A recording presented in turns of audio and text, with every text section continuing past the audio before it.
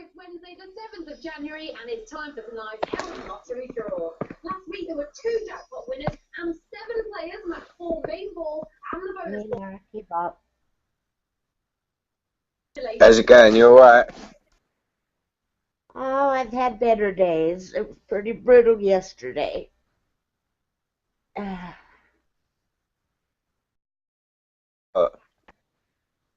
sorry, what?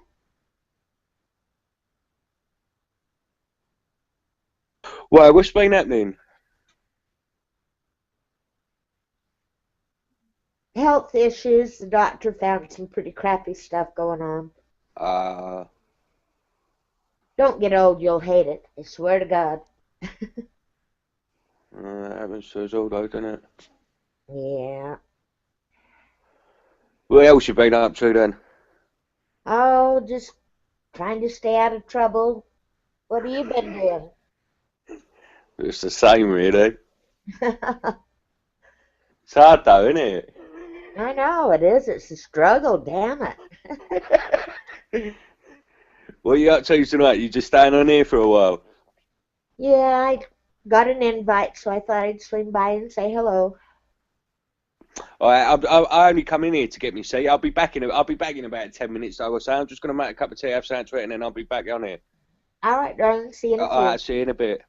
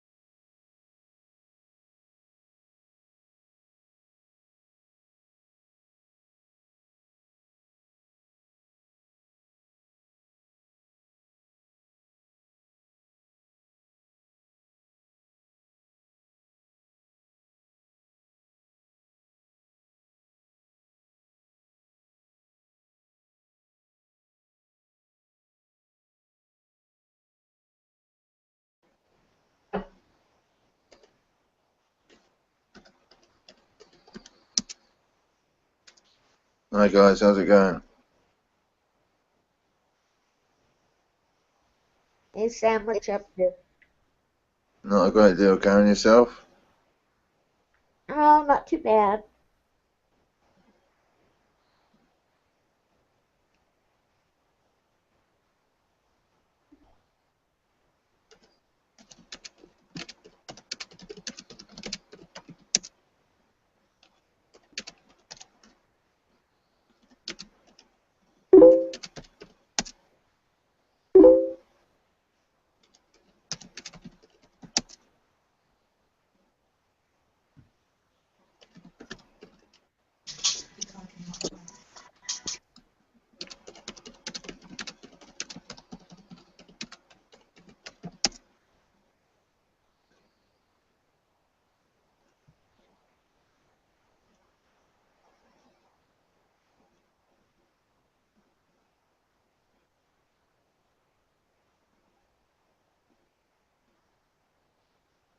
Hey, Bazzy, how are you? Yeah, I'm good, Steve. Hi, Right. Bazzy.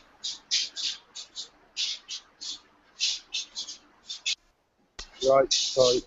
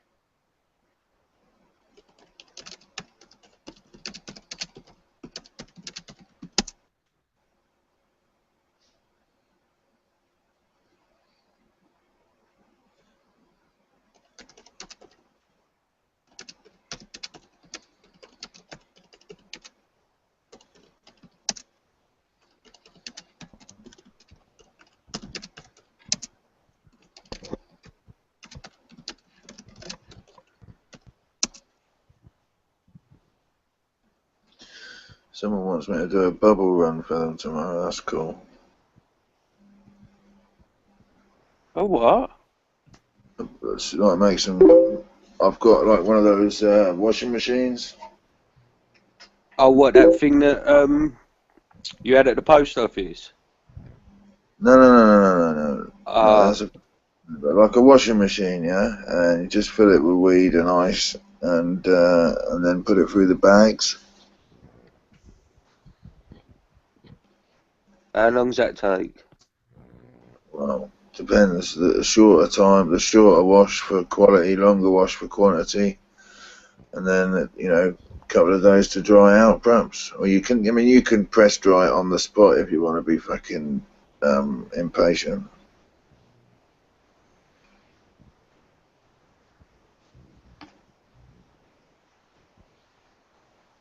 Do you then BHO it? No, it's not mine, man. That's what I just said. Like that'd be the easiest thing to do, but A1, I can't get any decent butane around here. Secondly, what was the second reason? Yeah, it's not mine. Wet. No, it's not mine, man. So like, basically, a few months ago, someone has kind of recommended me, if you will. And I just got a phone call a little while ago, or a text saying, could I come and do it in the next couple of days? So, yeah, I think he just wants bubble.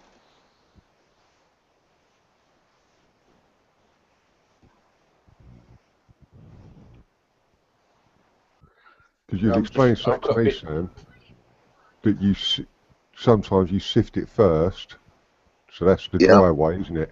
And then you put the butane through it. That's right, yeah. Out.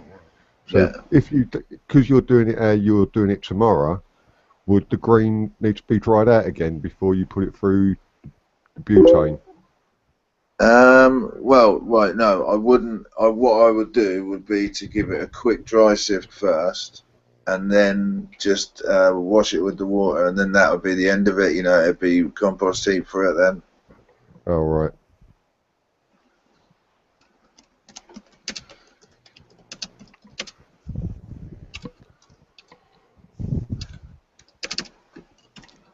You never heard of that record label, Trojan Bops? No, man. I've heard that song, that first one you played it. That Trojan. I heard the second one, yeah. I'd not heard of the label, no. Oh, Trojan, they're the ones that like really released reggae into mainstream. Yeah. Yeah, like mid-60s. I'll have a listen to all that later, bud. It's only short as well, like 2-3 minutes long.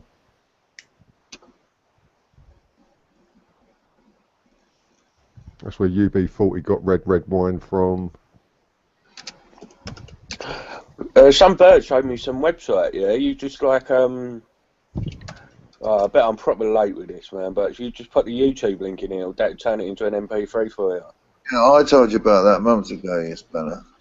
Yeah. Sorry, Jamie. Do you know what? I think there's been a bit of it might sound odd, yeah, but someone was saying, I kind of yesterday or the other day myself that I'd been feeling. I think I've been in like a weird headspace, yeah. And I think you've been in a bit of a funny headspace as well, Jamie. What All depends what hat you're wearing. Where are we? Nothing. I don't know. Sometimes you seem more sort of sure of yourself, or more, or just more fully not happier, I suppose. More chirpy is the best way to describe it.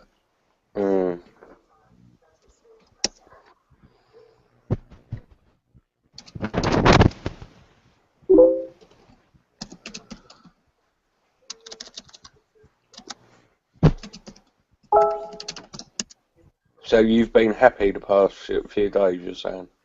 Me? No, I've been quite fucking. I've been a bit done in, mate, for the past. I think I've been like a bit depressed or a bit unhappy for maybe even. I started to feel a bit better a couple of days ago.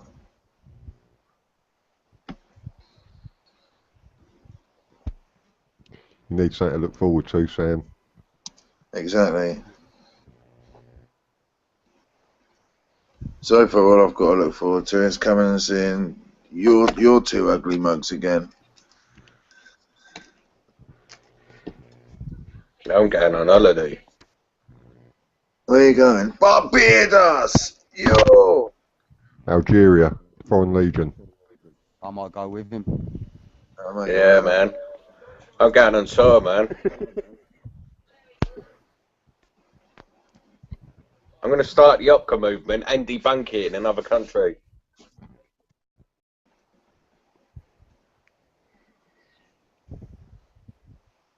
Yeah, sounds good. See if you can really earn any money from it. I'll start being a load of characters. I'll copy all the same characters from over here and just do them in another country. You see me dressed up as Dom and all that, and then the next minute I'll have a beard like Badder on another channel. You'll think, what's this guy fucking kids are doing? In the future, I feel like I should always make sure that when Badder's on it, I'll call him Brian because of him calling Tom Stewart. Yeah, man, yeah, Brian. There's somebody else using proper names the other night. Hey, Teacup. Yeah. I'll tell No, I you where mean, where you could Teacup, go. was Cole Lynch saying proper names? What? Did you see the other night when you said, when I was on that Cole Lynch thing, and then you said where did he say my name on the air or in the chat thing? No, on the air. He said bop a lot. Did he? Yeah, he did it. Did he's not here, mate. Yeah, you're right, he's not. We'd know because he'd be drunk. He's a little cuck, isn't he? I'll tell you where you want to go if you want to spread the Opca argument box. The West Indies. The West Indies. Oh, they'd lap it up, would they? They're Commonwealth, aren't they? So they'd believe it. Say to them, well, just go in that court there, tell them you're on ship, stand on the table, flap your arms, huff and puff and blow the judge down.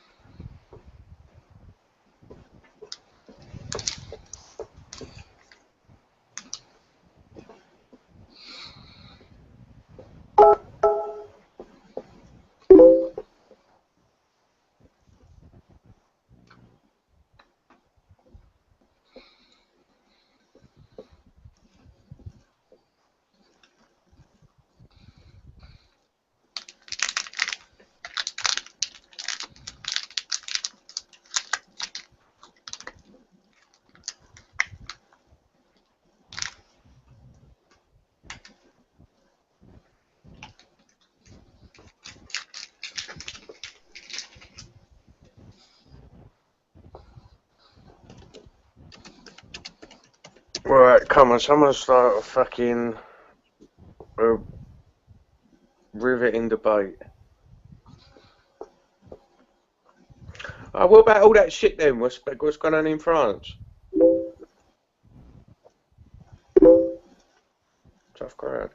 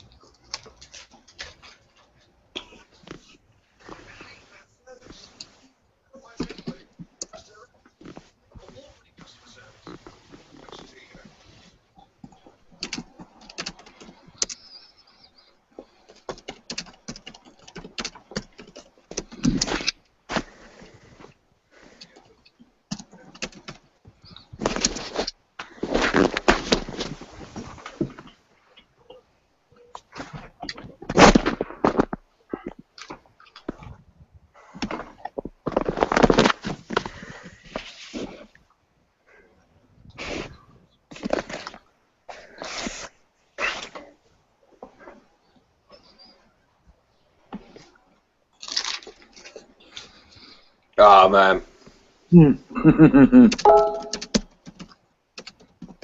Yeah, this is bad, isn't it? Well, look, mate. It all depends, doesn't it? Excuse me, I've got a mouthful, but That's what she said. it all depends what you're here for, yeah. I mean, I come on these hangouts to fucking just hang out. Bob wish he said that. Yeah? I'm not here trying to debate law or put fucking out there for my fucking followers. But A1, because I haven't got any facts or followers. But you know, I don't feel like we should feel obliged to fucking be entertaining. If someone wants to sit and watch this, then that's entirely up to them. I feel like I'm being told off. You should do. No, well, you didn't want to like that. Well, that was the sounds of two shots coming from Teacup's living room. What? I thought I could hear a gun going off, going in like in Teacup's house.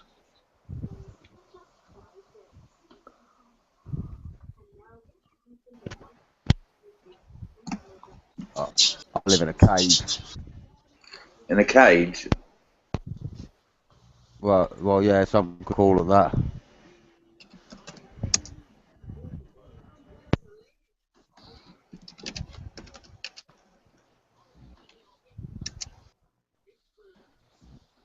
So what's everyone been up to today then?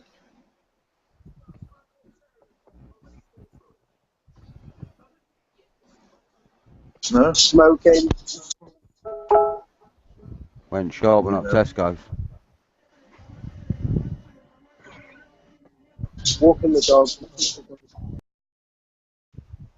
Yeah, man. Changing the world one step at a time. Yeah.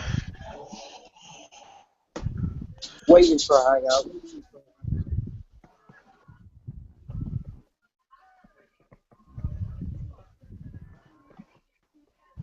Quite, it's a tough quote tonight. Oof. Yeah, man. Going, I'm just looking at the football scores. And how's that going for you? So between her and Jamie, they usually a bit.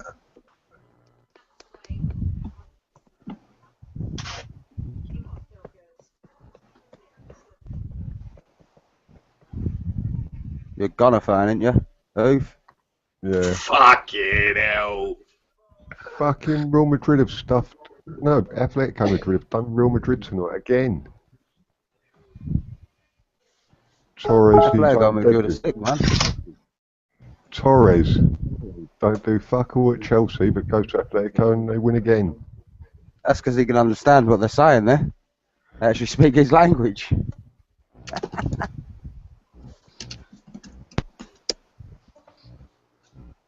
So today I managed to fucking finalise a trade, which means that I'll be getting a new bong.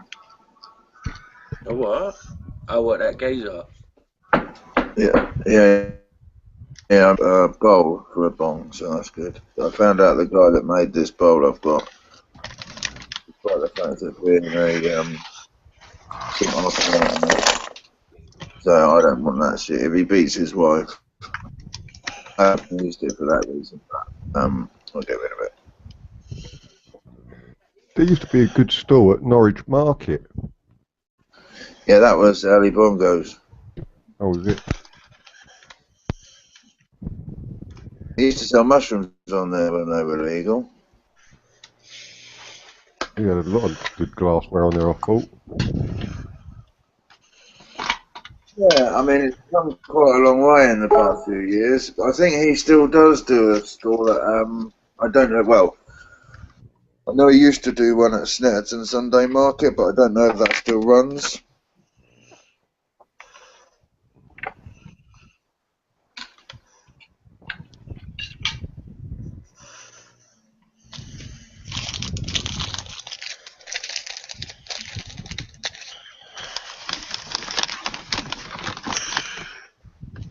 Yeah, it's just not the same, is it? It's not like a Sunday night when we can phone up the books you. Next week it'll be really funny, man, because twice in a row you've kind of sabotaged his show. So we'll see what happens next week. There'll be some news caller screening fucking shit going on. Someone will have to know with you phoning up again, Box, because they'll have you straight away on your accent. You do sound quite distinctive. So does Bagman. Excuse me.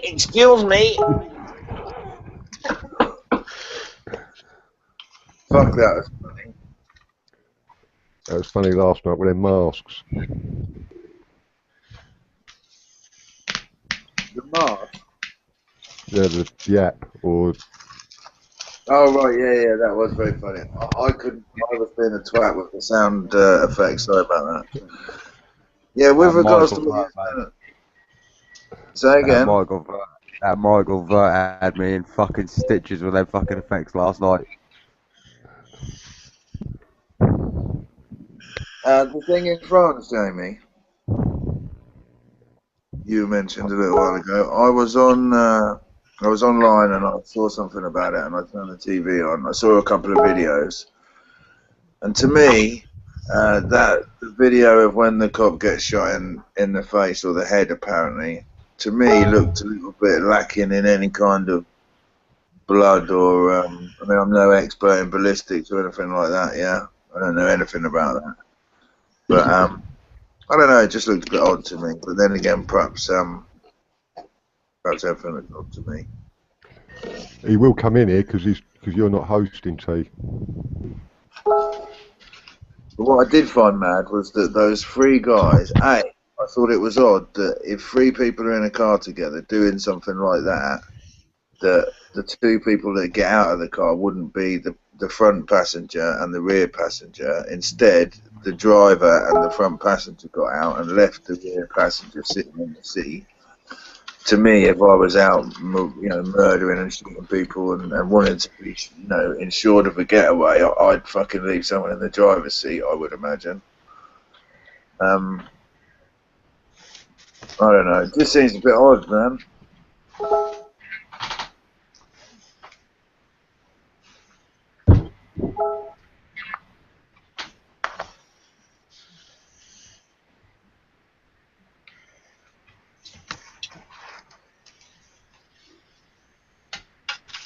Is that in relation to Paris today? That's right, mate, yeah. I see a little bit and they're saying, well, why weren't they running around? Well, running around with a fucking mask on, you stand out. Walking around.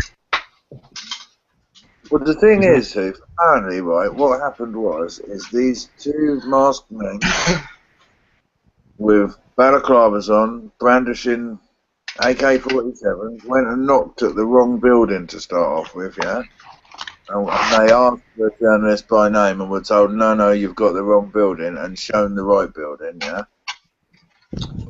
And all three of these guys have got away. So, I mean, to me, it just seems amazing that if you ignore all those other things that I just mentioned that seem odd to me, just the very fact that they were able to get away. And there was a video on the internet pretty fucking shortly after it happened showing the car that they got into, clearly showing the registration of the car they got into.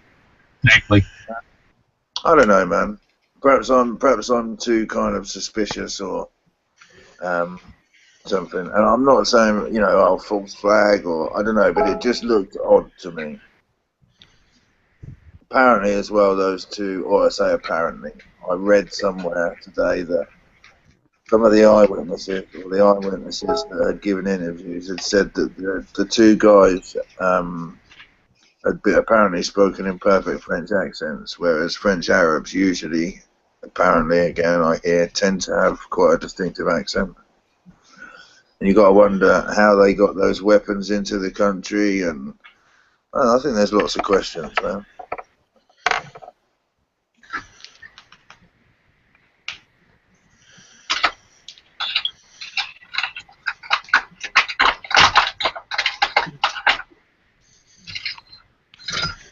And again, all I've heard is Muslim this, Islamic that, right? it was 3 people. Well, I thought it was only 2, but if it was 3, it was 3 people out of millions and millions.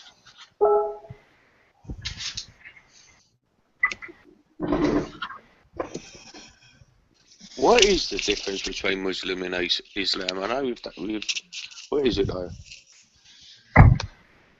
Well, I mean, I've never really heard them separated before, but Teacup said that a Muslim is a man or someone that recognises God above all else, whereas an Islamist is someone that bases their beliefs around Quran scriptures. I think would be a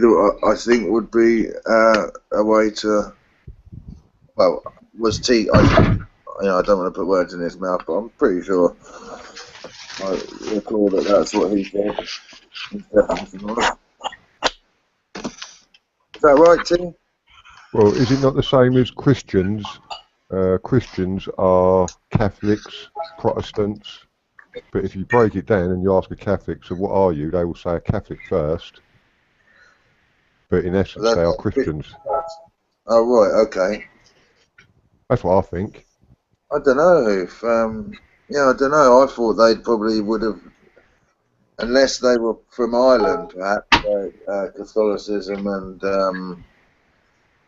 whatever the other fucking one was, I've forgotten. Protestant. Yeah, Protestant. Where those two things are like something that has caused a great divide. I wouldn't know that elsewhere people would immediately identify themselves as a Catholic or a Protestant above a Christian. But then again, I know nothing about religion or Christianity or when I speak, I'm often speaking from the point of view of someone that feels like they might have an idea about how those other people might think just because I'm a human. I don't know.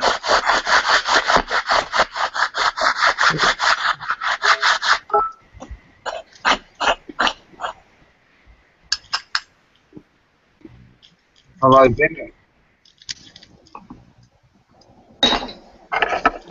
Do what? Yes, Mark and man. Thanks for the invitation. Oh, hey, brother. Hi, Brian. How's it going, man? Yo, it's Huff in here, yeah? Yeah. Yo, right. Right then. Right, let's just say, right, yeah? The banks are ordered by Parliament government tomorrow to print off another 50 billion, right? And that devalues the British pound on the world fucking economy stage, right, yeah? So, all the imports, like, fucking wheat, cabbages, spuds, all that sort of stuff, stay the same price. But the value of the pound goes down. Is that not in itself a stealth tax? No. It's a devaluation. Yes, but is it who are the only people that are going to be paying for it? Everybody. Because the right pound then, has been so devalued. is it not in itself a stealth tax? It's what would deem to be. It's not officially called that. It's called devaluation. Right, yeah. Of course, it can be buttered up, but is it not in itself a stealth tax under the definition of a stealth tax? No. It's a devaluation. Okay. That's in your opinion, yeah. But in actuality, that's what a stealth tax does. It's called inflation. But not everybody pays a tax. With a devaluation, everybody would pay. Yeah. All I'm saying is, it is in itself a stealth tax. Right, yeah. It can be legally buttered up. It can be legally buttered up legitimately in many other ways. However, the ends justify the means. Right, yeah. A devaluation is a devaluation. It's not a stealth tax. The devaluation will come about because of the printing press. Right, if say the banks are ordered to print off an extra 50 billion or million tomorrow and put it into circulation via companies or whatever, they're just materialising it out of nothing, correct? Printing press, they're just printing it off. Right? It hasn't been earned or established or created via debt. It's just being printed off and entered into circulation. Therefore, on the world stage, right, yeah, the value of the British pound will go down. Right, yeah. However, imports, even if they stayed at the same price, and they're constantly rising anyway, imports will stay the same. Right, yeah. So therefore, when it comes down to the consumer, what it's doing is that 50 billion that's being printed all comes from the consumers that are going out purchasing bread and their food and whatnot, or clothes and everything like that. So it's a stealth tax upon the people. Eventually, that 50 million or 50 billion, whatever gets printed, has to be accounted for by Labour. It has to be accounted for by Labour, right? Yeah, one way or another. So in essence, it would fall. It's not got nothing to do with okay. It's called reality, mate. In essence, that would what would be deemed or considered to be stealth tax. Badder reckons he knew about Meads versus Meads 3 years ago. Putting a spin on what you believe. I think the case is around about 2011 bucks or something like that. Well, yeah, because the date's on it, mate. Yeah, but like obviously you think that like just because my old accounts are there ain't there no more and they can't be seen, some of them, that you're the first to stumble across this sort of stuff. I don't. Prime Minister. You're telling me about John Harris, mate. You're telling me about John Harris. I slapped him around years ago. No, you didn't. You don't slap him around. Look, all I was saying to you is that you get hurt admitting that you've gained knowledge from people less experienced than yourself.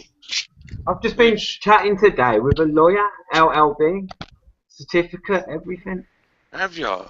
Yeah. But you talk bullshit. Everything that comes out of your mouth has got the potential to be bullshit. Well, we'll see, innit? We'll see when your verdict comes through, won't it? Well, we'll see if you tell the truth or not when my verdict comes through. No, we'll see how good your law is. We'll see how good your law is when your verdict comes through. We're talking about bullshit. Listen, man, listen. Right, you're the one that wrote letters up to the Queen and Prime Minister. You, Buffalo. You. Yeah. There's no material of me out there writing letters to the Queen and Prime Minister. Nothing like that. Exactly. Yeah, you entered this scene, innit, that you're in now. I've been in for quite a while, right? Yeah, in your life. It's in a shit state. That's the case. With your cannabis, let me finish. Let me finish. I can't even hear you. I know, Sam. It's 25 minutes, mate. Oh, it's teacup. Yeah, that's funny for 5 minutes, isn't it? Fuck me. You found a soundboard online. Well done, clever. You're clever, you are. Everyone, give him a round of applause.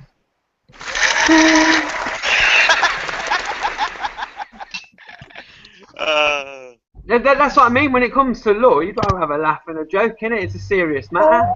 Yeah, but what I'm saying to you is now you've just declared yourself would you say you're the pinnacle of the Opca movement?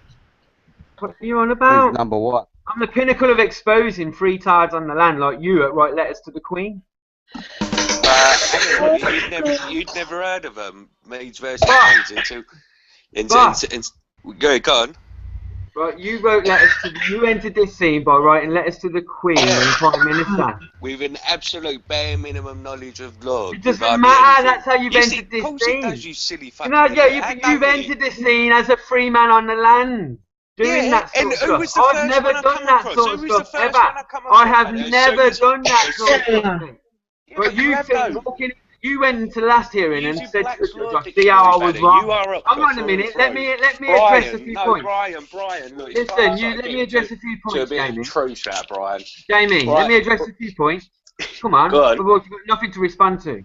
Right, this is law, innit? You've got entered your last hearing. These are your own words. On other hangouts, people can listen to and so on. They can't no more, can they? But like, there's bits of excerpts. Just back there. Get to your point, Badder, for fuck's sake. You said, innit, right? Yeah, in your last hearing, right? Yeah, that you expressed to the judge how all your previous arguments are all, you can see how you were wrong then, correct? And now they're all a fallacy and they're all upcut arguments and you don't wish to use them anymore. And you see the error in your previous ways. Or words to those effects. Nah. Yeah? Nah, nothing. Well, Jamie's agreeing, you're saying no, Teacup. No, Let Jamie wait, answer for himself. Go on. Right. So therefore, Right, yeah. All I'm saying is, did you write a letter back to the Queen apologising to all the council people, apologising for the errors of your ways as well? And did you just think expressing to is a judge like your holy confession sort of guy? Do you know what I mean? No. All right, can the I point respond? is, if you are Can I genuinely respond? sorry, hang on a minute, let me finish. If you are genuinely see the error of your past ways, your freeman ways, how you entered this scene, because let's face it, writing a letter to the Queen and Prime Minister and your local councils, telling them you're growing weed and what you're going to do about it, practically, is freeman shit, right? Yeah. So there's no denying that. You're not denying that. You're not denying that. But what you said in front of a judge, let me finish, man. Let me speak for 3 or 4 minutes. No, right? Man, you've already had about 5 minutes. Because you don't like what you're hearing, do you? But you've made your point. Let me respond to it. Nobody else wants to hear just hold your tongue. Let me finish. You've made your point, though. Let me finish. I haven't made my point. I'll let you know when I've made my point. Let me finish, Buffalo. Go on then. So you've told the judge that you're basically sorry, or you see the error of your ways in summary. Right, yeah? But have you replied, have you written letters to all the people you initially written to with your freemanship? You're under an absolute misconception. You have really got a bit of information. You don't want to let me finish. What happened. You can't tell me what my misconception is. You keep speaking over me, and you don't want to let me finish. Because it's about you. Because it's about you. You don't want to let me finish. Finish your point. I can already respond to it. I know exactly. All right. So you've gone in and said to the judge, you can see the error in your last upcut arguments, your freeman bullshit, which is indisputable. You can't dispute it, right? Yeah. Yeah. It's indisputable, right? Yeah. But you enter this scene on your freeman shit, right? Yeah. Frivolous arguments. But have you responded? The judge is in the car, but you initially with the fucking letters to with your freeman shit. Listen, you won't know the point. Stop speaking over me, man. No, I will listen to you for as long as you want to talk. I will listen to you for as long as you want to talk if you allow me to speak. If you allow me to speak. I'm gonna make a cup of tea. I don't get it. I'm willing to listen to you for 5 to 10 minutes if it takes you that long to explain, and I won't interrupt. I won't interrupt, but allow me to finish. The judge isn't your holy confessioner, fucking Catholic Church priest type vicar geezer, is he? Right? Yeah. If you genuinely, actually saw the error in your initial, way you entered this sort of scene in your law studies, you would write a letter to everyone you writ to and retracting what you did. Right now, it's hanging in the air. Right, yeah? And no amount of you telling the judge, right, yeah, oh, you see the error of your ways now, it's going to undo that. Right, yeah? It's been done. What's done is done. And the only way for you to express, right, yeah, in sincerity, you know what I mean, yeah, but you genuinely see the error in your ways, and what you did is to try to undo a bit of damage what you've done and retract what you did to the initial people that you did it with. So and you haven't done that. Who should he have writ to? It shouldn't. I don't like writing a letter to the Queen and Prime Minister telling them you're growing weed and what you're going to fucking do about it. I'm a free man on the land, in effect, right? Yeah, is docile. It's stupid. Only an idiot would do that in the first place. Only an idiot would do that in the first place. But all I'm saying is going up in front of a judge in a hearing saying that you see the error in your arguments and your free man frivolous arguments back then, right? Yeah, you see the error in that is one thing. But not actually retracting it to the people you writ the letters to in the first instance is another. That's the point I'm making, and a learned man in law would know that. Okay. But did you say, have you writ to the Queen and the Council apologising? Did you say that as the question? I've never done that. I've never written to the Council or Queen. Buffalo did. Well, whether he did or not, but if you're learned, you don't mention the word writ. It's wrote. Yeah, whatever. Like, you want to? Oh. All right, you can't. Okay, you got me on the grammar thing. Now get to the point, the premise of what the point I'm making. Do you see the weight in what I'm saying? Right, yeah? And can you see my point? I got to the point in several words there. You didn't get to no point. Better. I meant to say written. The thing is, the fact is that the judge is the only person that can make a difference to Bop's fucking life at that moment in Not time. at all. An agreement between the parties makes the law. Like the prosecution and him can plea bargain beforehand, and he can plead guilty for a lesser charge or whatever. I don't know. If that's what the prosecution wants to do. You're just giving it to Larry Large about letting people finish, yeah? Yeah, but you're lying. You're not making sense. I'm not lying, man, because you haven't even heard what I've got to say. So, Can I? Is he not finished yet? I've gone down to make a cup of tea. Is he not finished? right, no, he has kind of. I'm trying to say something now, but not getting very far because I'm being interrupted. Is there a great deal of point in fucking writing to the council, to the Queen? Can I just answer to? Hang on, Bops. When it's the judge, yeah, who's gonna fucking sentence or not sentence But him. you're talking about something. It's irrelevant. It's irrelevant what you're saying because none of that's happened. None of that's happened. What you're talking is nonsense. Hey, Can I just answer his question? Yeah, he's interrupting you, look, Sam. Do you know what I mean? Let me answer Badder's question. Come on, no, man. you didn't hear my question. You didn't hear my question. You went to make a cup of tea. I went to make a cup of tea because you're talking shit. I still know the points to your question. You piss me off, Badder. You don't let anybody. You're ignorant. Buffalo, you're ignorant. How am I ignorant? You're a fucking idiot. You're a fucking idiot. You've never been into a cult in your life, yet you claim you're the fucking leader of this movement that doesn't move anywhere. You're a fucking little agent shill, mate. You and Dom. Dom does one side of it, and you do. Yeah, all right, okay. You're so that's living in our shadow, Badder. You're hurt. Basically, you're hurt. If it wasn't for us in this hangout dragging you along, nobody would even give a shit about you. What are you on about, man? This is Mark's hangout, not yours. Mate, this is Mark's hangout, not yours. You're a fucking little mug. You're a lonely little cunt, Badder. Mate, this is Mark's hangout, not yours. People fucking hate you. Do you understand that? You hate me. And we are the only ones that Buffalo hates me. Listen, a man has never created a hater, has never created anything at all. This is the fucking thing. You're a nuts cunt. I clearly don't hate you. A man that's never made a hater has never made anything at all. Fucking dickhead. You can't even argue. You know what I mean? Look at your hating. Look at your hating. You can't come back. Hating on what? What have you done? You wrote a letter to the Queen and Prime Minister, you little freetard. And you're sitting there saying, "Oh, did you apologise to the judge?" Because fundamentally, the things that are still written in that letter, I'm still going to be fucking doing. I'm still going to be selling weed. You went up in front of the judge, cried your little fucking heart out to get your tag off for Christmas. Oh, you were you're a fucking idiot. Yeah, because you think you're the first guy. Listen, you think you're the first guy to make get the his tag off. Bow down to you is go in there and you think you're the first guy to ever get your tag off, mate. Fraggle Badder. You think you're the first guy to ever get your tag off after 9 months of being a good boy? You think you're the first guy to ever get your tag off for being a good boy for 9 months? You're an up little shill, Badder, man. Yeah, but do you think you're the only one to ever being a good boy for 9 months? You're a fucking idiot, mate. You're a hater. Done nothing. Your movement is still stagnant. It doesn't move. Listen, your fucking movement. Keep hating. I'm hating Badder because you just lead everyone down to a fucking, you know what I mean? All your opcus shit. You know what I mean? You on about? Wrong on. So me telling you, writing a letter, retracting what you've stated to the Queen and Prime Minister and all your little council officials, right? Yeah, doesn't make any sense to you. But going up in front of a judge, right, yeah, that you never wrote any letter to her in that regards, right, yeah, and expressing to him how you see the error in your previous frivolous arguments. I haven't said once. I said, I see the errors in the argument. It's on your video. It's on your own fucking video, on your own wall. You little spastic. You don't even know what you're saying when you're saying it. Listen, what I'm saying is, God, he's fucking winding me up, man.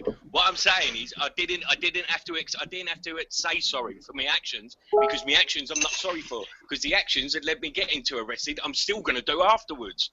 What I was saying to him was that I can understand how the courts didn't like the frivolous arguments I was using. Nobody even fucking mentioned Opka in that thing in that court hearing, which you was invited to. No, but in your video, in your bedroom video, you did. In your bedroom video, you did. You were too scared to turn up. You're a little. Yes, so what do you mean too scared? Why would I want to turn up to some little dickhead cannabis charge case for? You're an agoraphobic. Listen, why would I want to turn up to some little dickhead cannabis cultivation charge? They're 10 a penny. They're 10 a penny nationwide every day. Show me another one. Right, show me somebody else. Show me somebody else who has gone up there and said 48 plants, they're mine, and I'm selling them. I want them back. I'm saying show cannabis me somebody else who has done it. Charges show me somebody else who has done that better. Hang on, I'm telling you, cannabis. But you're calling someone scared for not coming to your cannabis cultivation charge. No. See how they're 10 a penny nationwide. They're 10 a penny nationwide, Bapalot. Your case is not nothing that serious, mate. Get over yourself. You're the one making the claim, buddy. You're the one saying it's happening up and down the country. Is everyone holding up their hands and saying... You think you're the only one on cannabis charges? That's not what you're saying, is it? Idiot. Come on, man. Don't be silly. You're clutching at straws, badder, man. What? Well, I'm making a general statement. Do you think you're the only one to get off your tag after 9 months of being a good boy? And do you think you're the only one that's going to court for cannabis charge? You're sad, man. You're just hurt. You're hurt, man. Object to general observation. Do you think, Bapalot, it's a simple question. Oi, Bapalot. Bapalot, simple question. Do you think you're the only one on cannabis charges this year? Do you think you're the only one that's going to be on cannabis charges this year in a court of law? Obviously not. Right then, do you think you're the only one? Listen, the second question. Do you think you're the only one to ever get off a tag after 9 months of being a good boy? No, I don't.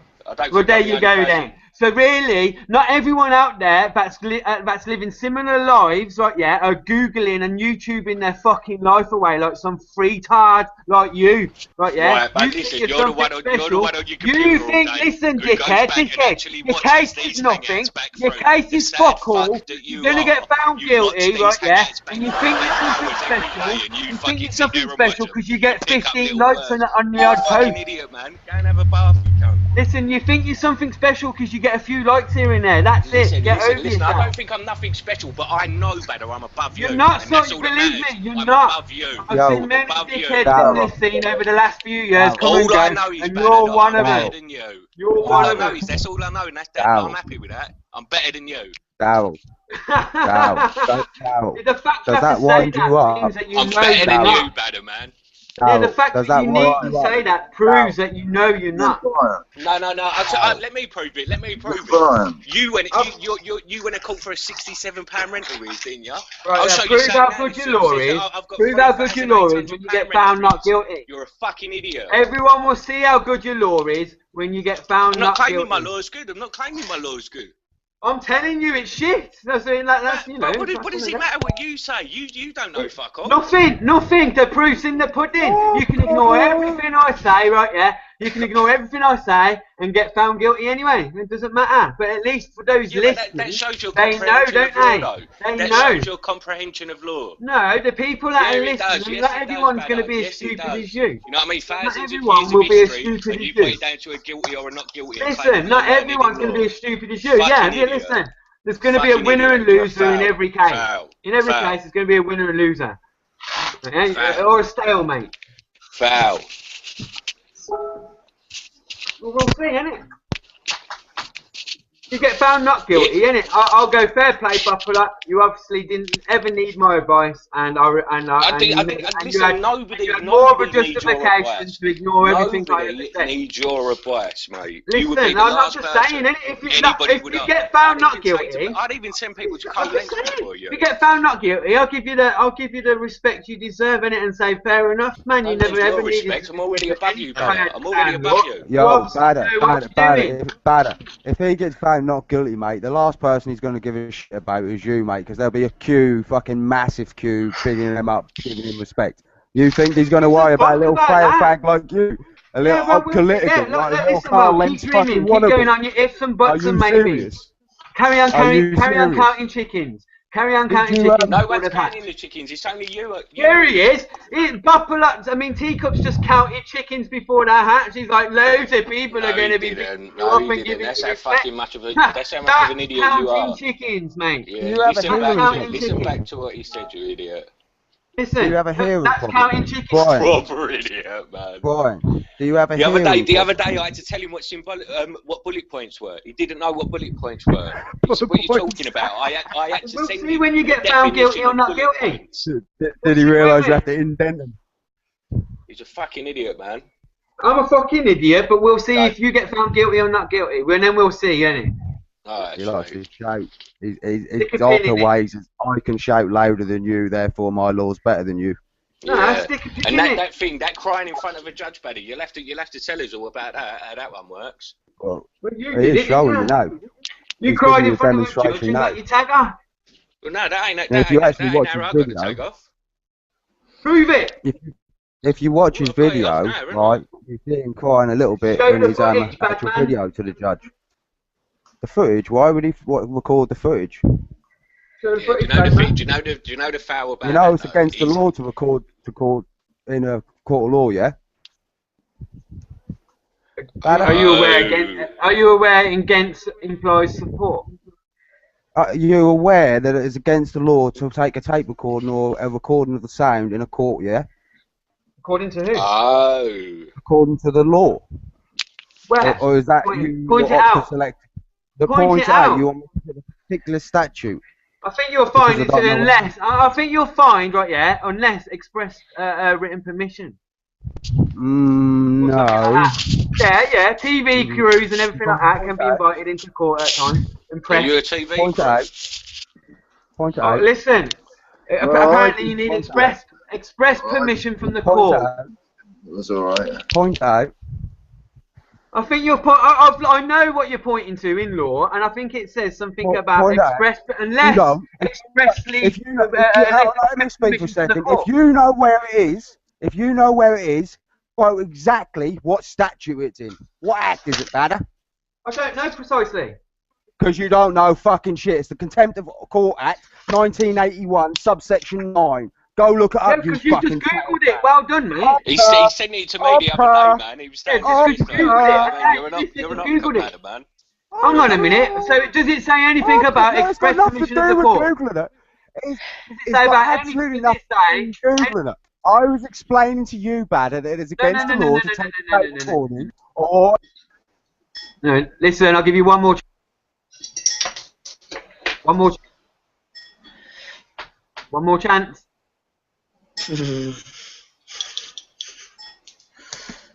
Mark, control your hangout, mate. Mark, control your hangout. What's happening? What the fucking hell? Bing, bing. Is he gone? Right. I think you'll find within that blocked legislation because he's something about fucking, express, he's blocked me as express usual, so he permission can of the steal court. the hangout and control it like he fucking does the And fail I fag. gave myself permission. Out of school, yet again on law. And In he's the day, quiet a about recording device is a pencil. it. Fuck's sake, he's like a fucking little kid. So, Mark, and- you gonna and boot him or what? Now it's a race for everyone to get plugged by better. Yo, Mark, seriously, Yeah, Mark, obviously.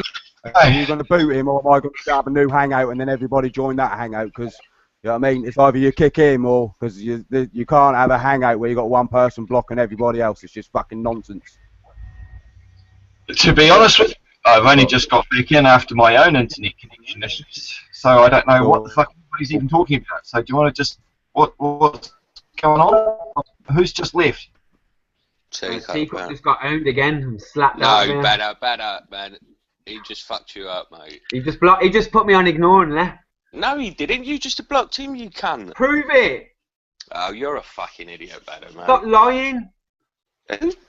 Badder, you're an idiot, mate. You just said it. He said it. I Prove blocked you it, again. Prove it. Just said does it. it say? Listen, does it say in that legislation? Does it say in that legislation unless express permission of the court? It says on the right hand side, Badder Bing blocked Teacup UK. Does it say in that? So you care more about who blocked who, so you don't care about the law. You don't care about debating the law. Why did you just lie about that, Badder? Where does it say that? Why did you just like? And the little chat thing on the side, there's like a little log of what goes on. Yeah, and that could be edited, mate. No, it can't. No, of course it can't. It's on the app. Why did you just lie about it? Prove it. Click on the group chat thing on the Set up left-hand screen side share. at the top.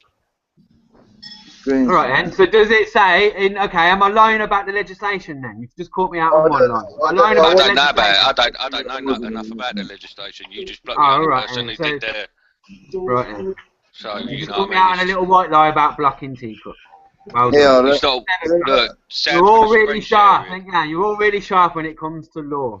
Yeah, you don't give a fuck about the legislation that's just been Where is it, Sam? You care about who blocked the who. thing on it. I don't know anything about the legislation, but outside every Had a court ping door, block Teacup. So Teacup said right a minute ago. Teacup just said a minute ago. It's against the law to record in a court of law. But You're it's a not. foul. You just blocked him. You just blocked the only person who could answer the question properly. What, so? Well, no, he can't. And you Teacup lied doesn't about know it. anything about the law. He got found No, guilty. you're a little liar.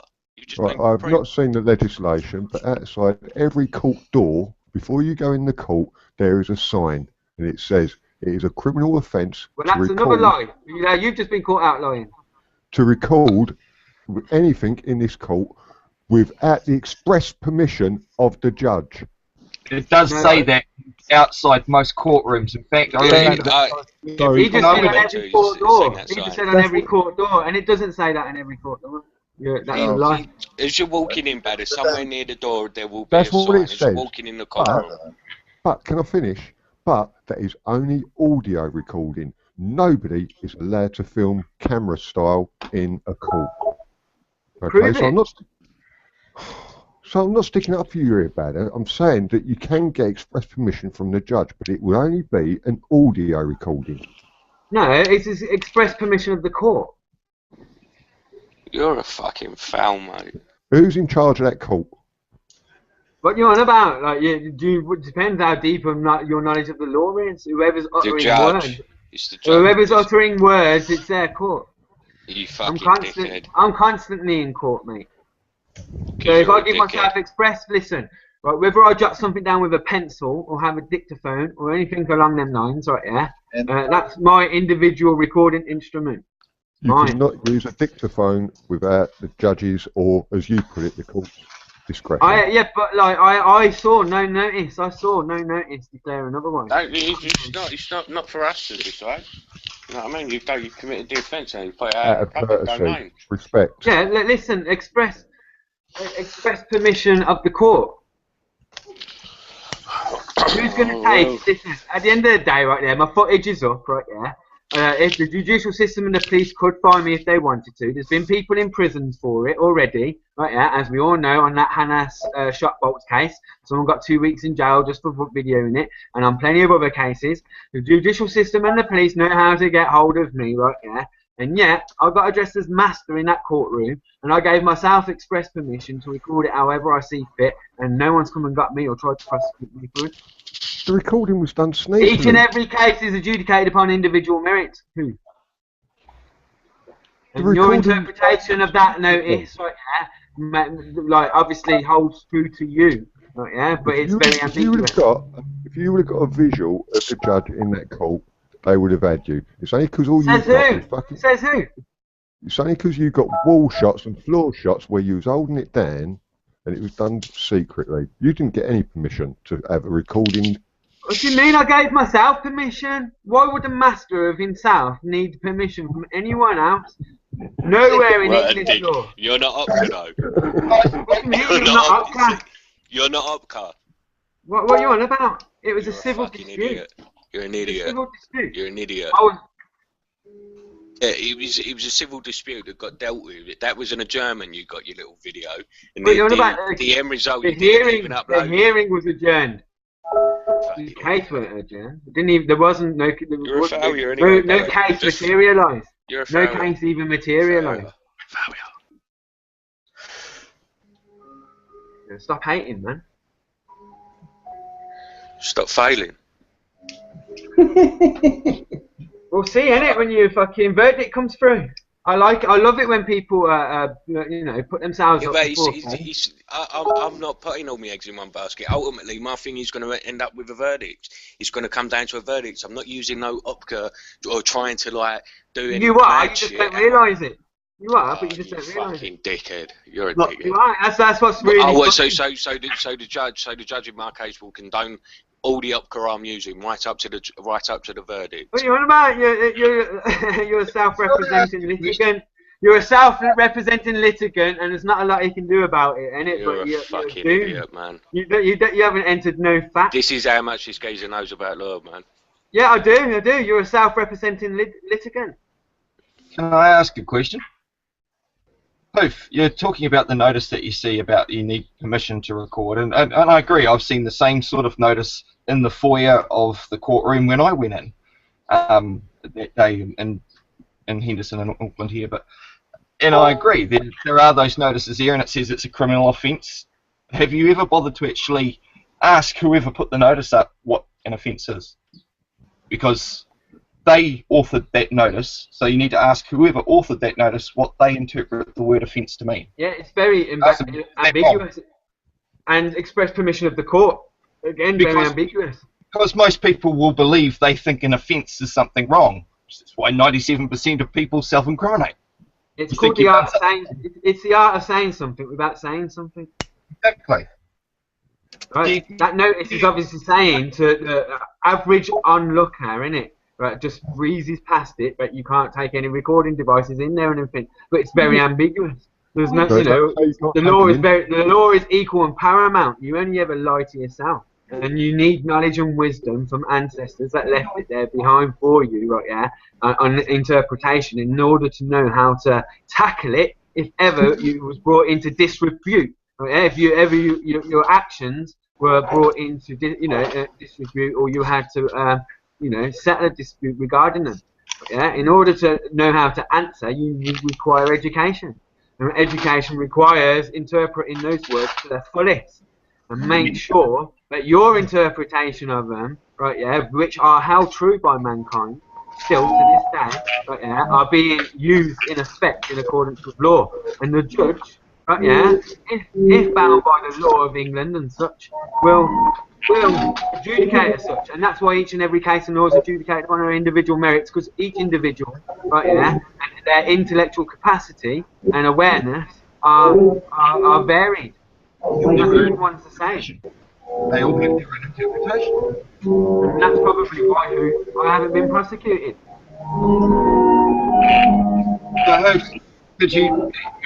I know you've seen the notice. Have you ever thought to ask whoever in the court what an offence is? Of course he hasn't. He's looked at it and took it for granted.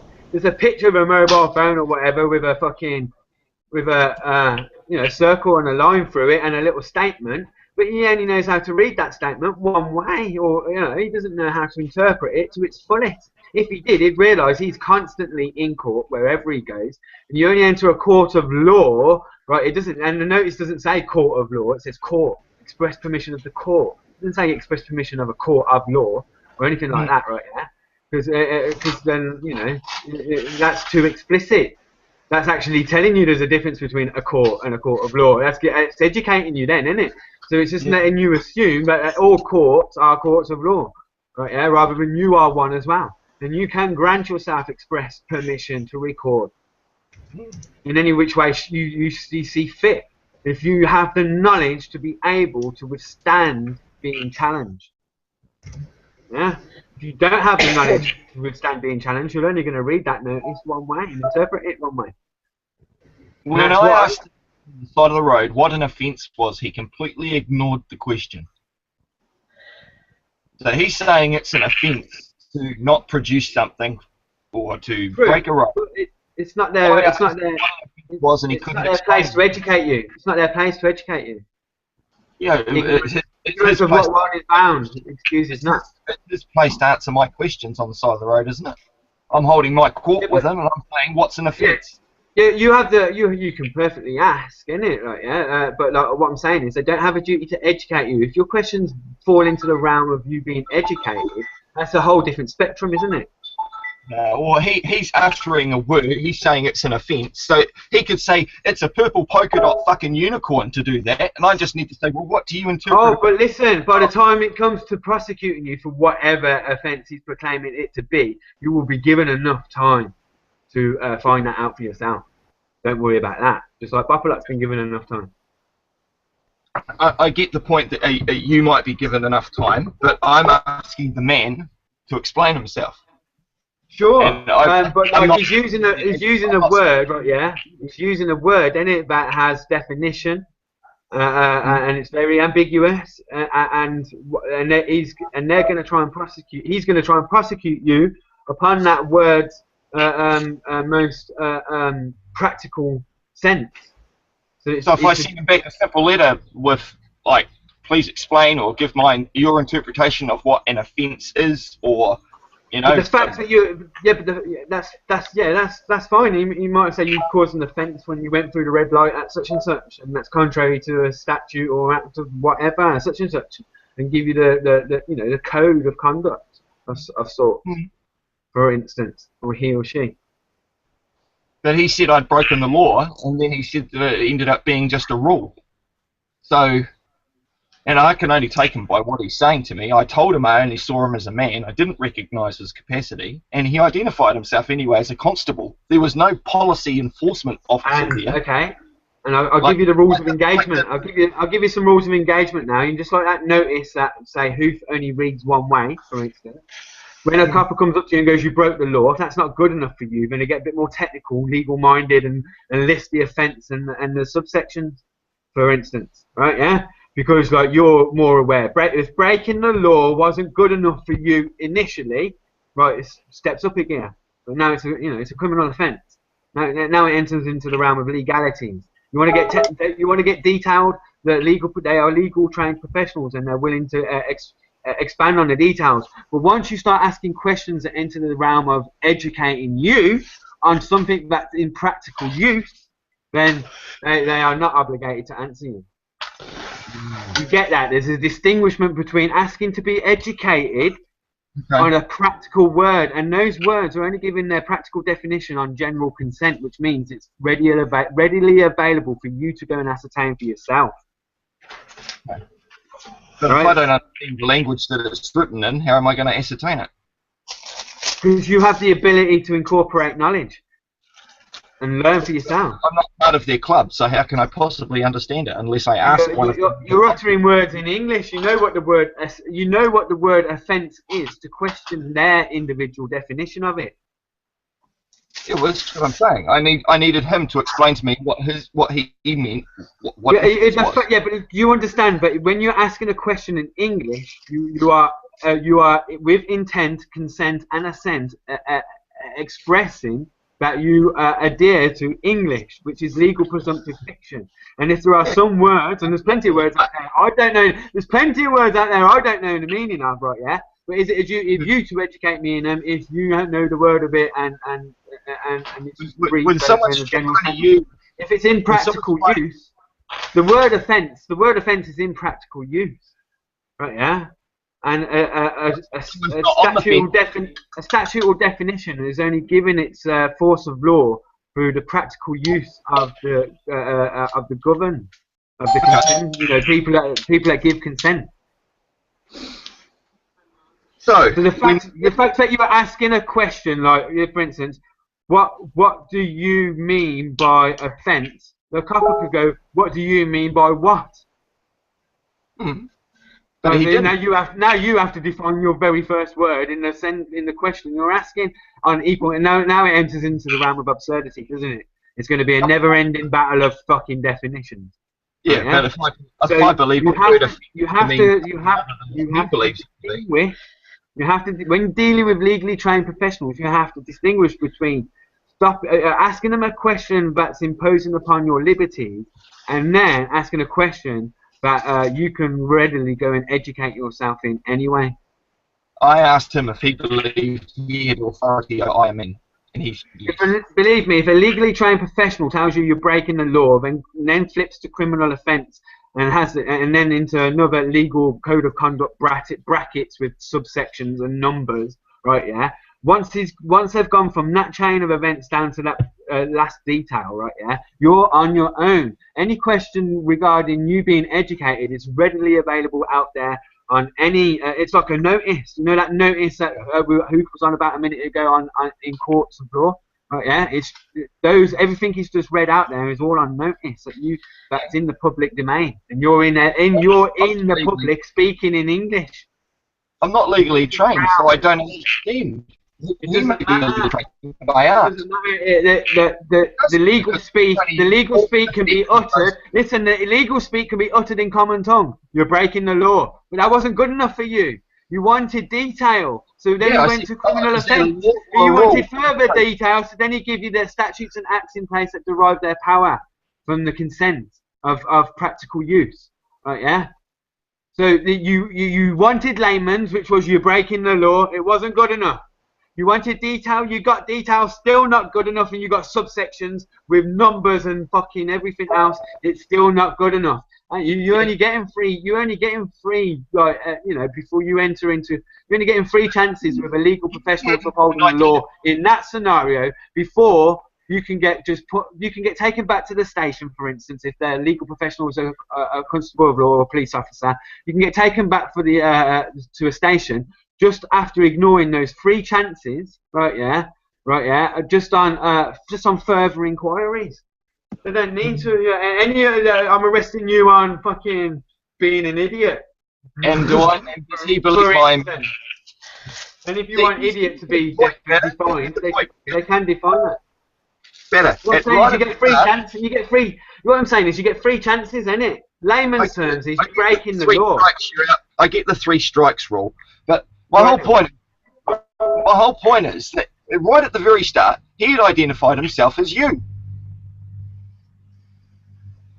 I said, "Who are you?" And he identified you as being Constable Neil Winterbottom.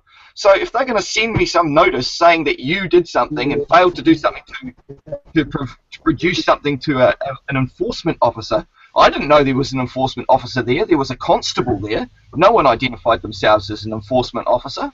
And he identified himself as you. So do I forward that shit back to them and say, our records show that you was identified as Constable Neil Winterbottom? Please forward all correspondence to him.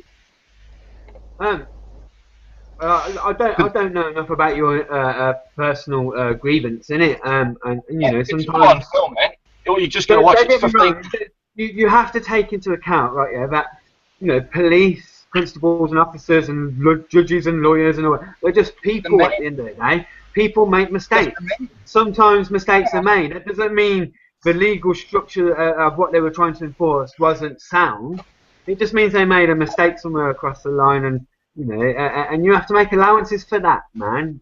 But if those mistakes aren't made, they're not. Or when mistakes like that are made, it heightens it the next time round, doesn't it? When a mistake's made, it's sort of like pointed out and everything like that, and then it's like made better the next time round. So it's so that mistake don't really get repeated. Because if the same mistake keeps happening, it's a choice, isn't it? What I'm saying is, listen, if you're not being successful in your engagements with legal professionals such as police officers, right? Yeah, it's because you're doing something wrong in the art of engagement. I'm just asking him to explain it. Sure, but there's a difference between explaining and education. I wasn't after his education. I wanted to know what he believed these words mean. I wasn't asking. So that's all right. That's not education. That's personal. But the police officers' belief, right? Yeah, really is neither. It's not either here or there. Recognise this fucking fiction called a police officer. He was a man. I told him that. You're just a man like me, equal. So where do you derive your... But they have an office. Pardon? They have an office, innit? They're in office to uphold the law. I don't live in fucking reality. I live in the real world as a man. But that's happening in the real world. What? I can go from point A to point B unmolested. That's my real world. However I see fit, anytime I choose. So What fucking right I mean, does that I get what you're trying to say. It's a very innocent Why way of do you have looking at the right life. It's a very innocent way of looking at life, isn't it? Huh? But you know that saying, right? Yeah, it's all for show, right? You know, what I mean, yeah, it's all for show, Yeah. right? Yeah, well, show is lawfully synonymous with proof, to prove. Everything that's on show is obviously happening, isn't it? It's proof that it's actually happening. If I can show you something, even if I'm making it out it's something it's not, I'm still making out it's something it's not, and yet I'm showing you something, and I'm showing it you. That's what's actually happening. I'm proving how stupid I am, for instance, in that instance, in that regard. But if I show you anything else in life, whether it be a stone, a pebble, a beach, a fucking police officer, a court official, parliament, government, money in the bank, cash point, cards, banks, cars, motorcycle. If I can show you some things, right? Yeah, it's on show. It's proof that it's there. Oh, okay. So that saying "just for show" is you need to look at it backwards. If you can see something and it's happening in front of you, believe me, it's happening. You might be able to see just a man, but it's a man that's taken an office and an oath to God Almighty, or in accordance with law, to uphold it. That's what's actually happening. You And need if to that's deal what with he it. believes, that's fine. All I'm saying is he doesn't have the right to force his beliefs upon me. Does he? Well, And as while he's in it's capacity not as a belief. So listen, a bit like knowledge, right? Yeah, knowledge he has is no actual fucking belief. rights at all. It's I'm not using- belief though, is it? It's actually happening. Right, look, you got to distinguish a between. belief. It's not like the coppers there going, "You got to believe in my God, and you've just sinned, Rah, you sinner, and now I'm going to whip you for it." That's Right, exactly yeah? what he's That's doing. not happening. Right now, there's an official due process of law that mankind has stood and used throughout longer than any man alive can remember. But Look. considered to be right, just, and true. It's I do tradition not and give a honour. flying fuck if 20 million other of mankind believe certain things. That 20 not million belief, has no it's right to force that you've got belief on me. It's not And if he belief. wants, let me respond, please, better. If he wants to go ahead and push his belief upon me, and he believes he's acting as a police officer that has all these magical powers, that he has authority over myself, a man, then he has to prove it. I have the right and the belief to do whatever the fuck I like. He doesn't have the right in that capacity as a cop because he has no rights when he's acting in that capacity against me, a man. And I hadn't been a you. I hadn't identified as a you. There was no joinder. I was just a man wanting answers to my fucking questions. Right, right, listen, when you express your inner spirit within you with words of English legal presumptive fiction, you are binding yourself. Let me finish now. Let me finish now. I'm not using It legal. doesn't matter about you not using legalese. Right, English itself, English itself, in entirety. Listen to me. Listen to me. English in entirety, whether it be legalese or otherwise, is legal presumptive fiction. Right, yeah? And if you use it in any capacity, you are binding yourself to the English rule of law, and it can get technical and semantical if you want it, right, yeah? And if you want common law layman's terms, it will be you're breaking the law. But that's not good enough for men like you, Mark. I know that. You know that. You want detail. But when it gets detailed, you fall upon that's your belief system of magical powers when it's not. It's not a belief system. It's actually fucking happening.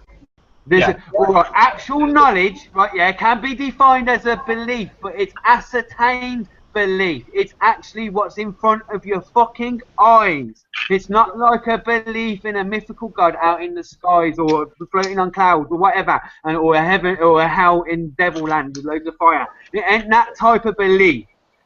Actual knowledge is what's being presented right in front of your very fucking eyes. It's called just for show, and show means to prove. Do I have to accept that presentment? Like any appeal based on emotion, if you want to get technical, if you want to get technical, any appeal to the contrary based on emotion, like it's not my belief system, you have these magical powers over me, for instance, right, yeah, has no standing in a court of law, right, yeah, right? Legalese explains the English language in a more in-depth detail, but you have to, and it hurts the brain, it hurts the head when you start studying it. I'm not gonna say it's not hard and it's an easy thing to do, but the details in life require focus, right, yeah, in all walks of life, innit? Right, yeah, all the details in every walk of life require focus, right, yeah, so it's going to be technical minded, and if you want layman's terms, you're breaking the law, mate, is what you're going to get in a nutshell by legal professionals that can get technical if they wish to, right, yeah, with them more technical minded. But you reverting to it's just your belief system and you think you've got magical powers over me and you're just a man, isn't going to cut it when you're uttering those words in English. It's an appeal based on emotion. It's an appeal based on emotion. It's an appeal to the contrary based upon emotion that has no standing in the English realm of language and law. All the Commonwealth states throughout the world, right, yeah, all share common values and law, right, yeah, and they all follow England's way of doing shit, the English language. And you just saying, I don't consent to your magical fucking belief system, doesn't cut it. You're uttering those words in English. If you don't want the law putting a thumb over your head in life, you have to study your adversary. Study fucking hard, and that thumb will be will be like lessened. The thumb will slowly be released.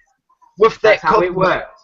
With that man, I didn't state anything to him. I merely asked questions. I didn't tell him what my beliefs were. I was merely questioning his actions. That's cool. And he was acting on what he believed, wasn't he? Yeah, that's cool. Question everything, right, yeah? All I'm saying is, when you utter words in English, you're binding yourself to English rule of law, regardless of what capacity. If you want layman's terms English on what you're doing wrong, you're breaking the law, mate, is what you're going to get from a legal professional. Right? You want to get technical, it's under this statute and all this and that. Oh, but that statute's an act. Well, statute means studies used by a man longer than any man alive can remember, thus considered to be right, just and true. Right, yeah? It's traditions and all that keeps it's civilization. It's civilization law, and you're speaking a civil language called English, thus binding yourself to it. Right, yeah? And no asking a copper what his beliefs are is going to absolve you from that obligation and responsibility. But yeah, you want to be treated better in life, you learn your language to its master degrees. Yeah. Simple as that. So when I was asking him, and after he had identified himself as you, he starts telling me that you are not allowed to speak this. Why is he talking to himself, and what does it have to do with me? Like I said, I don't know about I'll play for you if you like. I'm just saying, I'm just giving you a general breakdown so everyone can apply it to all their circumstances. Yeah, well, every case is just individual merit, so my circumstance has got nothing to do with everyone else's. All right, sure. But do you feel in your heart that you're succeeding in your engagements with these legal professionals? No, because I'm not speaking the same language. Exactly, and obviously common English tongue isn't good enough for you, is it? Like, you're just breaking the law, mate. That's not good enough for you, is it? Simple English, right? More English. Now, right then. So, in order to grasp the technicalities, the legalities, right, yeah, of the language you express yourself in, you've got to dig deeper, brother. And pointing fingers at everyone, telling them it's just their belief system, is obviously failing for you in your heart, and you know it. You've got to shift your path. You're on the wrong path. Okay. You're on the wrong path. I'll give you a quick example. On the 21st of November, when Neil pulled me over and ran over my foot when he was running away from my questions, after he had stuck the bloody piece of paper under my wiper blade, I took it out of my wiper blade and I stuck it under his, and he drove off after a vehicular assault. After he fled the scene of an injury, he fucking took off with it still under his blade. He then sent it to me in the post. Well, at least I think it was him, because whoever sent it to me, it wasn't named by anybody. It was just an envelope with a piece of paper in it. not sent by anybody from a PO box. So I sent it back to that PO box saying, "Who are you? Who do you believe I am? Do you believe I am this person?" Okay. Now a month later, I get the reminder notices, and it's all of this shit about failing to produce something to an enforcement officer. Yeah, because So, their belief, someone else's belief system's not in question. Is it a parking ticket? no, it's just he pulled me over. Here's the thing, mate. I was in a 100k area, and he's trying to issue me a ticket for doing 75k. All right. So it's a traffic violation in the public domain, yeah. Yeah. And you open the letter. Did you open the letter? No. I haven't opened the last two that just came. No, the initial letter. No. You didn't open it. In fact, I stapled it all up right round its seal as well, and then attached a letter to it. Oh, that's a manipulation. I'm not sure. You didn't send it back exactly how it got sent to you. Yeah, I did. I just attached a piece of paper to it with a staple, and stapled all through it. Listen, like I say, I'm not sure whether the rules of engagement, contract have been established in that process or not. Well, he hadn't served me with fucking everything because the hot potato kept getting sent back to him. All right, and so now they've just sent me a reminder notice, so I'm just going to send it back to them. And the ticket that the same man issued me 3 months ago in September, because this is the second time I've had altercations with this fella. The one in September has now gone through to the courts, and I got a notice of fine from the Ministry of Justice. So I sent and I attached, and I've sent those back to the Ministry of Justice again with a note attached, telling them, asking them the same question: "Who are you?" Or "Dear Ministry, who are you?" And did you put the words belief there? Yeah. Who do you believe I am? Yeah. Do you believe I am the plaintiff? Do you believe? That's rhetoric, man. It holds no substance. So it will be considered served. Notice was served. That initial notice you sent back, right? Yeah. Notice was served, and you're ignoring it, hoping it will go away. You're running from a dispute. Nothing. I sent it back to them, asking them who. I'm not creating joinder with the name. I'm just being a man. I'm not. You sent a notice back. You sent a notice back, haven't you? Who do you believe I am? Yeah. That's rhetoric. Not at all. It's not about who they believe you are. It's about what titles you are vicariously liable for. And did it come in your Mr. title? No, it didn't. It came as M. Well, that's a relatively minute matter. It would have been Dear Mr. So and So when you opened it or whatever. Right? No. Well, so you did open it. What do you mean? The infringement notice. Did you open the initial letter? The initial letter you sent back to the PO box. Did you open it? PO box 8 in Warkworth. I sent it back to them. No. Did you open the letter? No. Right. And was it addressed to Mr. So and So or just Mark? It was addressed to an initial M and then the last name. All right. So, but no doubt the letter inside or the notice inside would have been Dear Mr. So and So. No, it was. If it's the same as the last infringement notice, all it says is Capitis Diminuitio Maxima, the full capitalised name. Yeah, but that don't mean nothing. It means very little to the corporation you are. You are vicariously liable, right? Yeah, to that name. Says who? Says who? There's the English language that you're uttering. No. I don't accept that. I'd like to say who says I'm liable. Listen, you're not accepting it. Listen, you're not accepting it as an appeal based on emotion. Appeal to the contrary based on emotion.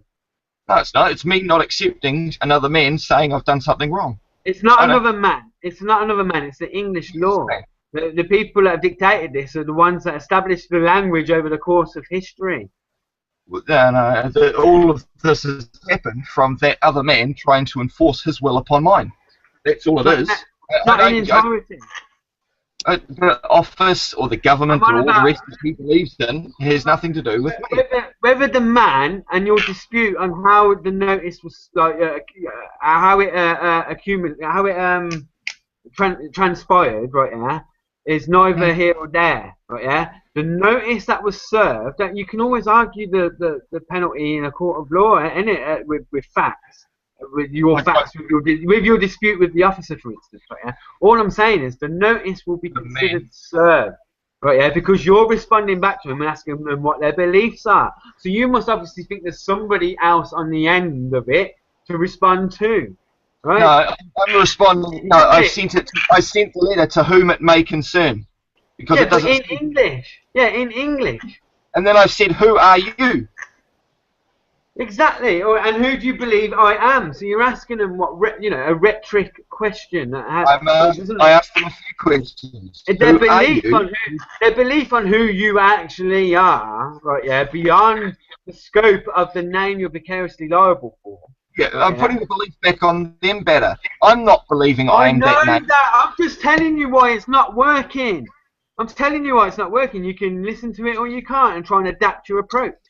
Right, yeah, if you keep doing the same thing and going wrong, right, yeah, I'm telling you, right, yeah, it's not working because you're asking, right, yeah, a system, what, someone in office, right, yeah, what their beliefs are about you. You could be the Messiah or the devil in disguise or a monster, a vampire. You could be all sorts of things that most average men don't know about yet and it hasn't surfaced. Either way, you're responsible and vicariously liable for this name and this title for your actions. Whether you actually did those actions or not are debatable. If you have facts to prove to the contrary, dispute it. Right? Yeah. But the point is, the notice was served in accordance with English law, the language you speak, whether you're a monster, the devil in disguise, or any of these other fucking things that may or may not walk the earth. If you use this language, right, yeah, one thing that joins everyone on this language, uses this language, is a rule of law. Right, yeah? And it can get technical. It can get technical if you want. It can get technical if you want. But like, you obviously are not accepting those technicalities. But that's where you're using the English to express yourself. And I'll just speak Chinese then, or I'll learn Russian. It doesn't work like that. There's treaties in place involved with these languages, right? Yeah. So Chinese people were created by men. None of those things that are created by men have any force and effect over myself or men. Of course I do. It's the natural law. That's like saying, listen, right, yeah, you could stop a hurricane from blowing down your house just by telling it not to. Statutes are not natural law. Yes, they are. Of course they are. Mankind is you're part of nature, are you not? Yeah. Right, so who do you think writes statutes? Man does. So anything man does is perfectly natural. Whether it's writing laws or interpreting laws or otherwise. Yeah, I disagree. So all written law is perfectly natural and would fall within the realms of natural law. I disagree. Absolute law. It doesn't matter if you disagree or not, right? Yeah, it's a fact, right? Yeah, you know that is like what's his name, Johnny Appleseed. There'll be no. Listen, there's a saying out there. There's a saying out there.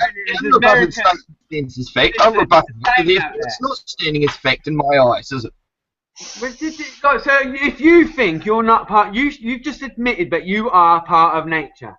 Whether you kill someone or commit an absolute atrocity or do a lot of good on the opposite side and do loads of really good acts and help loads of people, either side of that balance is perfectly natural within the realms of man. Right? That's what I'm saying. Now, written law of man is just as natural as everything else natural in this world. Everything. Unless you think man is not part of nature. I think man was created by nature. And everything man does is perfectly natural, including interpreting law. Right? Yeah? Or written law. Written law is just as much natural law as the apple falling off the tree. Right? Apparently there would be no apple trees in America if it weren't for an Englishman that took some apples over there, or an Irishman, or something like that, or a Welshman, or a Scotsman, and started spitting some seeds out. It may not be that elaborate. There might be more to it than that, but along those lines. And there's a saying out there now, as American as apple pie, when really there were no native actual fucking apple trees growing on the soils of that coast that's now proclaimed to be America at all.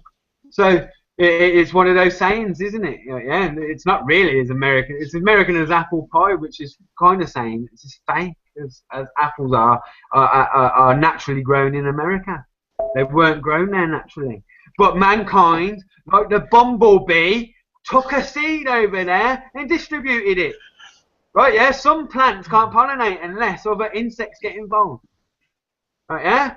Now, man taking the fucking apple over to America and planting the seed, for instance, right, yeah, is no different to the bumblebee cross-pollinating for some plants. Everything man does is perfectly natural. And you need to get that. There's natural law and there's man's law. Written law is the law of man, and that's not natural. No. It doesn't matter whether you commit the utmost atrocities or the utmost good in life, right, yeah? Both sides of the balance, yin-yang, taoab, equally as natural as one another. The one, it actually justifies the other.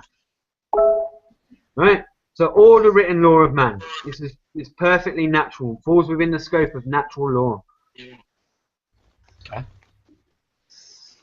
That's what you believe, that's fine.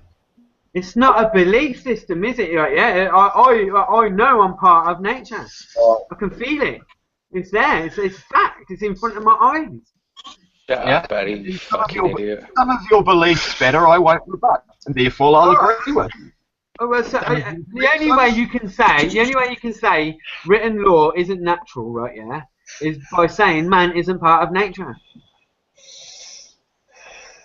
I get your point that you're trying to make there, mate. I really do.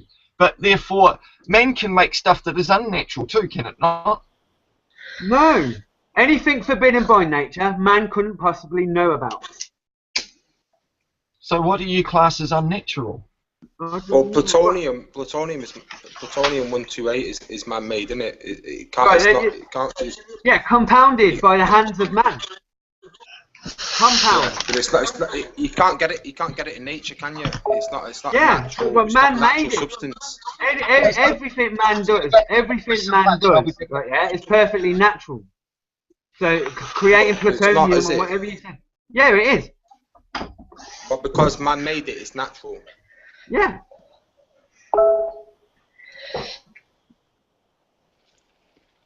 Unless you think man isn't part of nature. But so anything that man makes is nature. It's by nature. It's obviously nature's intent. All the atrocities of mankind were nature's intent at some point, as well as all the good in life. But nature doesn't have an intent, does it though? Nature is just random acts. So therefore, right, yeah, mankind is part of nature. Everything man does is perfectly natural. Everything a dolphin does is perfectly natural. Everything a monkey does is perfectly natural. Everything Yeah, but a monkey can't manipulate matter to make it into something. What are you on about? Says who? What, a monkey can't go and wash fruit rather than eat it dirty? Well, no, a monkey can't make plastic, for instance. But that's got nothing to do with the natural scope of life. Well, no, you're saying that everything that's man-made is natural, but obviously, like, plastics aren't man-made. They're not made in nature. Listen, anything forbidden by nature. You know, who's playing music, man? Quit it. Who's that, man? Turn that off.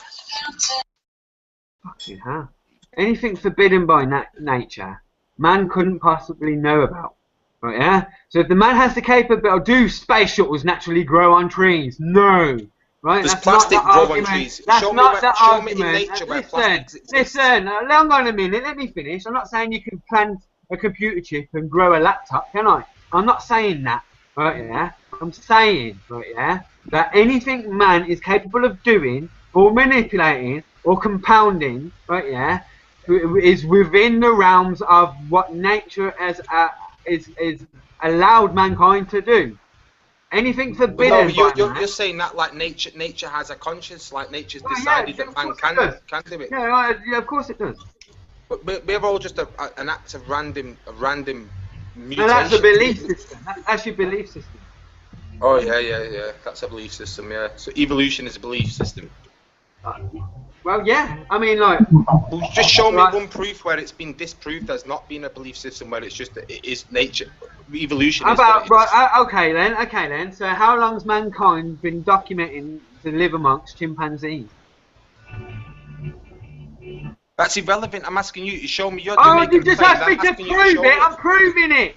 How many years has mankind documented to live amongst How many years, according to You're Roman asking me a calendar? question that's not proof. I'm asking exactly, and if you can't answer it, you don't know enough about the subject you're talking about. I asked you the question first. Exactly, and if you can't, and I'm answering you the question to prove. With a question, you're answering the question for a question. Yeah, and the answer to this question I'm asking you. So should I answer your question? Hang on a minute, behave a sec. It's never ending. The question I asked you a question. I'm expecting an answer, not a question.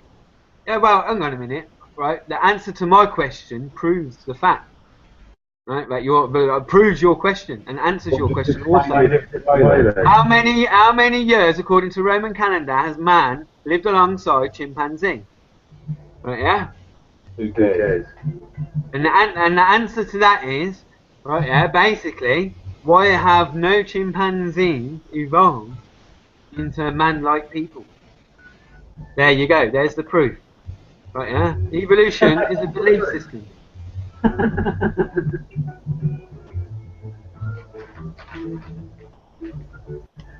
You can't get much more proof than that, can you?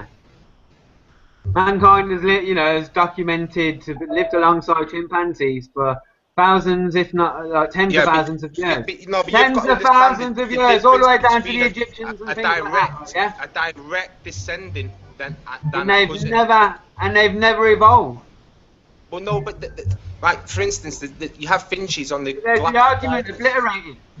It's not though. It's really not though. If you know anything about evolution, that's really not what evolution is. It's not to you. Listen, it's not to you. Not. Species split all the time. You're talking out of your fucking arse. You do understand that the chimpanzees are a cousin of us. All right. They're not a direct descendant. What species has evolved in the last 2,000 years? Name one. Well, humanity's not evolved in the last 2,000 years. That's what species of animal has evolved in the last 2,000 years? I couldn't tell you because there's millions of species, mate. I couldn't tell you, and I doubt you could tell me. Name one out of millions.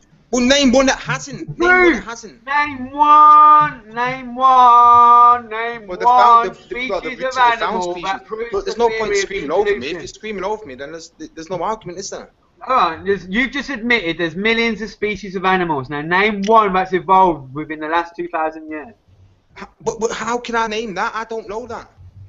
I don't know who's evolved and who's not evolved. How do you know that there's species out there that we haven't categorized? I'll just give you an argument that discredits evolution and the theory of evolution. Oh yeah, you've discredited evolution. Evolution, it stands strong for the past 100 years. You've discredited it. Yeah. Yeah? So's fucking religions, mate. And you say no, can't be discredited. A mythical man in the sky. Between religion and science, I can criticize science, but everyone evolving from monkeys. Everyone evolving from monkeys is no different to your Christian God. No, but you don't understand evolution. That's simply that. That's why you say you don't understand evolution. That's the whole reason you say that, because you don't understand evolution. When we say you don't understand evolution. I just asked you to name one species of animal that's evolved in the last 2,000 years, and you can't name one out of millions. Let me put an analogy to you, right? So you plant a seed, right? You plant a seed, yeah? You put an acorn in the ground. Do you no. How about you name one species of animal that's evolved over the last fucking 2,000 years, right? That's been documented to prove you know anything about evolution. You know what I mean, yeah? Fucking the audacity.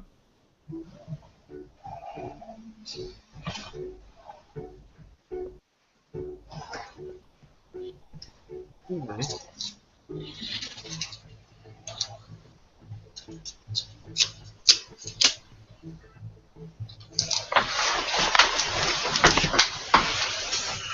Fucking each of it.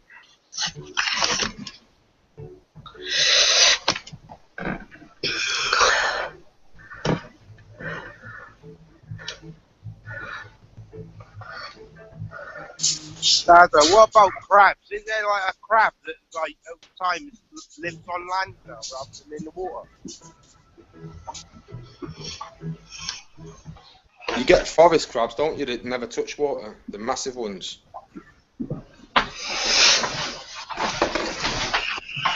Probably seen the picture. There's like 1,000 of the red crabs that are just walking about in the forest and that have never touched water.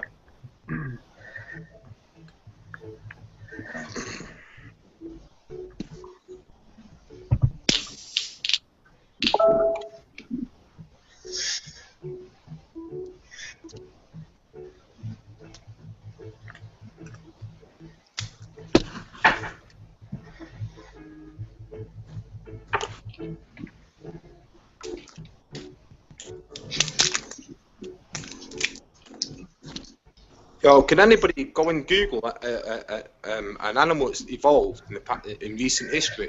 Because I'm pretty sure there is some. I can't do it whilst I'm on this. In about. If you just Google that, you'll find there's loads.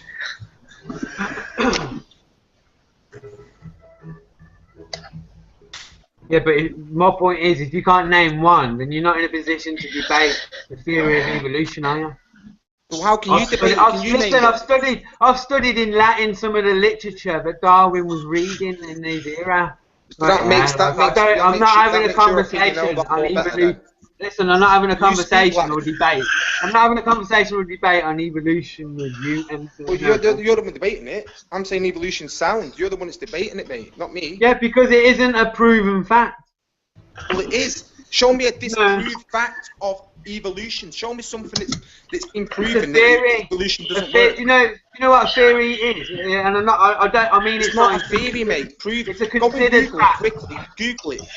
Google it. I'm not right. I'm wrong. Okay. Google it. That's not the whole point. Just go and Google it. I've written deep Latin literature from Darwin. Well, do you honestly think they've been able to write something in Latin and write something in English with diminishing whether or not evolution exists or not? Evolution exists outside of Latin, mate. Oh my God. I have heard before that there's no proof of evolution. Yeah, but then just go and put debunk before that, man. Trust. Honestly, go and put debunk before that. Because evolution's a proven fact. All you've got to do with science is prove something wrong once. All you've got to do with science is Google it. Prove it once, disprove it once. All you've got to do with science is disprove it once. Just the one time. If you can disprove it the one time, then it's not science anymore. Right? So you know evolution is standing strong for the past 100 years. You know what theory means? It's not a theory, mate. Go and have a look.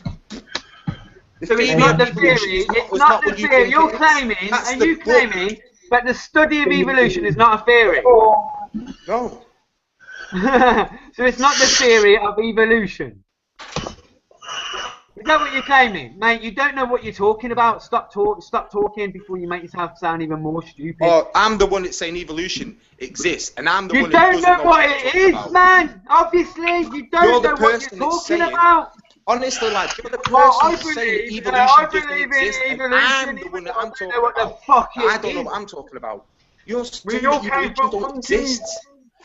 Prove it. Oh, man. Share a link. Share something. Any scientific paper proving that.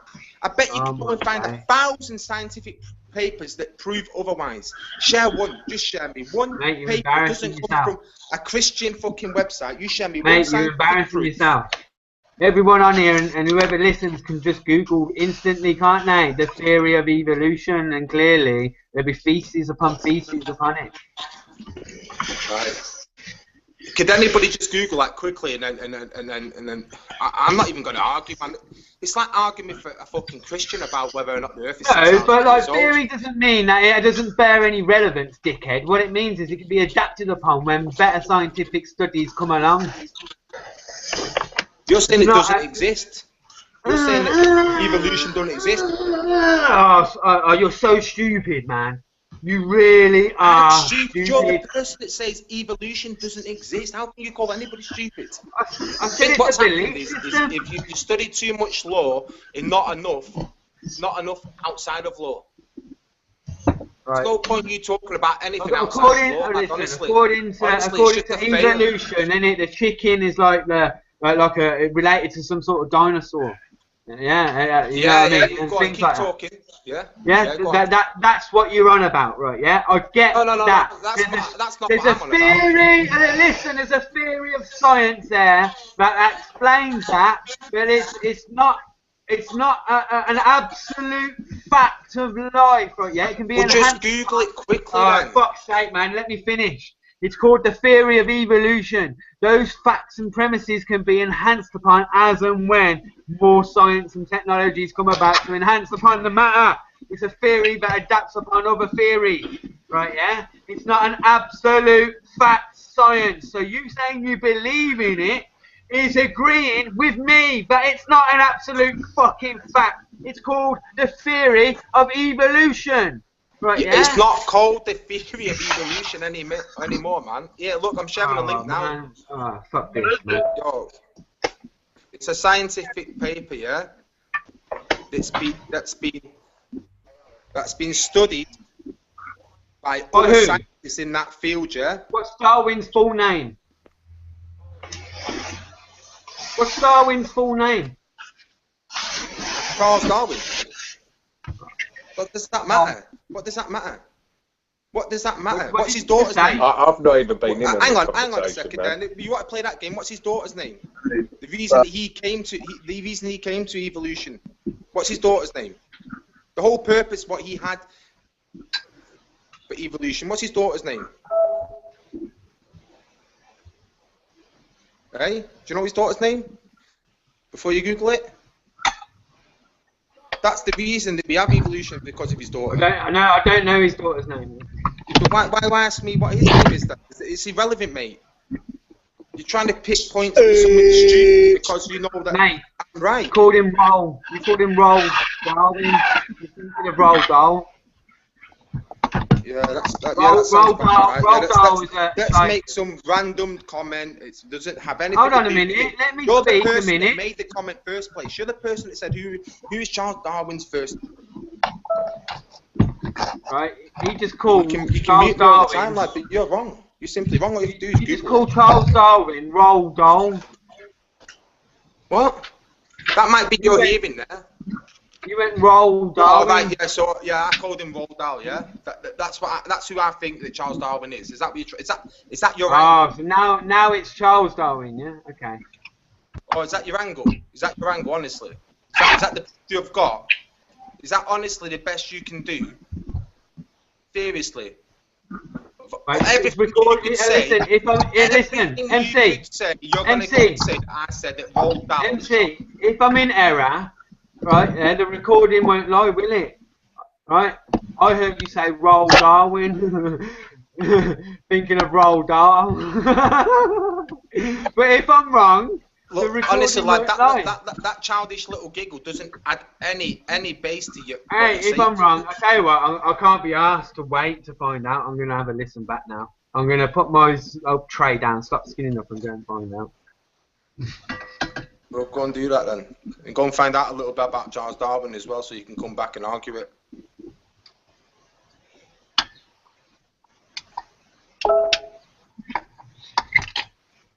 What are you on about? Argue it. I know a bit about the theory. Go research it then quickly. Then go and have I know about. And then go and have a little bit of research, and then come back with something new. Is that not what you're doing? I'll tell you what. I'll start typing right. Yeah. I don't care. To be fair, man, I don't care. You're the person that's saying that evolution don't exist.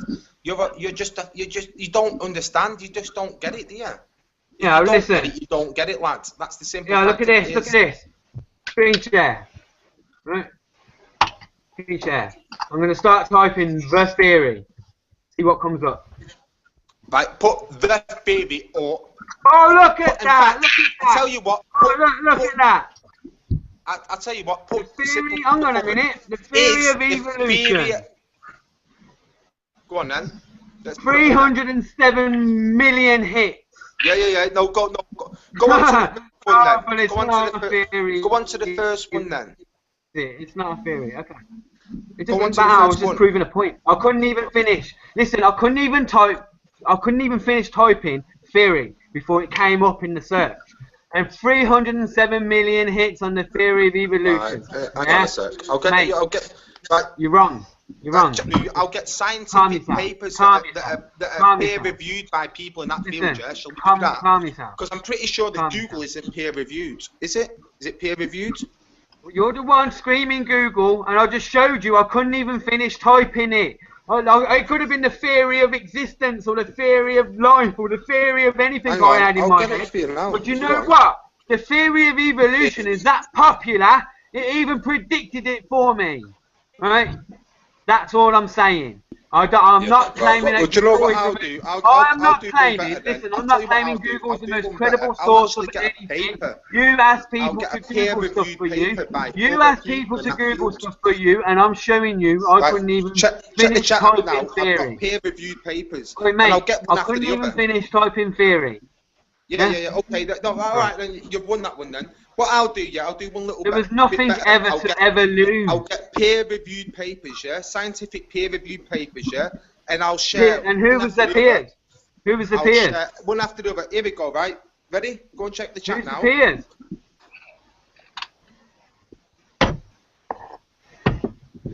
Who's the scientific council that are their peers? Are you serious? Is that your argument now? I'm asking you a question to see if you're able to answer. Well, I'm going to get you 10 from 10 different nations. How's that? From 10 different nations of education. Mate, it's just a simple question, man. You just said you can show me, right? Yeah, fucking material evidence that's been verified by here we peers. go. Fact or fiction? Peer reviewed. You just said peer reviewed. Now, who are their peers? But the people studying it. Do you not understand what peer review is? Yeah, of course I do. I'm asking you, who are their peers? For it to be people studying it. Oh, let me guess. Who are the peers to listen? Like, you come to me with a CV saying you've worked for such and such and such and such and such and such, right? Yeah, and I'll go. Well, you need to get the CVs. Is that are you going to speak to me like that? Are you? Are you going to speak to me like that? Are you going to, or do you want the job? Now, if you bring some material evidence to me, if you bring material evidence to me and say it's peer reviewed, and I ask you who the peers are, you should be armed with that knowledge, should you not? Right, okay, fair enough. Do you know what, man? I can't be asked. You don't believe in it, you don't believe in it. It's up to you. No, mate. You're not armed with the knowledge. Right, it's the same thing, isn't it? Like, yeah, you're not. How can you disprove it and say that? Then how the fuck can you say that if you're not armed with that knowledge? What you're saying is peer. Listen, what you're saying is peer reviewed, right? Yeah. What you're saying is an opinion, then, yeah. So what you could write up a CV. Listen, you could write up a CV and just lie. I'd have to go do checks. Yeah, but you're the person ring up your saying it. previous employers that you're lying about. Where's your CV? You're the one saying it's not true, yeah? For fuck's sake. Like, listen, get the point on what I'm trying to say. You just said you can show me written work that's been peer reviewed on this matter, and I asked you who the peers were that reviewed it, and you don't know. You're not find them out because it's all state. In fact, I'll share it, and then you can see who the peers are. That's like you coming to me with a CV saying you've worked for Harrods and Old Bailey and everything, and me just yeah. Then that would be up to you to search that, yeah. So I can share this with you now. Exactly. So you bring something, exactly, and if you've just brought something, if I was an employer, then someone gave me a CV, to me. It's up to me to search that CV, yeah? Listen, you've just brought something to me and said it's peer reviewed. All I want to know is the name of the scientific scientific papers here. All I'm trying to say is, all I'm trying to review it, just like you would do a CV, yeah? Right. All I'm trying to say is, yeah, what's the name of the scientific council that peer reviewed that material you want to read to me? If you're not armed with that knowledge, you've only gone to that, and that's been dictated to you that it's peer reviewed without going to the council that reviewed it and look at their credentials. You're taking it as face value. Fine, right. Okay, I'll agree with you there. But you're asking me about CVs. So if you're an employer, then I was using CVs as an example. If somebody's an employer and you give me a CV, then who is the person that has to check that CV? The employer. I can have you sat in front of me and you give me a CV, for instance, and I can speak to you about the CV. That's the first one, yeah. Right, let me answer. You can give me a CV in an interview, and I can ring up your ex-employers if I want, right, yeah? Or I can just talk to you about it and take it as face value. Correct? Yeah, but we're talking about something If I've headhunted we don't have degrees in this matter. You're an idiot, mate. There's many ways of looking at a CV. Not everyone goes and hands in a CV, right? Yeah, and gets checked up on to see if they're telling the truth. Some people hand in a CV, so and then who does it fall on though, right? So say you employ someone. Why don't you let anyone respond? Because you keep talking, man. You won't let anyone respond. The only reason why I brought in CV is because that's like me saying that you've just brought in a CV to me and expecting me to believe that you've worked for all these people. Now, if that material you want to read me is peer reviewed, you should be armed. You, not me. You should be armed with the knowledge of the council that peer reviewed it. Simple as that. Right. Okay. Right. So you don't know what a CV. You've never had a job, then have you? You don't know what a CV is, do you? Don't interrupt me before I finish. So when I hand a CV in, right, and if it's a lie on the CV, then that is up to the person that I hand the CV in to check up on that. That's what their job is. If they want to employ somebody, then they have to do a background check. Don't interrupt me. I didn't interrupt you. I think that's the case in all circumstances, though. But if it's not the case in all circumstances, the person that gets had over is the person that's not checked. So I'm going to give you some peer reviews for you to check because you're the person that's claiming it should be a CV. Then it's up to you to check it. No, it's as good as, it's in contrast with. Well, if it's as good as, then it's the same fucking thing. Name a person who gets a CV all I'm saying, and ask the person giving the CV to prove it. Exactly. You've made my point. You just got given a CV and was mugged off by not checking who the council was who peer reviewed it. Lad, you're just twisting it around, man. You're not even making sense. You just said to me. You're the person that's made the analogy to a CV. Oh, so now who's interrupting and the person to the CV, now who's the person getting the CV would be the person checking it. Alright? Exactly. Not the person giving it. Exactly. And all I'm saying is that material you're reading off me. The paper I'm giving to you. Alright, do you want to let me know when you finish? Let me know when you finish. You've not let me finish once, so it don't matter. I'll just keep sharing these peer reviews, yeah, and then you tell me when. Yeah, but who peer reviewed it? Well, that's up to you to check, innit? That's why you. Well, you want to know because you're the one that's got the CV in your hand, claiming it's got substance. Oh yeah. Have you ever had a job? Have you ever handed a CV? Exactly. You just made my point. You just said, right, yeah, if you went into a job interview and handed them a CV and they didn't check it out, they get mugged off, correct? Now that material you're about to read off, right, yeah, that's been peer reviewed. If you don't go and find out who peer reviewed it, because you're the one that's been handed that CV, in essence, right, yeah, you're mugging yourself off. And what I asked you was, who peer reviewed it? And you should give me the name of the scientific council that did it. It's not down to me to go and find out. You're the one that's taking it as face value. You have never, I tell you now, you've never ever put a CV in, have you? You're thick. You're stupid. You've never put a CV in, you have no comprehension of what I'm saying, do you? Does he, Mark? Does he? Who's this other guy listening? Billy Sykes. I can see him laughing. He knows. You're stupid and have no comprehension of what I'm fucking saying to you. You've been practically handed a CV. That's what a CV is. Yeah, hang on a minute. It's an example. It's an example, right? Your scientific evidence right now that's been peer reviewed is like a CV, right? Yeah. But you haven't gone and checked out who the scientific council is that peer reviewed it, which makes you like the fucking guy that's interviewing someone that's handed you a CV and not checked them out. You get that? I've shared before that. You just mocked yourself off. You fucking dickhead.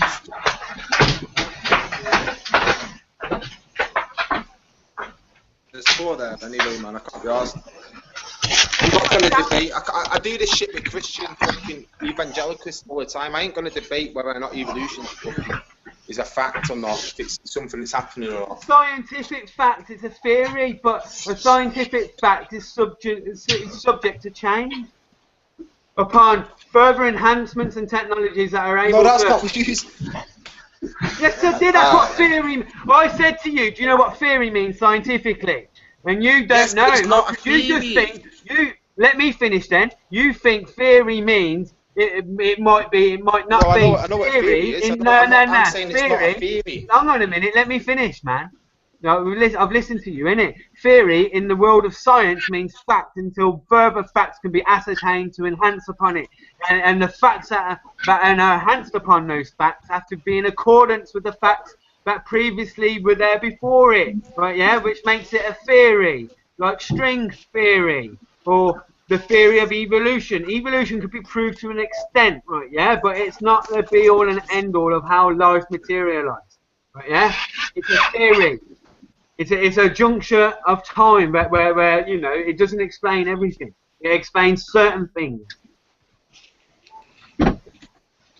And when man evolves over the course of history through human endeavours and scientific exploration, we will enhance upon those theories and facts. But theory, scientifically, amounts to a fact. And if you had allowed me to finish to begin with, right? Yeah, your belief in evolution is nonsensical because evolution itself. Hang on a minute. Evolution itself dictates. Evolution itself dictates that when better scientific research comes along. Okay, I'm wrong. I'm wrong. A narcissist will never admit they're wrong. All right, I'm wrong. Right, I'll share a link now. Yeah, that for you to read now then, and then speak about it. Yeah. Oh man, I'm quite happy to debate evolution with many people. I can't but debate not you. if you've got a one-sided view on it, mate. Because all you've got you to mean say one? is Oh say, man, forget it. You're lost in the conversation. You're trying to have a big boy conversation and you don't really know a lot about it. But do you know a lot about evolution? In all seriousness, do you have a deeper understanding of the theory of evolution? Scientifically, I have a general grasp of it, but you don't seem to grasp. But you said that you referenced that chimpanzees are direct relative to us. And I said that, and that's why. Hang on a minute, and that's why the theory of evolution isn't an exact. I have no understanding of evolution as such on a academic scale. But I can tell you that I know that a chimpanzee is a distant cousin of us. How do you know that? Direct. How many times have you been in a laboratory? Oh, right, okay. So how many times have you been in a lab? How can you disprove it by saying that?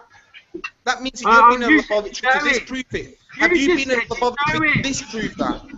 No, have you been in a laboratory sat there disproving what I just said? Listen. When you say that to me, that means... Listen, what you mean is there's scientific research out there that dictates man is a distant cousin genetically to the chimpanzee. That's not one and the same as you. Man. Anyway, yeah, fuck that shit anyway, man. Move on, man. You're right. That's not one and the same as. You're right. I know I'm right. You're right. Do you know, I can't be arsed arguing evolution with you, man. Honest. I don't need you to tell me I'm right. Well, stop begging for my approval then. I'm not begging for your approval, I'm slapping you about. Stop talking about it then, lads. I've said this is called being slapped. You're being slapped about. Don't beg for my approval then. You don't need I'm not begging nothing. You're being slapped about with the internet. You're right and I am wrong.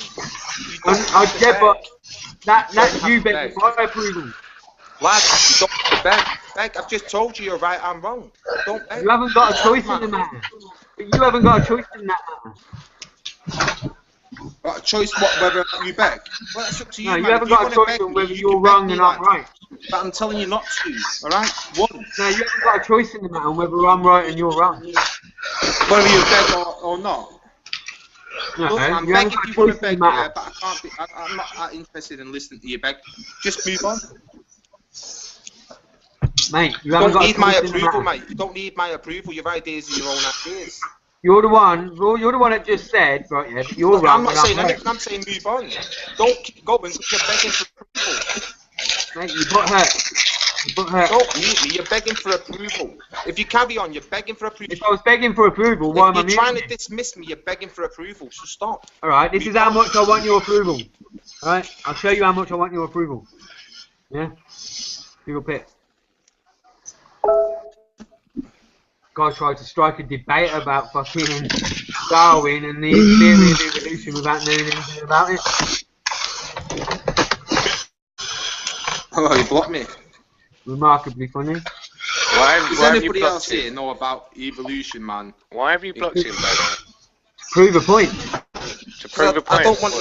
You don't have to beg me, man. What, lost what? He thinks that I was begging. He thinks I was begging for his approval. If I was begging for his approval, listen. If I was begging, you just brought him up, not me. I forgot he existed until you mentioned his name.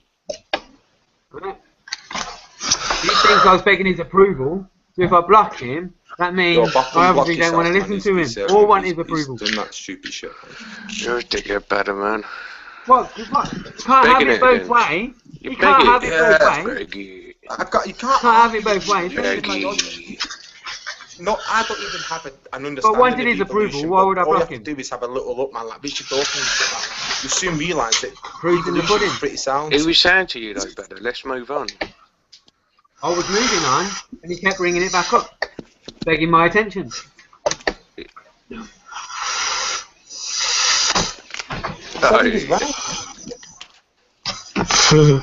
There's a mutiny now for better. Have I got rid of him? Told him he was right, man. Is that the hepatitis Cool. pill, yeah? What do you want? I've done him there as well, man. How are you? You can only say the person's right and you're wrong, can't you? You know. Good. That's all you can say in an argument that's done.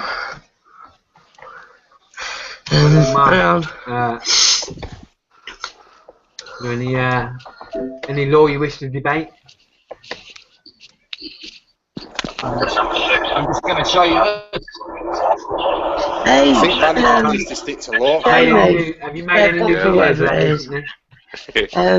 You didn't tell me it was this fucking argumentative. Oh, better. Yeah. It isn't like Hey, freedom of speech. I'm going to stop speaking, man. Yeah, I'll play my deconstruction. Chuck eyes. Oi. I'll play.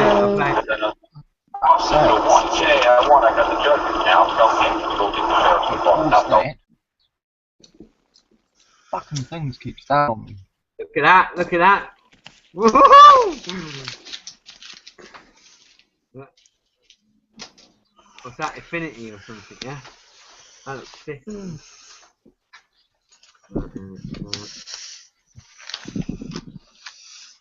Listen to Teacup getting owned. There it is.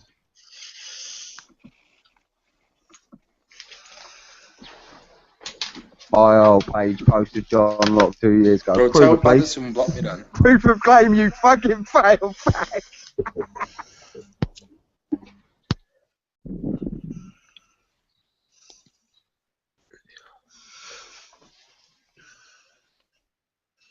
Got a quick slap for What's Paul A. that?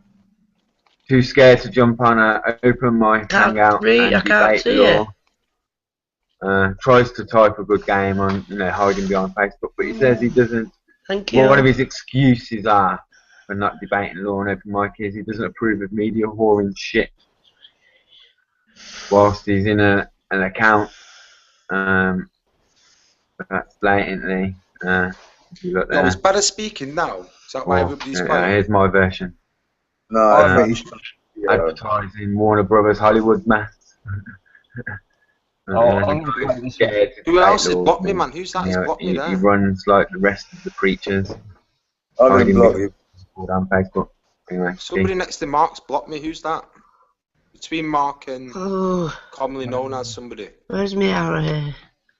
The 2 alcohol one is MC. Is MC this month?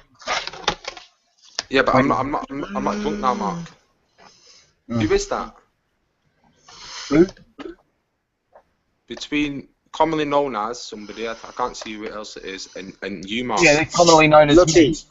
That's me. What? Commonly known as me. And then there's Mark and Man, the one with me holding the law book. That's the server. There's Bazza, Bully, commonly known as, and then I'm blocked. Then there's Mark, and then there's Mothers. Who's the one between Mark and Mark?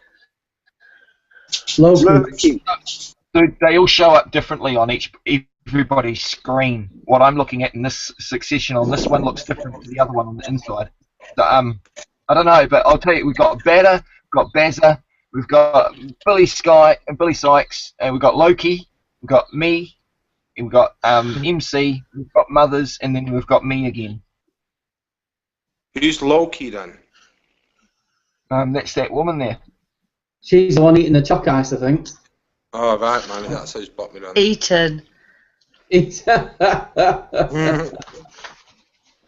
Right, I I'm didn't going to get my play dick this out, clip so Better can have a more focused idea as to what I'm talking about.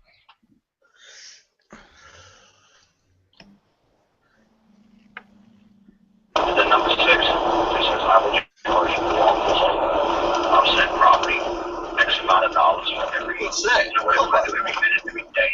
That was that 100k area ahead. On the 22nd day after they receive this summons and this suit, and this attachment claim.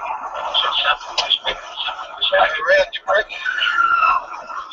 I said that's probably no matter what this company court claim is my claim is untrue.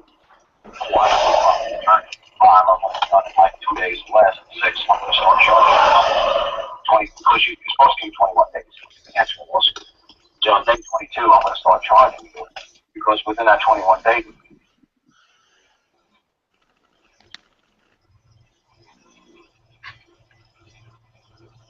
Neil again.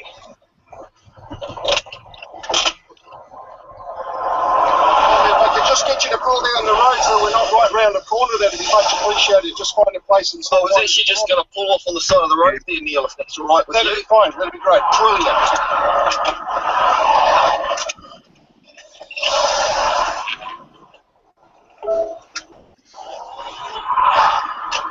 Fucking deal with you in a minute, buddy. Same man, Neil Winterbottom.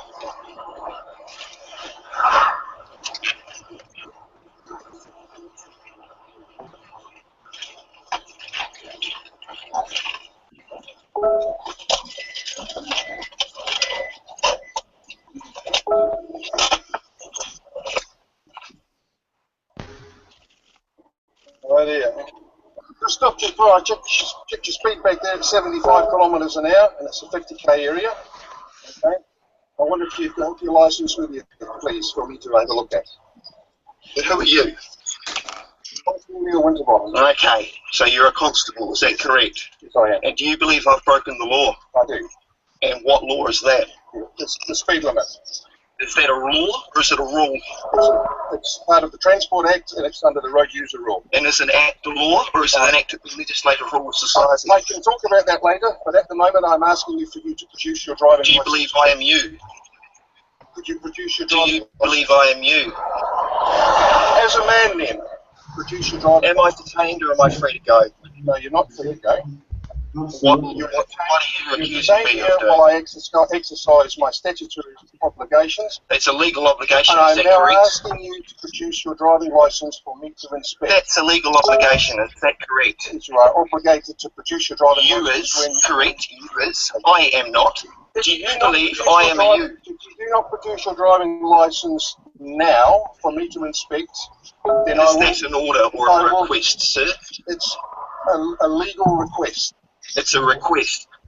Can a request be declined? And do not think this is me not handing it over to you. I just want more clarification from you, Neil. Because I see you as a man, Neil. You're not a fictional character that I'm dealing with. I'm dealing with you, the man. So you're ordering me or are you requesting me to do something? All this can be discussed in a moment. This will be discussed right now. Okay, I am asking you to produce your driving licence to me right now for inspection. If you do not, I will take that to be a failure to produce your driving licence and I will charge you for that offence. What is an offence? Produce your driving licence, please. I'm after more clarification from you, Neil. Driving licence, please. I've already spoken to you. Do you have your driving licence? I have sent a letter to Matthew Bush, the Commissioner of Police, in regards to your behaviour. You ran away from me last time I tried to talk to you. You drove off in a 100k area going far faster than you were supposed to, without lights, without warning. without any lights or sirens. I followed you last time, Neil. Produce your driving license. I am happy to produce anything you order me to do. I'm not ordering you to do anything. Aren't you? You are required to produce your driving license for inspection, and I'm asking you to do that right now. Okay, and I am asking you to please identify who you believe you is in that statement. You, as in the owner of this car. Are you aware you is a plural, legally speaking? That can be argued later, not right now. I wish to clarify it now. Argue to me means clarify. Are you aware of that, sir? What is your surname, your last name? You is a plural. Are you asking me to create joinder between myself and a person? What is the name that you are known by? I am commonly known as, or go by the name Mark or Dad. We've been through this before, Neil. Did you not understand that last time? We have, and I've dealt with hundreds of people since then, and I can't recall your details, and that's why I'm asking for them again. Okay. I will be charging you for failing to produce your driving license. Sorry, you have not clarified that I am required to. Now 6 times. Have you? Produce your driving license now. You have asked myself. You have not asked a you anything. I am not a you. I am a man. Okay? Do you understand that, Neil? I asked you as a man. Do you understand that I am a man? I asked you as a man. And do you believe you have any authority over I am man? Yes, I do. You do. You believe you have authority over I am man. Is that correct? Okay. Do you believe you have authority over I am man? I want to speak to your superintendent or your senior right now. You may be senior sergeant in your capacity, in your professional legal capacity, but you are a man. I want to see your supervisor right now. Is not here. Oh well, call him. I'm on the vehicle. I don't need to call him. I know what I'm doing. I'm no longer going to speak to you because I am going to invoke my right as a man to remain silent. Okay. You can wait there, please. Is that an order? No. Oh well. You're required. Again, do you believe I am legally required to do anything you order me to do? You are required to remain. A you is? I am a man, I am not a you. You understand that, don't you, Neil?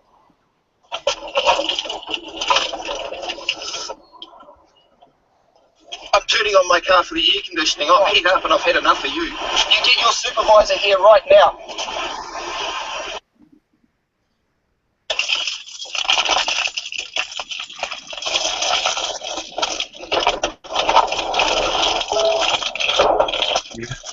Right, is there more?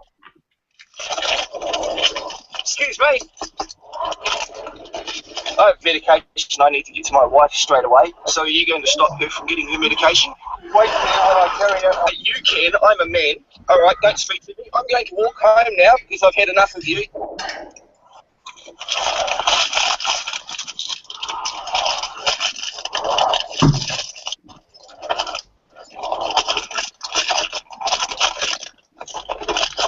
I am not Mr. King. Are you referring to me? Excuse me?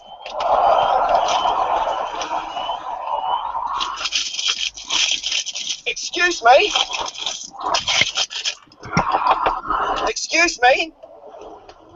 Excuse me, sir? I'm not Mr. King. You identified myself as Mr. King. Do you believe I am Mr. King? That's who I dealt with last time. The legal owner of that car is the New Zealand Land Transport Agency. Well, he's not the legal owner of those registration plates. The property is mine, which I've already stated and noticed to your superior, Matt Bush. I gave him a claim which he is not repeating. Getting the name wrong. Matthew Bush is the police commissioner. No, it's Mike. Okay, Mike Bush. Well, then you've got it wrong. Someone who wants to I haven't got it wrong, mate. Someone who wants to be good. Really? Well, I looked up his name first. I looked up all about you too on the YouTube. My name wrong to start with. Really? Your name isn't Constable Neil Winterbottom. No, it's not. Yeah. My name wrong to start with. Really? Your name isn't Constable Neil Winterbottom. No, it's not. No, it's not. No, it's not. Who are you? Constable Neil Winterbottom. Who are you? Constable Neil Winterbottom. Is it Waterbottom then? No, right, well you just said no it's not, and I said Neil Winterbottom, and you just said no it's not. Waterbottom, and yeah. You called me the first time. Yeah, well that registered post got sent back, and I sent you it back again, which got collected and signed for by Celia Waterbottom. And Mike Bush is Celia Snowman. No, it's not Celia Snowman. Yes, Celia Snowman is the lady that signed for the registered post that was sent to you. The lady, and that's not her name. Celia Snowman. So you're saying that she committed mail fraud? Looks like silly snowman to me. Are you saying the lady that signed for the registered post sent to Neil Winterbottom was not Celia Snowman? Because she signed for that. Just read what New Zealand Post must have, because that's what's registered on their site and being recorded by myself. Would you like to see the speed, Mr. King? Again, I don't believe that's a code. It's not a speed. I don't recognise that. It's the certificate of accuracy for your mechanics, for your radar. I want to see the certificate of accuracy, please, right now. To show that it's been tested. To show that it's been tested. To show that it's been tested. You don't have it with you, then how do I believe that to be correct? But I'm telling you. Oh, I don't have to believe anything you're saying is to be correct. Right. Are you going to stop me from sending my medication to my wife that is at home in pain right now, waiting for it? Well, Ben, if you just let me finish, you'll be able to drive. Finish what? You can do whatever you're doing and send it in the post. You do not have to detain me right now illegally. I'm still trying to find out what the details are. I am not a you, so you have a hard time finding that one, ain't you? I'm a man, mate. Simple. You have not proven any authority over me whatsoever, sir. Unless you can provide some evidence that you have some myself a man and not a you, you're identified as, I'm walking away. And if you want to threaten to arrest me, then you will be charged for that order. Yeah, pause it. Pause you it. threw orders last time and you... Yeah. Right, pause it so I can interject, man, because you're repeating yourself an awful lot, innit? Right, you know this point where you went, did you just address me as Mr. So-and-so? I'm not him. Yeah? Yeah. Remember that point, right? Well, all the other people around and driving past and all that didn't stop their cars and get out and go, I'm not Mr. So-and-so either, did they? Right, yeah, hang on. But let me just get to my point, right, yeah? Because this is very crucial in the art of engagement, because obviously you're rushing, innit? Like, yeah, you got a rush of the blood when engaging with these legal professionals, because you are getting learned in something. You know what I mean? Some mystical language that you're just getting. You're just dabbling in. Really, you're still a lot, childlike in many ways. You just don't realise it yet. I know you're a fully grown man and all that. I'm just saying, like, the innocence in you will always be childlike. That's what innocence is, right? But let me just give you a little example of saying stuff like that in such legal circumstances where you yourself will create the doubt all on your own accord. Right, now I'm going to beam you into a little community, tribal life. You fancy some daughter, but the chief won't let you marry her, so you murder him in his sleep. He's elderly anyway. People just think that he died of old age. Yeah. Mm-hmm. About a week or two later, around the meal camp, around the fire at meal time and all that, right? Yeah, the enormity of taking another life gets to you, for instance, right? Yeah, and people are like looking at you, but they're not. You're just getting paranoid. You can't live with the guilt. And during one lunchtime, you just stand up in front of everyone. I didn't kill him. Stop looking at me. It weren't me. I didn't kill him. When no one had said you did or thought they did in the first instance, but you saying I didn't kill him, right? Yeah, we'll start creating doubt and whispers and murmurs, will it not? You can imagine how it will, correct? So your point being stating that I'm not Mr. King gives some doubt that I'm not the legal owner of the vehicle. No. You like if you're not someone, you don't need to overly protest that you're not. If you're not guilty of something, you don't need to overly protest that you're not guilty, right? Yeah. Do you get that? Right, so mankind's emotions in many, predominantly in those scenarios, but via tribal studies and whatnot, when mankind expresses overly something that they are not something, then they create the doubt all by themselves. And I'm giving you that example in the most extreme, like killing someone and having the paranoia being bestowed upon you and just getting paranoid and coming out with an outburst like that. And if you come out with outbursts like that, then people that may not have even thought you were that individual will start thinking, well, you didn't do that crime. Will start thinking you did. I'll just correct you there, though. It wasn't an outburst. It was a response to him calling me Mr. King. To whom? He yelled out, "Mr. Keane, if you walk away." Well, as I was the only other man around at the time, he must have been trying to speak to me, so I rebutted his presumption. That's all. But like, he presumed I was Mr. King. I was correcting his presumption. I'm just a man. I have a person called you didn't Mr. say King. that. You said I'm not Mr. So-and-so. Excuse me? Did you call me Mr. So-and-so? I'm not a Mr. But anything. you responded, didn't you? You responded. Yeah, because he was yelling. That's why I said, "Are you talking to if me?" You weren't that, if you weren't if you genuinely weren't that Mr. So-and-so.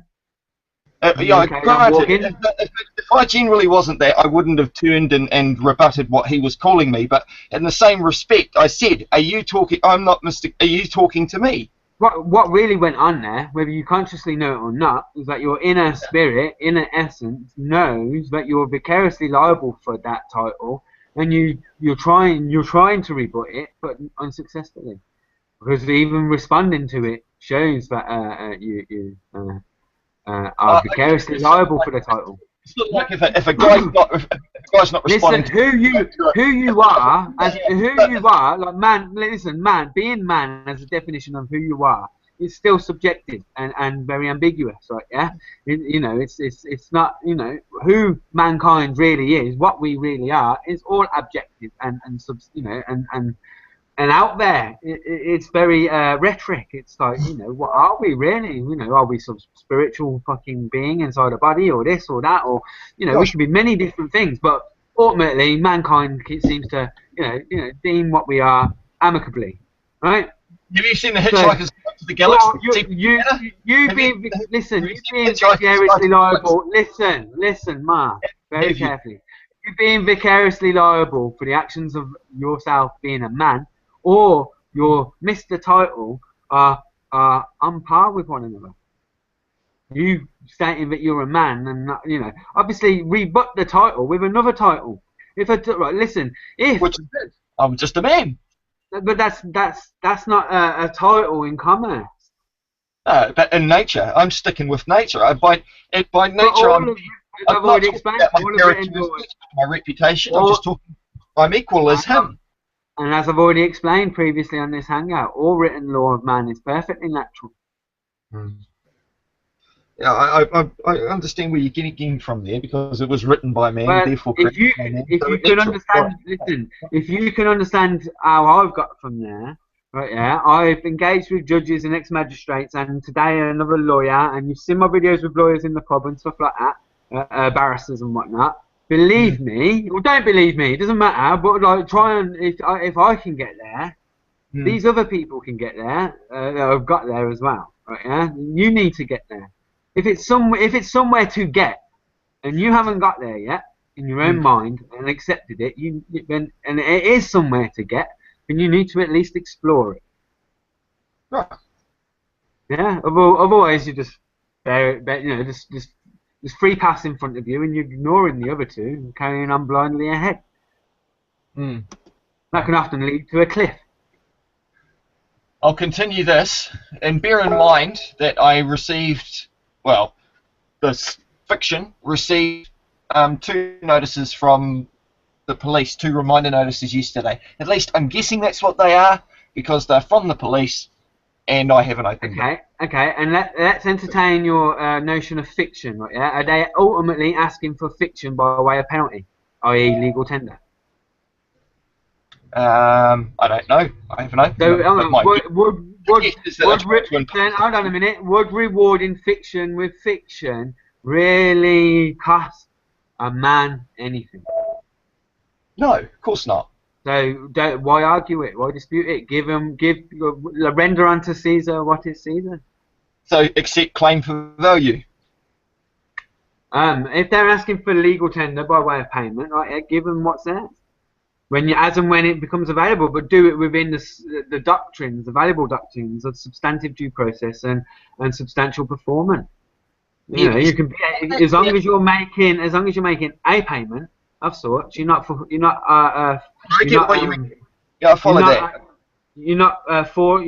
failing on your obligation legally or lawfully. No, and the beauty of it, especially over here in New Zealand, is if I get a speeding ticket, say by a speed camera, and I absolutely ignore everything every month that gets sent to me. Notice of fine from the Ministry of Justice, and ignore that, and then I ignore the notice of attachment order.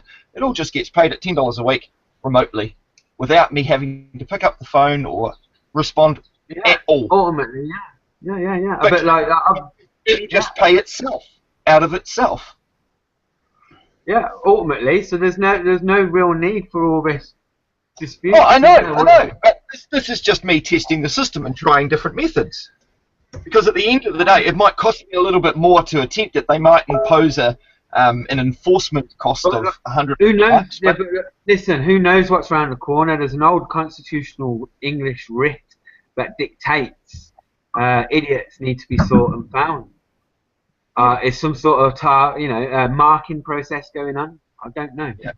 But you get my point. I mean, some people go and spend hundreds of dollars at a pub each week. I would rather waste back in World War I and II, there were people called and labelled conscientious objectionists, or objectors, right? And they legally and lawfully abstained from fighting in wars, right? Having to pick up arms, and didn't get shipped off to whatever. And they may have had to help out here and there or whatever. Or, who knows what they had to do? But like, they were very frowned upon, and stigmatized at the time. Sure. When really they were the most honourable of people, I suppose. Some of them, and most of them were, who would really want to ever take a life. But they were obviously versed in law enough to abstain legally and lawfully without any penalty, imprisonment and stuff like that, right? So, if idiots are being sought for some sort of war, where if you're able-bodied and a gun could be put in your hand and put on a helicopter into wherever, and you will fail lawfully to give legal argument that will be given the force of law, the real spirit and essence of law, out of your own mouth, and you just fail, and there you go, off fighting wars. Then who knows what's around the corner? What I'm saying, I don't know. I'm not saying for sure, but wars like that have happened throughout history, according to history. I wasn't there in any of them, but we've all got grandparents and great grandparents, and that it happened according to our own family.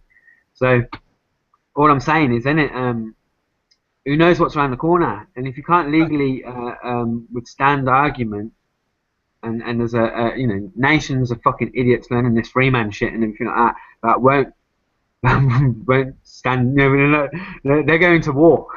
You know what I mean? Yeah. If something like that happens, like a holy war or something on a large scale, then they're going to war. And no lawful argument's going to be able to abstain them from them. And if anything, they're going to bury themselves deeper. All right. So explain this because it actually gets prepared. Pardon? You got to be prepared for this sort of stuff. Yeah, I'll continue playing it because it does actually get much interesting. Much more interesting. Still outstanding. You owe me $225, mate, for your last orders. In fact.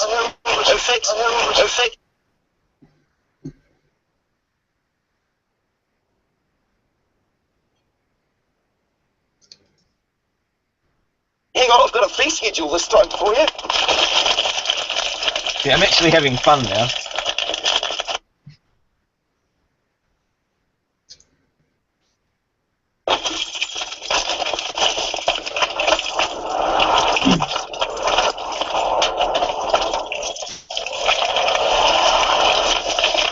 Fee schedule there for you, sir.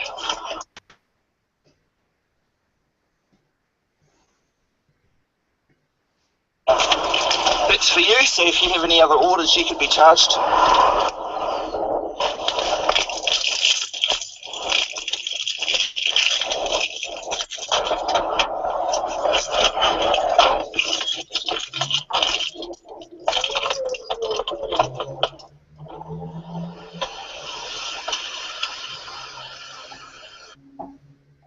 Now, bear in mind here, in September, I had my window cracked open, and when he came back with the infringement notice, he just threw it in on my dashboard, much like I just did with the fee schedule.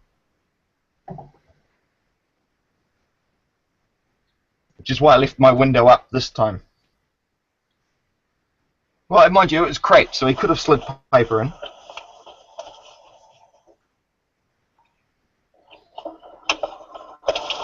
do it, mate. That's simple. Now, I thought we were going to discuss that. Let the record show that that piece of shit there decided to stick that there, which he can have back. Emotion, man. You're not walking away from me, buddy. You're not walking away from me. You're not walking away from me. Hey, what are you doing? Excuse me. Don't walk away from me. You can have this back. Way too much emotion, man. Don't you try and run me over, mate. Don't you dare. You're running over my foot right now. Back off. You're on my toe. Yes, man. You're moving forward. Back up. Get off my toe. You are. Get off my... Right, now see that? Now he was rolling forward to try and scare me away from putting that under the wiper blade. He hooked my toe because he didn't know that my foot was right there to begin with, or he revved up to scare me. And then when he gets out of the car, you hear the door open. He goes, "I'm not on you." Looks down, sees where my foot is, gets back in and reverses. So by his own actions, he admitted his guilt. Moving onwards. Done for assault.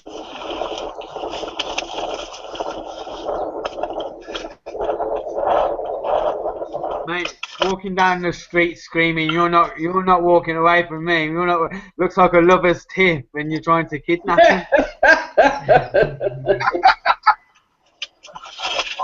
But he ran away last time, 2 months ago. He fucking vanished, mate. I gave chase for 10 minutes after he tried to get away from me. He sped off so fucking fast, mate. So he was a coward. He wouldn't face the "we'll talk about this after I'm done" sort of fucking thing. Then he runs away. Fucking coward. Yeah, notice is served. Notice is served ultimately. And he takes the one side road he can to avoid me catching him during school time where the traffic was still caught. But you actually went chasing the police car? Yeah. That's the second time I've chased that cunt in a police car. You've called the video, I chase a police car. Yeah, well, I will do. But I'll show you the other one in a minute if you like. Change the name, I chase the police car.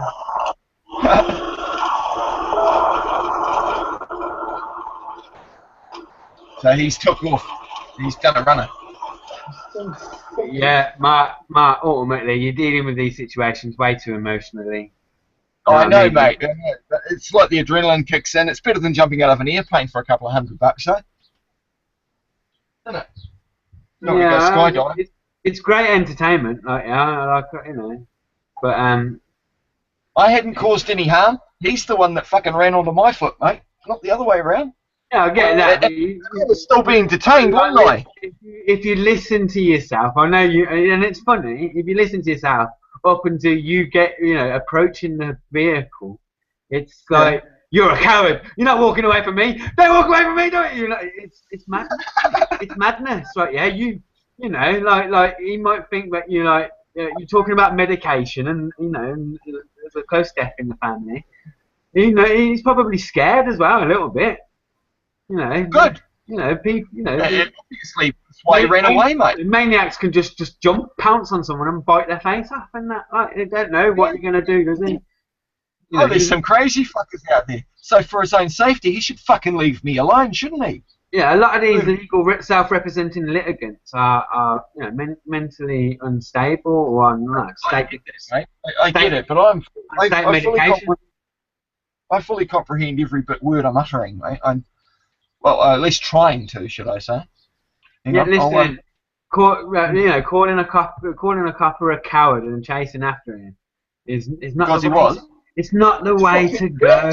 What you on about? It's not the way to go. You got to be calm and collective, man. Did he stand there in honour and answer my questions after he dealt with the matter at hand, like he said he was going to? No. Yeah, so exactly. So hang on. Your answer to him acting dishonourably is you to run after him in the street. Like when you're dealing with these legal professionals, then you remain in honour. No, I wasn't letting him give me that piece of paper. I was just returning his shit back to him. That was the whole point of going back. I get all that. All I'm saying is like, yeah, it's just, under the wiper blade, mate. That showed up 3 days later in that envelope. all it proves is you picked it up, right? Yeah, it's like the death note. As soon as it touches you, mate, it's active. Gave it back to him. Yeah, and I gave it back to him, so he would have touched it last, and it was active to him. Right, it's very powerful. There's some of this shit, right? Yeah, that like local councils and all that come out when people are camping and everything, like yeah, and they or they're like, you know, they're on public ground and they're just living there and stuff. They come out and actually touch them with the warrant. It doesn't matter if it drops on the floor after or anything like that to get after. Yeah, they go round each and every one of them and touching them with a notice, like some sort of death note. Because once it touches them, it's active. It doesn't matter if they can read or not. They must know it's important enough to go and get someone to read it to them. Right, yeah. Once you picked up that note and started travelling back towards the copper to give it him back, is it you could have wiped your ass on it? You could have wiped your ass on it. You could have wiped your ass. You could have wiped your ass on it for. Yeah, pause it a sec. You could have wiped your ass on it for all intents and purposes, innit?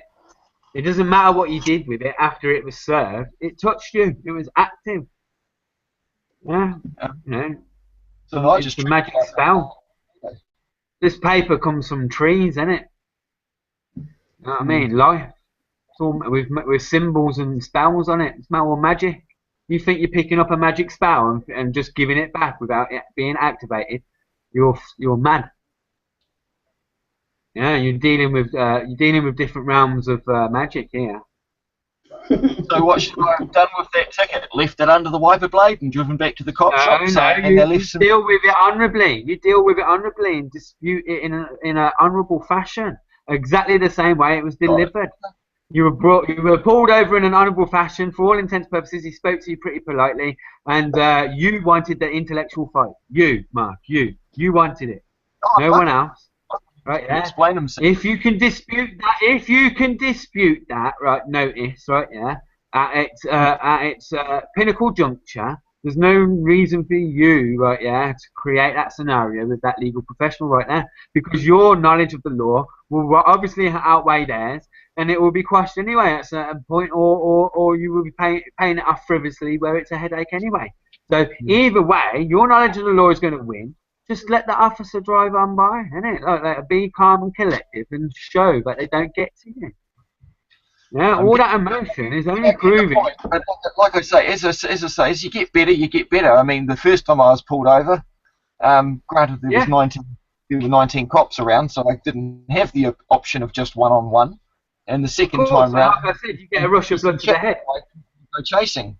You know? Like I said earlier, you got a rush of blood to the head, your adrenaline's pumping and whatnot, yeah? Kicked in. But it's you, innit? You're getting empowered with your study of law, with words and knowledge and spells, they're being activated in your brain, and you feel empowered by them. And it makes people want to go out and cause intellectual fights, where they are unwarranted. Because if you were capable of digesting the knowledge that you're exposing yourself to in an honourable and amicable fashion, you'll deal with it at its principal points and not in a public atmosphere. Okay. Yeah. You know, the gentleman will always walk and never run. You know, and stuff like that, as Sting would say, in Englishman in New York, who's a legal alien. Yeah. You know, I'm not the only one that sort of knows this shit, and it but like most barristers, right, yeah, if something goes wrong in a case, they're not there going screaming around, going, we got to cancel the case now and everything because of this pinnacle point, right, yeah. It will be done nice and respectfully, honourably, and it might not even, someone might even have to go back to prison for 2 weeks until it's settled elsewhere and appealed elsewhere on a principled point, but as it hasn't been I can't think of the word I'm looking for. Blown out of proportion right there and then through emotion. It will be dealt with. Exasperated. That's the word I'm looking for. Right? Exasperated. It will be dealt with nice and amicably and civilly and honourably, and at a later date. Even if someone's innocent and in the right and everything, and there's a technicality where they shouldn't be in prison and they have to go back to prison for 2 weeks, it'll be. That point of law will be dealt with elsewhere, nice and civilly, in a nice, respectful atmosphere, and honourably. Right? Yeah, nothing ever happens in the instance all the time just because you're right about something. Right. You notice how he didn't want to accept any, didn't want to order me to do anything. He said, "I'm not going to give you any orders." Exactly, because ultimately you're rendering to Caesar what's rightfully theirs, are you not? That's all the ticket is saying. Listen, you fucked up a bit on public laws. Render to Caesar what is his, on this amount. That's all that notice is ultimately saying. Whoever the Caesar may be in your part of the world right now. But that's it. You only it's fiction, like you say, but what isn't, and then so you're only relieving fiction. If you really are a man that's free and all that sort of stuff, relinquishing what's not rightfully yours to those that are being delegated the powers to rightfully administrate it shouldn't be a burden to you. Yeah, I get that. I follow the point. Yeah. To be free, you got to think free, innit? To be free, you got to think free and know you're free in the heart. Whereas in actual fact, looking hindsight back on that interaction, I acted more like a trapped animal. Yeah, you squabbling little kid, teenager. All right, imagine that couple's like 6 or 7 in law, right? Yeah, you're like a 4-year-old, right? Yeah, you know what I mean? Yeah, like mentally, yeah, like that's it. That's all that scenario was. He was a bit more older and mature with you and doesn't want to play your silly games. That's it.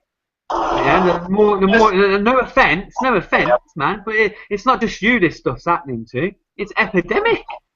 It's happening worldwide now, isn't it? All over the shop, people are getting empowered with a bit of law and going out there looking for intellectual fights with legal trained professionals. Oh, mate, the top of the roller coaster's there already. I'm just waiting for the precipice to start rolling down. Yeah, waiting for the dip. Yeah, the rush. Right, this is the first one with him. One, I got the judge now go in the sheriff's department. Now go in to move you as marshals to drag me someplace, to drag out my car.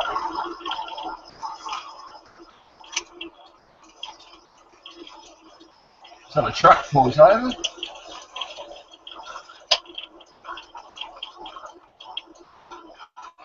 Oh, you're pulling me over.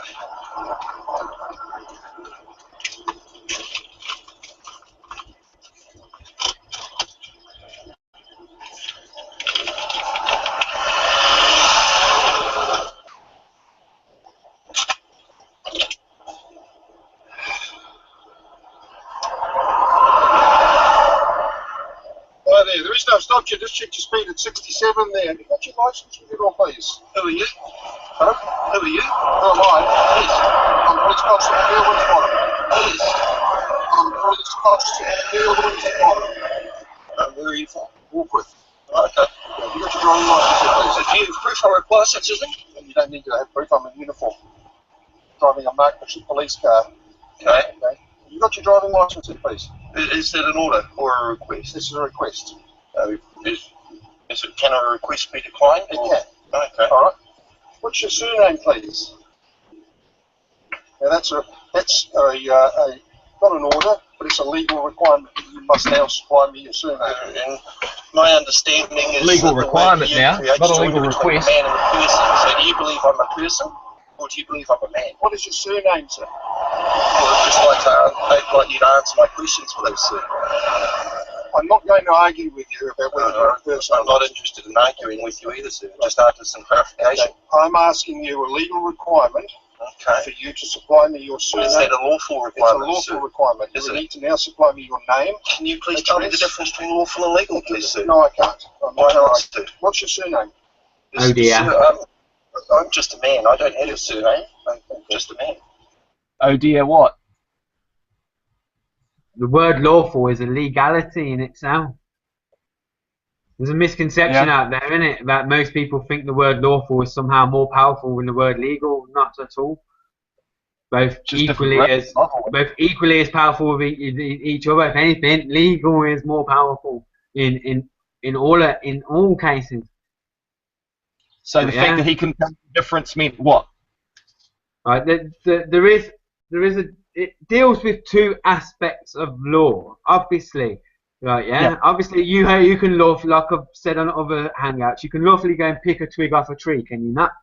Mm-hmm. It's not written down anywhere, though, is it? Exactly, right, yeah? So there's a, sometimes what is lawful is not prohibited by law, right, yeah? Legal kind of defines what is or is ambiguous, right, yeah? Or where issues are accumulated. Okay.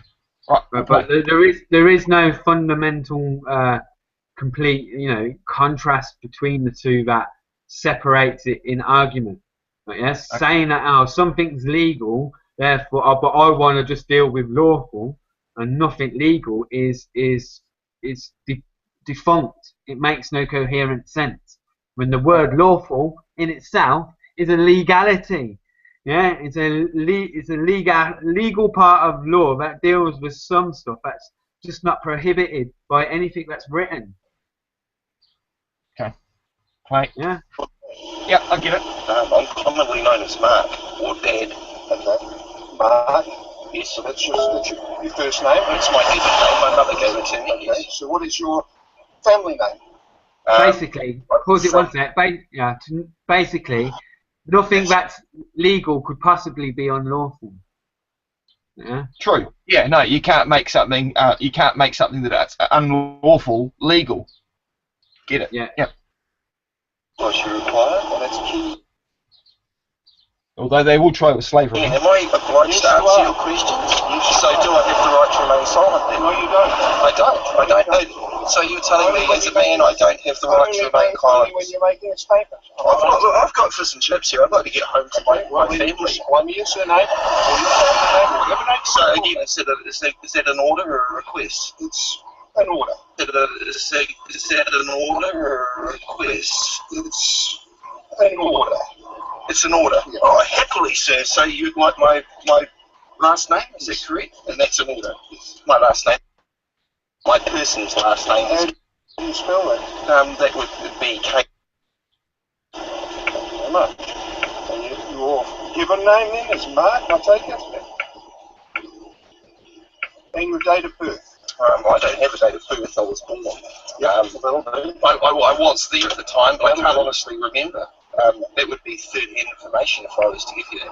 My person's date of birth, if you're after the legal person's date of birth, that would be I take it that was another order, was it? It's a statutory. Yeah, well, it's my understanding that a statutory requirement is only legislation given the force of law of consent. So what understanding do you have that I've given consent for a statutory legal requirement to apply to me, sir?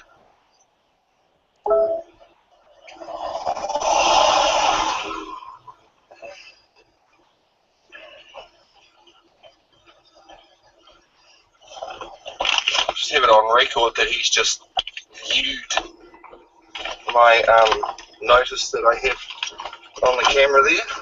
Front windscreen, I mean.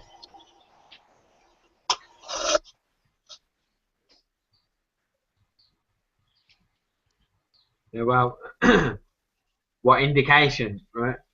An indication doesn't necessarily mean that's where it is. Right, yeah, so you don't really know what you're saying, do you? Right, yeah, I'm still working it out. Yeah, exactly. To indicate something is not synonymous with direct.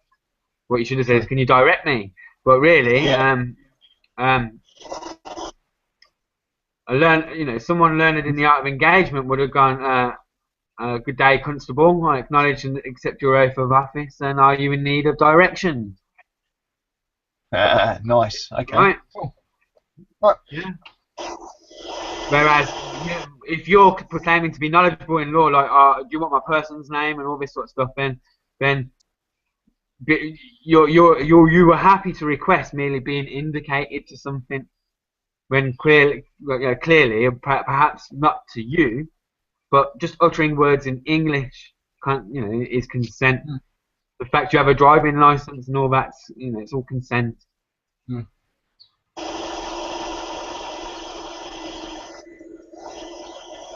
And that, like I said, falls into the realm of education.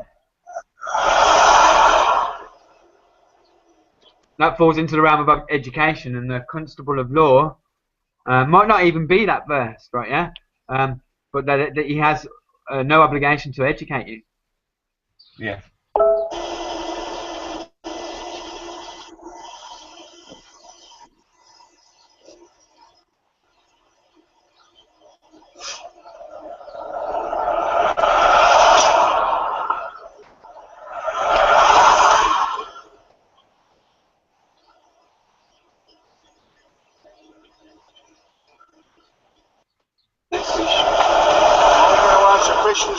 obliged to answer me. Okay, and you is who? Police constable. You're saying you're only going to ask questions that you are obliged to answer. My understanding is that you is a joiner between man and person. I'm just a man. You're trying to create a joiner between myself and the persons within the legal and lawful society. Yeah, they are. Again, is that another order for me to supply the home address? Well, we'll go for...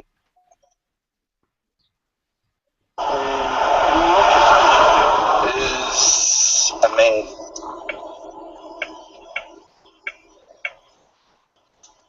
Just get you to wait there one moment, please. Is that an order, sir? Yes, it is. Awesome. Take your time.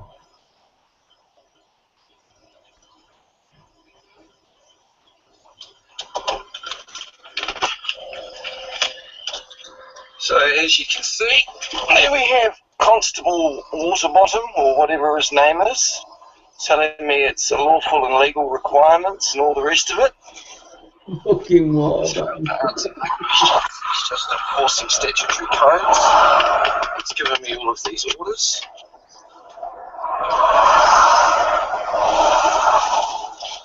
And now he can have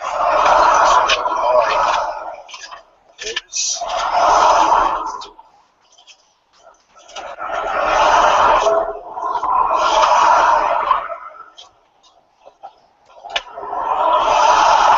Yeah, Mark, pause it.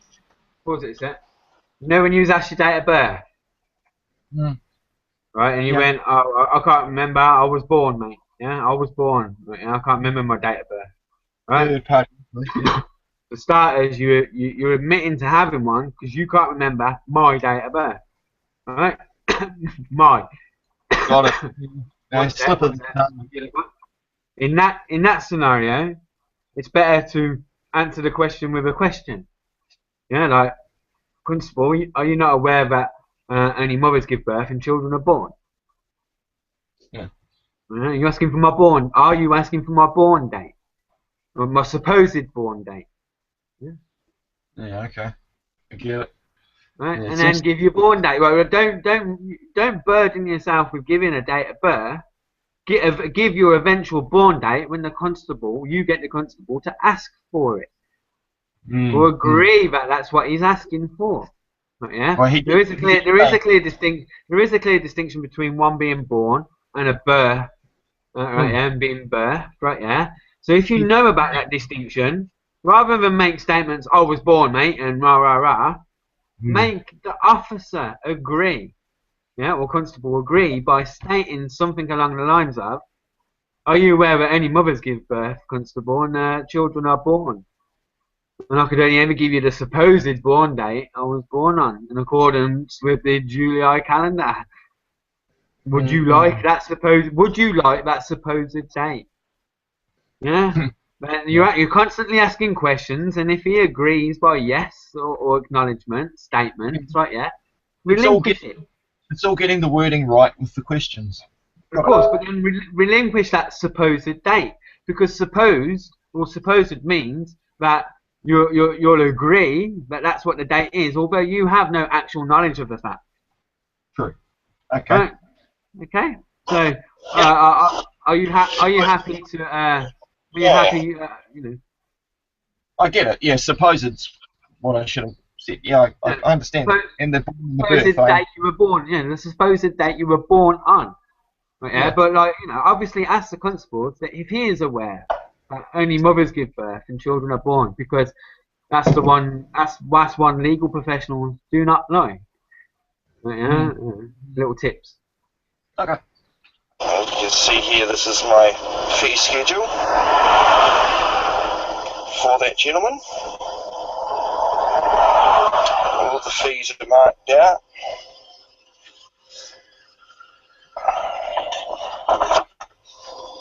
So he can do what he likes with this.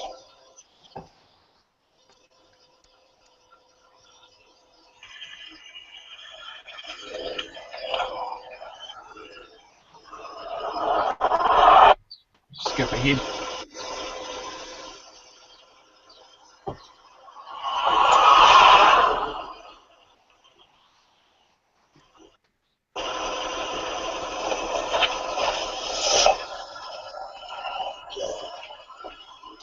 And his drinks regardless.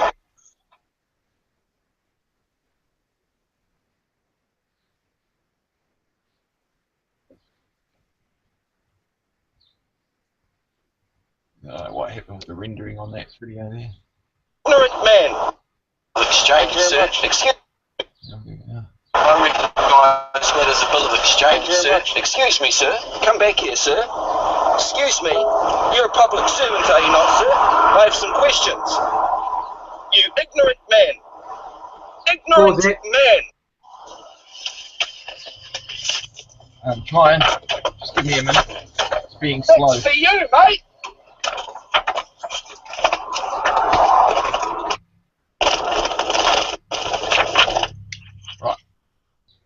If you never want to give a constable, pause it. If you never want to give a constable or police officer a little wet dream or a little jizz in, sex wee in their pants, never say you're a public servant and I'm a member of the public, or oh, you're not a public servant or anything like that, because public can be deep well translated into, and it's a maritime word as well. It's means poor basically. Public means poor. Poor. 90% of the word practically means poor. Yeah. So he serves the poor, and if you're there reminding them of that fact, and you're claiming to be one of those poor people. I was a member of the public. I know you didn't say that, but you're definitely implying it, are you not? Come on, be honest. He can presume that. I can correct it. Definitely after that statement, I presumed it, so he could, especially the way you said it. Okay. So, okay. It's just a word. It's a word of caution. It's a word of caution. If you don't want to, give these people credibility in that sort of scenario where you're a bit meh, certainly don't announce yourself as a member of the public, which is a member of the poor. Right. You're a private individual. I want a word with you.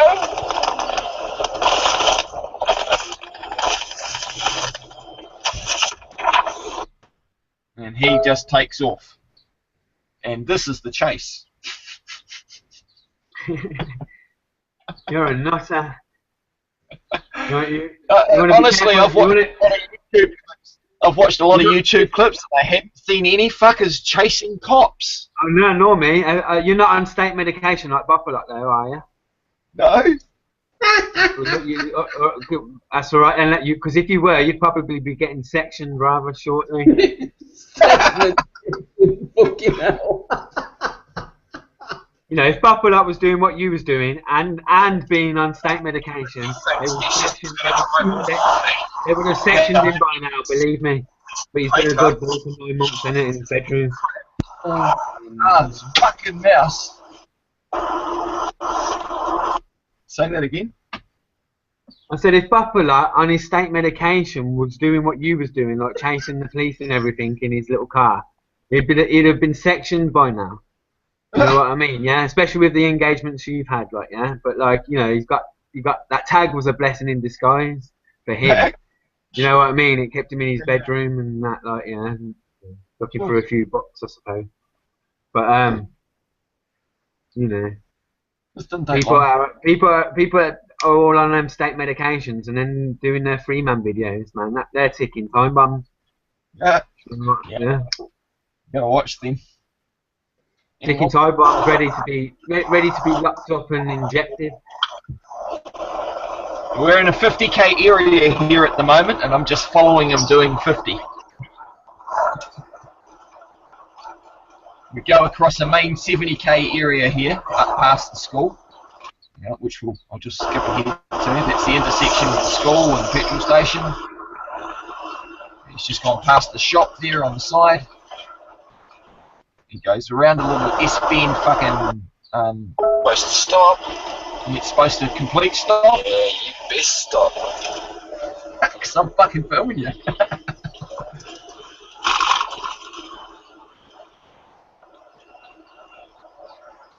Now, just once he gets around that next bend, it hits 100k area, and you watch how fast he takes off. Got my fish and chips cold already. You see those round things ahead? That's the change of road speed sign. You're not screen sharing, Mark. You're not screen sharing. Hey? Oh, am I? Oh, shit. Nah, we've all been looking at your ugly mug for the last hour. Oh. Hang on. Oops. No biggie, man, but I could tell, innit, that you thought that you were screen sharing, so I thought I'd best tell you. That's fine. There you go. I didn't realise until he just mentioned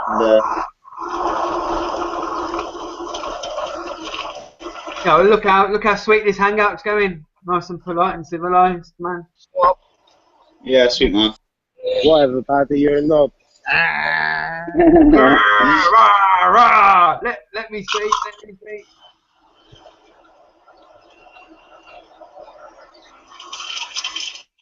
Is it winter bottom or water bottom? Now he's going to hit the 100 area. Yeah, it's winter bottom. I got the name wrong. Hungry, at home. All night, you're going to try and issue me professional notice, which I am going to send you a bill for. I have you on record. And there he goes, 100Ks, off he goes. Look at him. He just floors it. Take off. As soon as you hit that 100K area, he's gone. No lights, no sirens. That's a 45K bend he's screaming around. Yeah, but to be fair, he's got a 3 men on the land chasing him. Foaming at the mouth. Look at him. What a disgusting example. That's a bad bend there. I mean, I'm not trying to keep up with him either. What a disgusting example of a person who's trying to drive. I'm doing overdrive. He's probably seeing if you would speed to catch up with him. 110K. He's like that crocodile hunter dude. This clip. As well. I've got to say, Mark, I have never, ever seen anybody chase the police down the street before. For doing that, and I'm doing 110 now, trying to catch up Yeah, to you this want to rename that, Ma. It will have millions of hits. I decided to chase the police for a change. And that's just unbelievably disgusting. Disgusting fucking driving from that man. He's still doing over 110K an hour around these tight bends. That's just despicable. What a coward.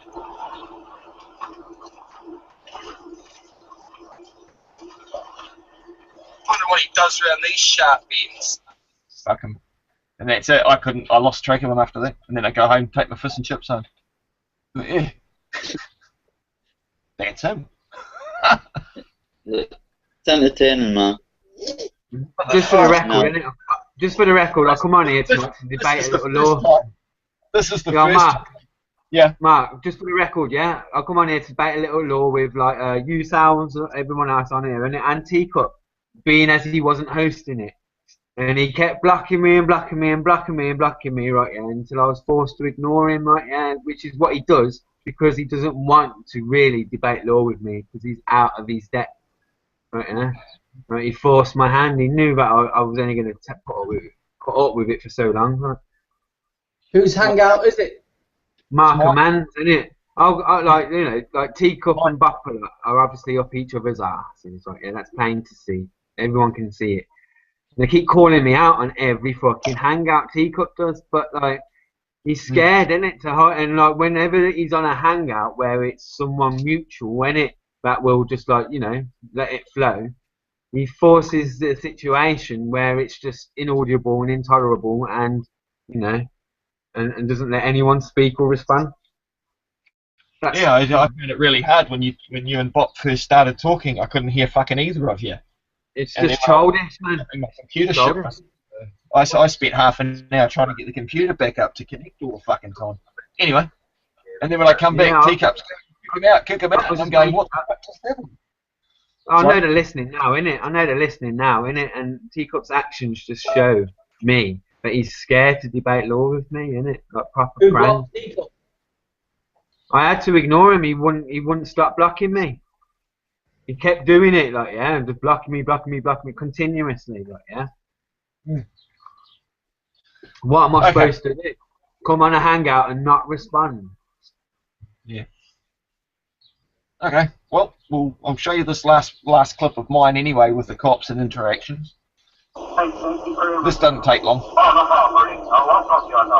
I'll skip ahead actually. But yeah, chasing the police is legendary. We should change the title. Yeah, I'm going to re-encode and re-edit them all. There's got to be a million plus hits on it for that.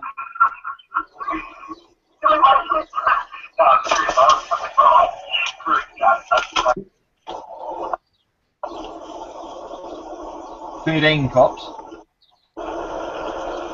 Here we are. Let's have fun with Matthew. I like Matthew and Bede. These guys are nice. We're checking for Rejo's warranty and license. Have you got your license on you? Yes, sir. We're checking for Rejo's warranty and license. Have you got your license on you? Driver's license? Who are you? Driver's license? Who are you? Please. Always my first question. What's your name? Constable King from the Henderson Police Station. What's your name? Constable King from the Henderson Police Station. What's your first name? Matthew King. Matthew. Yeah. Do you have proof I require such a thing? What's that? Do you have proof I require such a thing? Bear in mind, the guy I'm talking to, it so turns out that a year earlier was a food transfer restocking technician at Pack and Save supermarket. Do I have proof you require? I'm just checking Rejo's family license. Okay. So I'm going to get you to produce your driver's license. Look at them all. Look at all the traffic he's holding up. The word "you" creates joint between the man and his persons. It's my understanding that the word "you" creates a joint between the man and his persons. I'm just a man. I'm just a man. I don't understand what you're saying. Don't you? Okay. So I'm asking you to produce your driver's license. Okay. I do have. Is that an order? Is it an order or a request? Is it an order or a request? That's a request, though. You have to do it. That's a request, though. You have to do it. I have to do a request. I have to do a request. It's my understanding that the request is something that I can... On my command. On your demand. So the request is something that I can... On my command. On your demand. So it's an order. Yeah. Okay. It's an order. Yeah. Okay. I'm just going to check your license on the corner. Is that an order too? Thank you. Is that an order too? Thank you.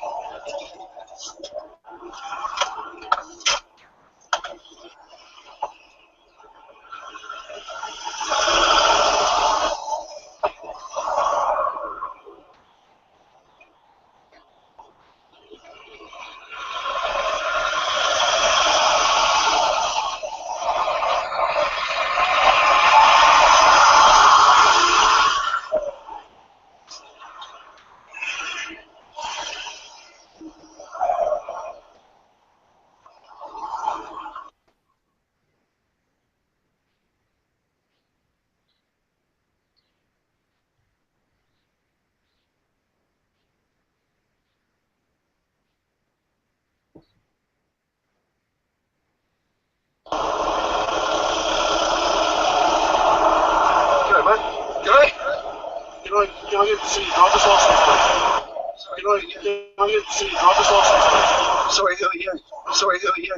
Sergeant Bede Boyd from the Area Rodney Policing Unit. Sergeant Bede Boyd from the Area Rodney Policing Unit. Sergeant Bede, what's your first name? Bede. What's your first name? My first name is Bede. There you go, sir. There was an order from that gentleman to reduce it. It's real kosher. It's real kosher. Of course it is. Why wouldn't it be? We can't assume, sir. Sorry? We can't assume. We can't assume, sir. Sorry? We can't assume. Oh, absolutely not. I just get you to say your name and address into the mouthpiece. Is that an order, sir? Made an order, sir.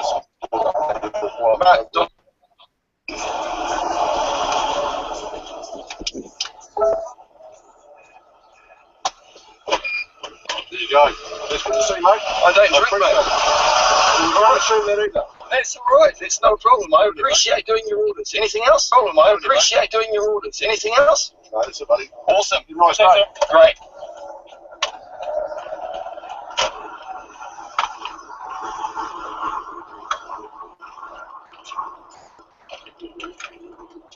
Well, guys.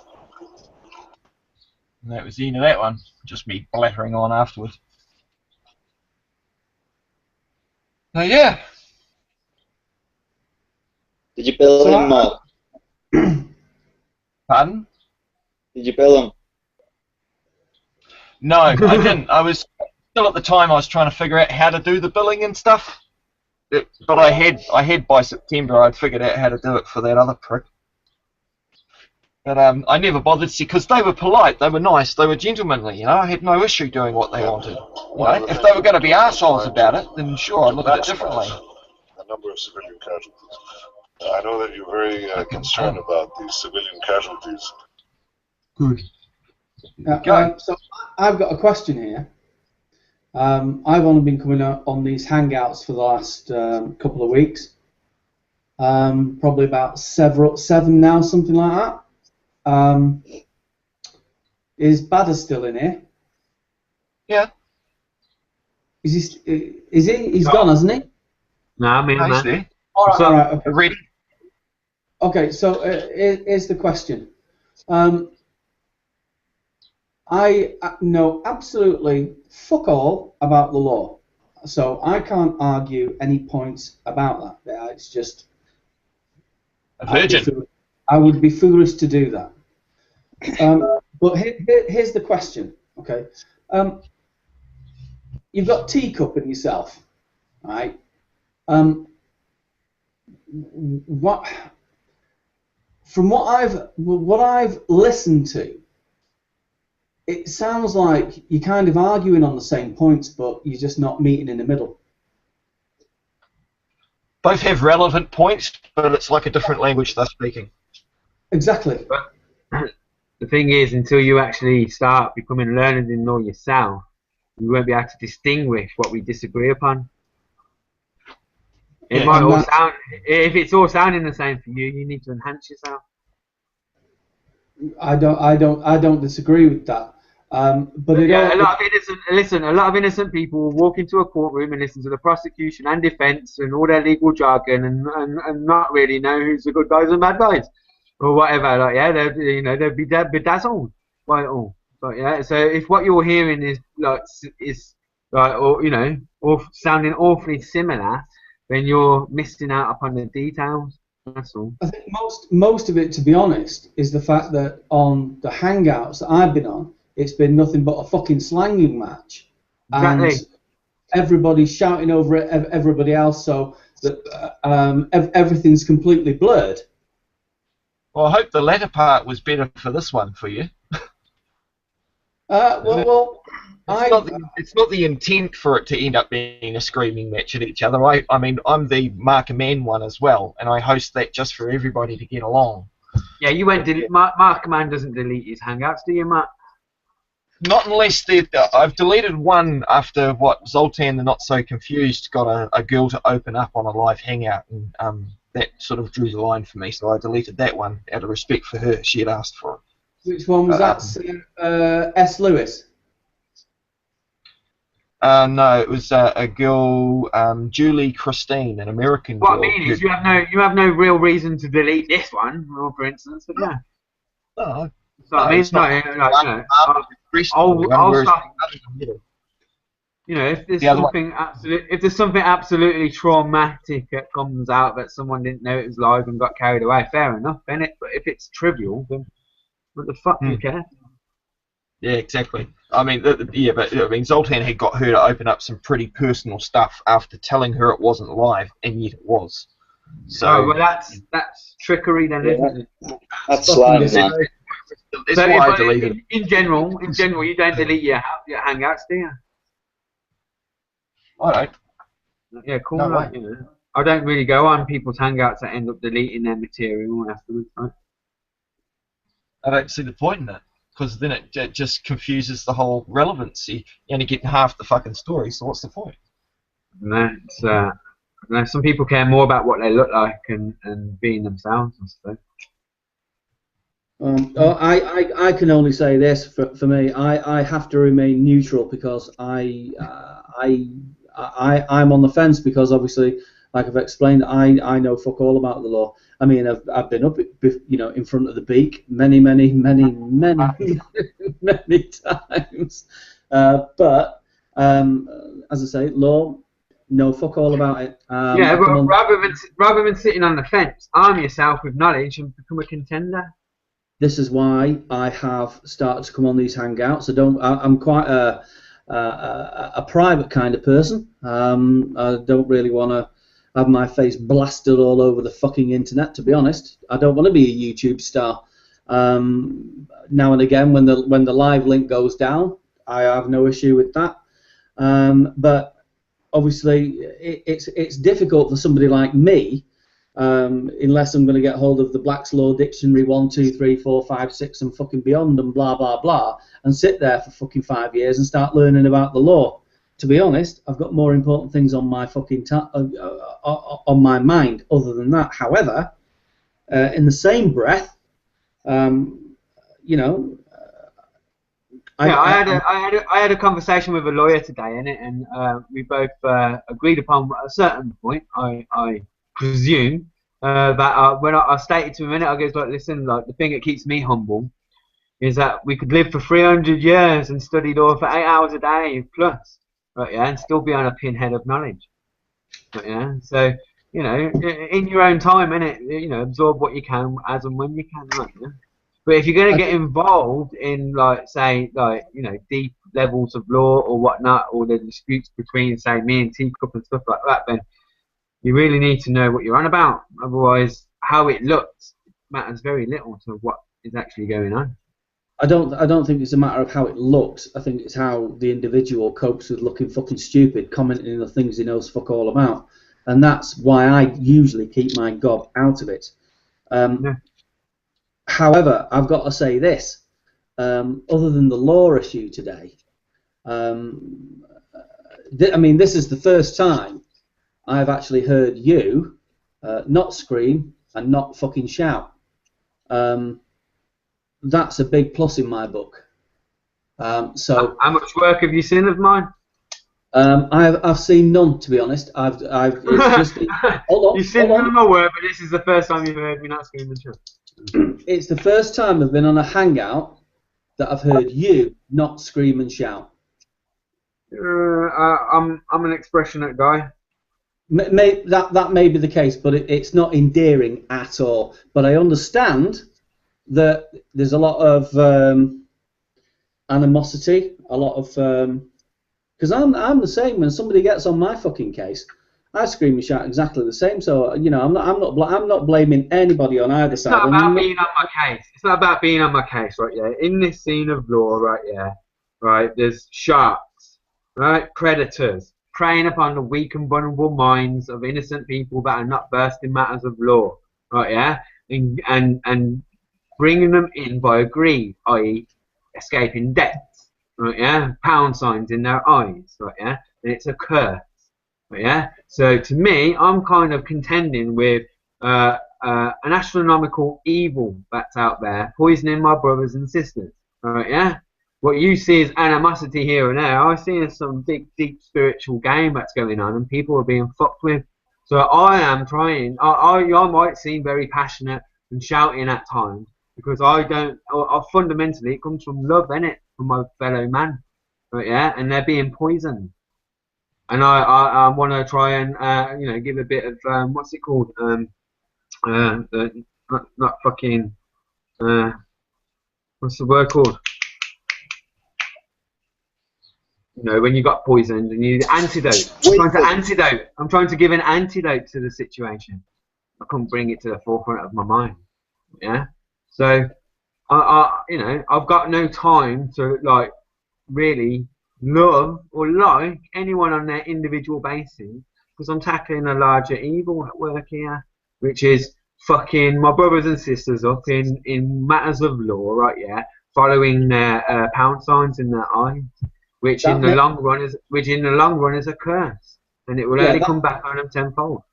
That may be the case. However, I've always found that, you know, you have to start with one person instead of trying to deal, you know, to the masses, because that's just like a fucking politician. And politicians. No. But I'm not like, listen. I've just said how much work of mine have you seen, and you've gone none. But I've got a page there that's a new page that's just recently been put back up because my old one's unpublished, right? Yeah. But my work stems back about 3 years. You've only recently come to hear about me in this scene. It's because you're new in it and dabbled in, just starting to dabble in it. Yeah. But like, I'll give you a link to my pages and whatnot, and you can check out my videos and stuff if you want. I will check out your videos. All I'm saying, that I'll sit on the fence until I know which way to jump. But let me just say this on a let me digress a minute onto a different subject. The thing with is it MC Diddy? Yeah, Diddy. Yeah. I found that very comical because I actually understood where you were coming from. Thank you. No, you don't thank me. I actually many others out there will. Not everyone's going to be as stupid as him. There were people on his hangout laughing at him as well. Like, it was just the audacity of it was actually, it was fucking stupid, man. I found it hard to grasp how he would publicly make himself out to be so stupid. Well, I mean, I suppose, I mean, and there's no disrespect to McDiddy there, and to his intelligence or his own opinion. But for me,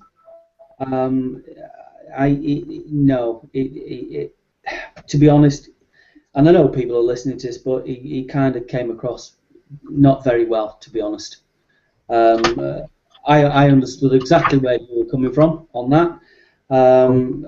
In the way that things are natural, the Hadron Collider, clashing fucking atoms, blah blah blah. It's all natural. We've just found a way of accessing that natural fucking information because it's all natural.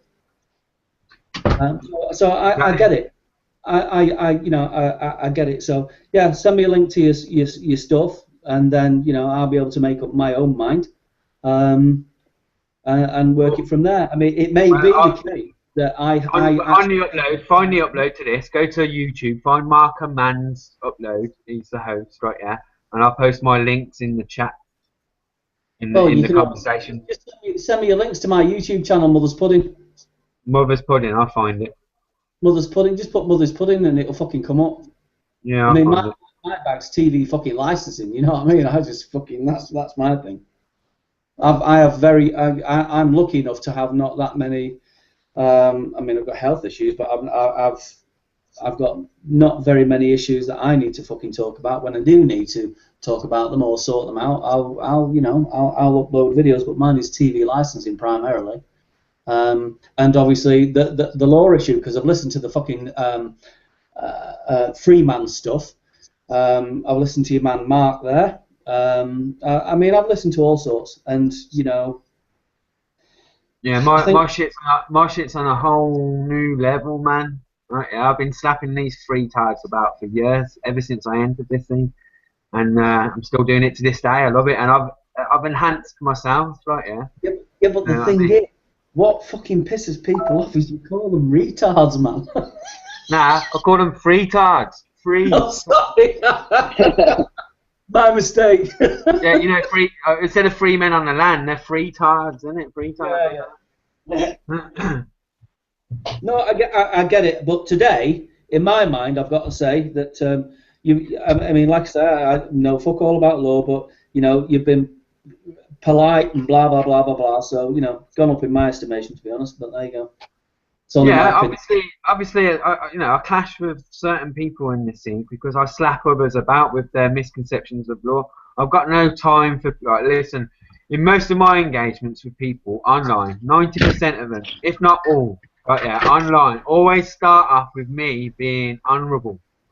It gets thrown back in my face, and if they don't debate the law they're spewing out there in the public domain with me one-on-one, eventually it will come to me having that honourable stance of ridiculing them, right? Because I give everybody a right to reply, and not even that it's given; it's freely there for them to swipe, right? Yeah, the people that run, I end up ridiculing, right? Yeah, and why? Because they leave me no other option, yeah. They won't come and have it out with me one-on-one.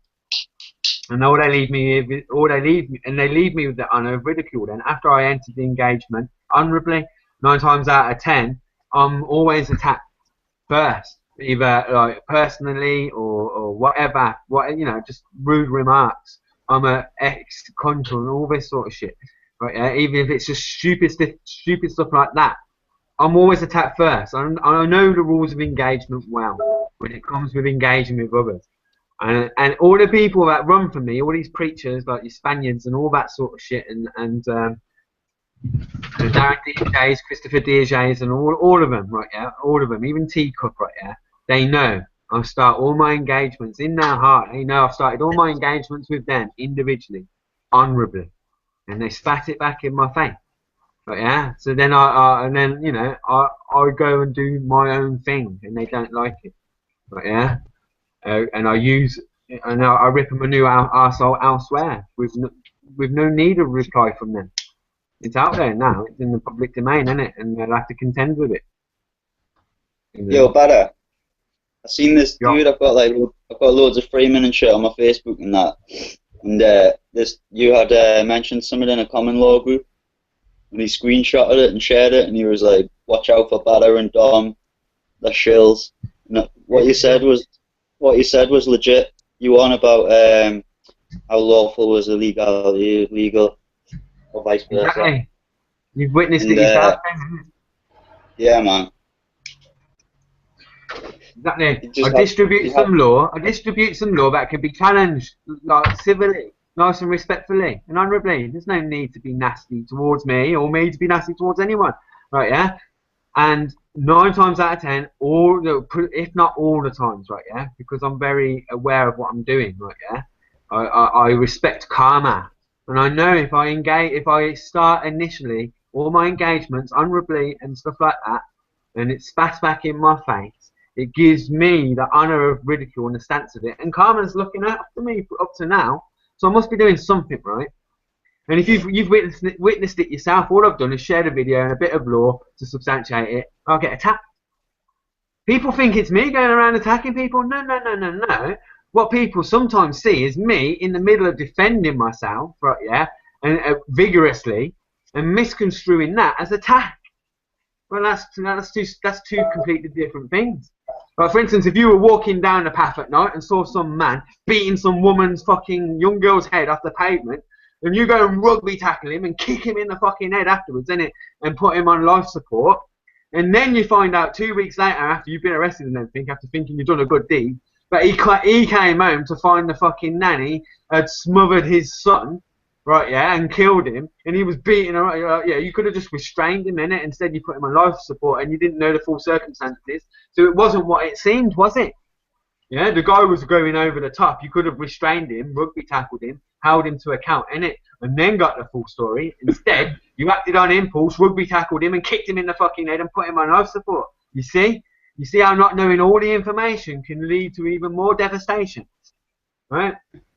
So a lot of people out there over the years that have seen my work have seen me on the defence, attacking vigorously, right? Yeah, without actually knowing. But I entered the initial engagement honourably, and it was spat back in my face. I was attacked, and I understand that. And it's excusable, isn't it? It's excusable. You see some bloke beating a woman up on the street outside his house, and you go and rugby tackle him, hospitalise him. You still think you've done a good deed until your lawyer drops on you. But he just came home and found the nanny smothering his son and killed him or whatnot. And you didn't know you're going to feel real bad and shitty after that, ain't you? Yeah, when you could have just restrained him with with what the law requires you to do. You went above and beyond and made something worse. That's just an extreme example. But I'm just, it's just one of them. I'd like to smother my ex-missus though. You get my point. A lot of people start observing my engagements with other individuals halfway through and see me vigorously defending myself, which can look like attack. Sure. Right? Hey, I found this clip that Bob said he thought was deleted. The clip of him and Lord Witcher questioning Senior Master Leslie at the Queen's Bench. And I was watching through it this morning, you listen to the words that are being used. Leslie's even telling them that they're speaking different languages, and it's just not being comprehensible. I mean, you can see it. So turn it up, man. Turn it up, play it. Turn it up and play it. I like these things. Doesn't make any sense at all with respect. It says this: the assigned law is insulated and duly registered and validly existing under the laws of England. The laws of England. Just a moment. What is being assigned? An assigned law assigns something. What is being assigned?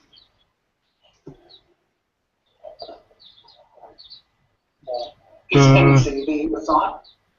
That's my title, sir. Well, you may use that title. I use it to the Queen, the Archbishop, the head of state. I have to decide. The reason why we're here today, sir, is Yo, is this, pause it, is this on YouTube or anything? I want to download this myself and listen to it. Yeah, it's on YouTube. It's called Questioning Senior Master Re Queen's Bench. I did a search for Queen's Bench courts or royal courts, and I came up with a bit of it, so I downloaded a few of them. But have a listen. clarification as to whether He even goes on about law of the land. it's sworn to the Coronation Oath, because she's not representing the people who are fighting and being stood behind me that are sufferers. And they're not enjoying the way that you want me to have a look at this? I was wondering whether you could sign and seal my hand sworn today. You don't mind. No, I'm sorry. If you want an affidavit sworn. At the beginning, it's just Freeman as Tim. He's not baiting what the Freeman said. Not what the Freeman said, but I've only just listened like this. It's coming your end. Pretty in order. Your audio's cutting in and out better. It's hard. At the beginning, he says that it doesn't make any sense. Yeah, it doesn't make any sense to him because he's talking as a man. Well, Lord Witch is trying to say he's just a man, but the Master's in a different realm, so to speak, so he can't hear him. I listened to it. I think you might need to come back in there because it's just like springy talk. Yeah, man, it sounds like you're talking through an echoed spring through water. It's really hard. I'll pause it until you pop back if you like better. Daddy. Yeah. What's that, Don? Can you please take us to the pool? When? Well, Isabel's down there already, I think.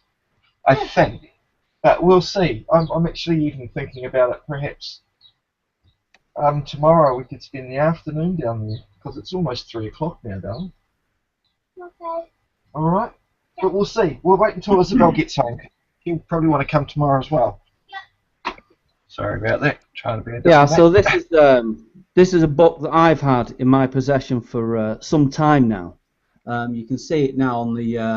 Let me just turn my camera on. We're there. Okay, so this is Law Made Simple by Colin F. Padfield. It's an old book and it's about torts and so on and so forth. So this is one of the books, obviously, that I've got to hand. So I'm going to be giving that a good looking through. See what we can find out of there. Okay. So. All right. Well, I'll play this and you guys just have a listen and see what you think. Yeah.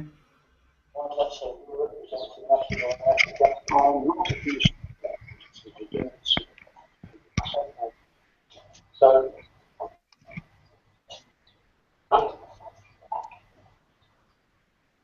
it's just a seal on the French venture. I just wanted to see the Queen's bench to say that. Mark, is it on YouTube? Yeah. Send us a link, mate, because all I'm seeing is like this dodgy picture with shit coming through. I can't hear a word he's saying. Oh, hang on. I'll try and find the link. Bear with me. Is it yours?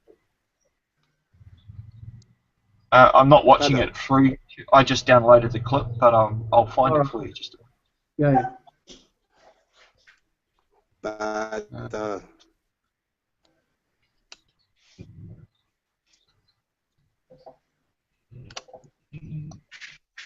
Gone to make himself a cup of tea or something. Not quite. What's up, Bazzy? Oh yeah, will you put a link up to some of your videos then, so I'll have a little look at my own time.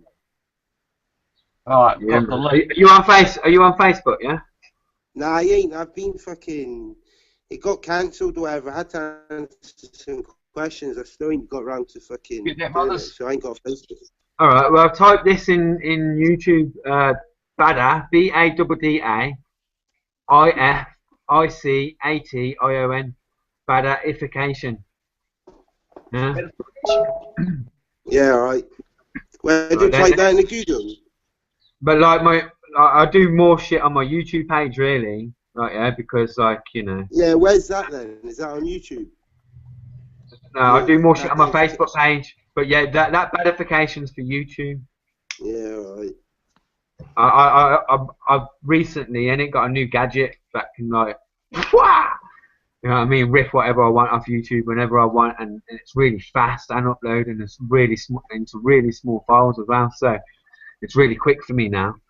But I've just recently started uploading videos again to YouTube, but I fucked it up about a year and a half ago. I lost my main account in it, and I built this badification one out of frustration after losing my original one in it. It really pissed me off. Same happened to me. Yeah, I lost heart. I lost heart in it in the end, innit? I had like 12,000 fucking subscribers, and I had 330,000 views on my channel. I posted Unlawful Killing about Diana. Globally banned, and they fucking just killed me.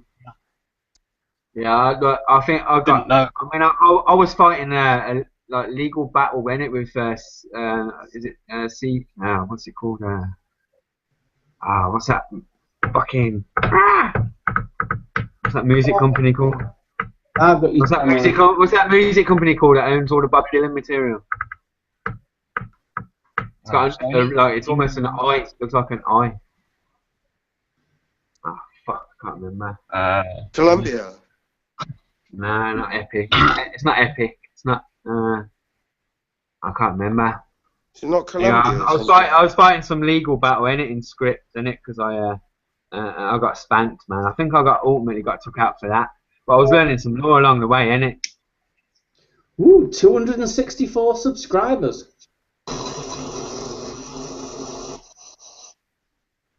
You know what? I posted a video on YouTube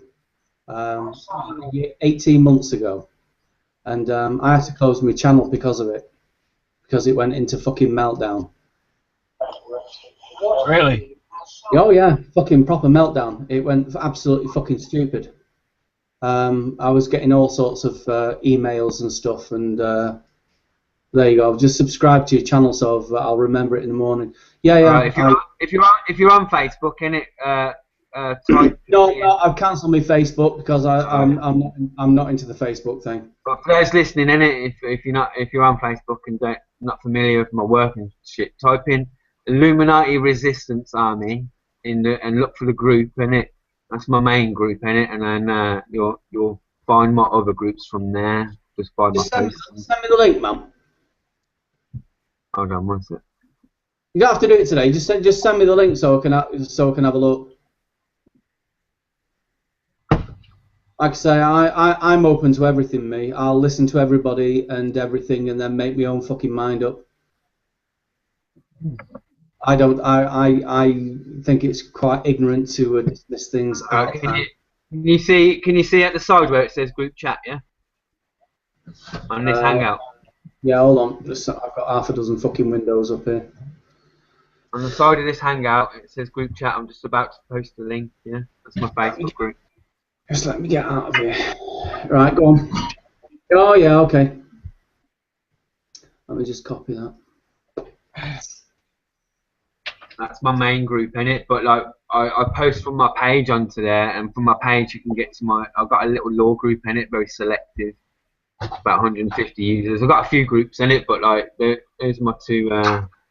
I got an English law for beginners group if you want to join in that.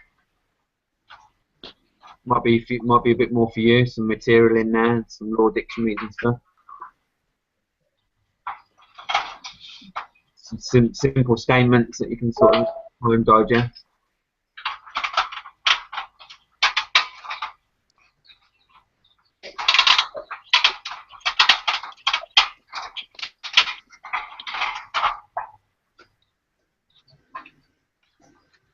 I just got to put this in my document now. Anyway, it's 1:45, man. I want to do a few other things before I hit the hay. So it's been really great chatting, man. I will look forward to listening to this tomorrow. Then, Mark, yeah. Yeah, cool. All right, peace, man. Peace, man. Catch you in a bit, brother. See you later, man. Nice to meet you. All right, mate. Later. Have a good one. My name's Better. We've got Mothers and... Is that Wardy? Yeah, man. Ah, I thought I recognised that flat cap. I'm always lurking, dude.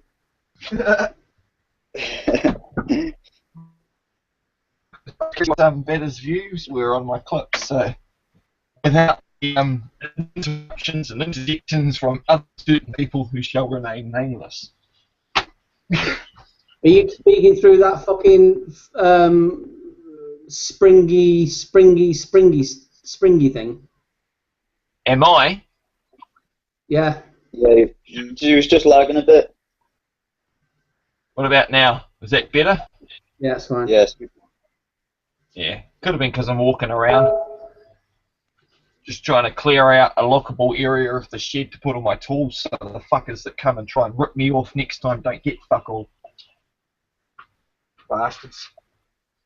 You know, a long time ago, I mean, I've done an awful lot of jobs.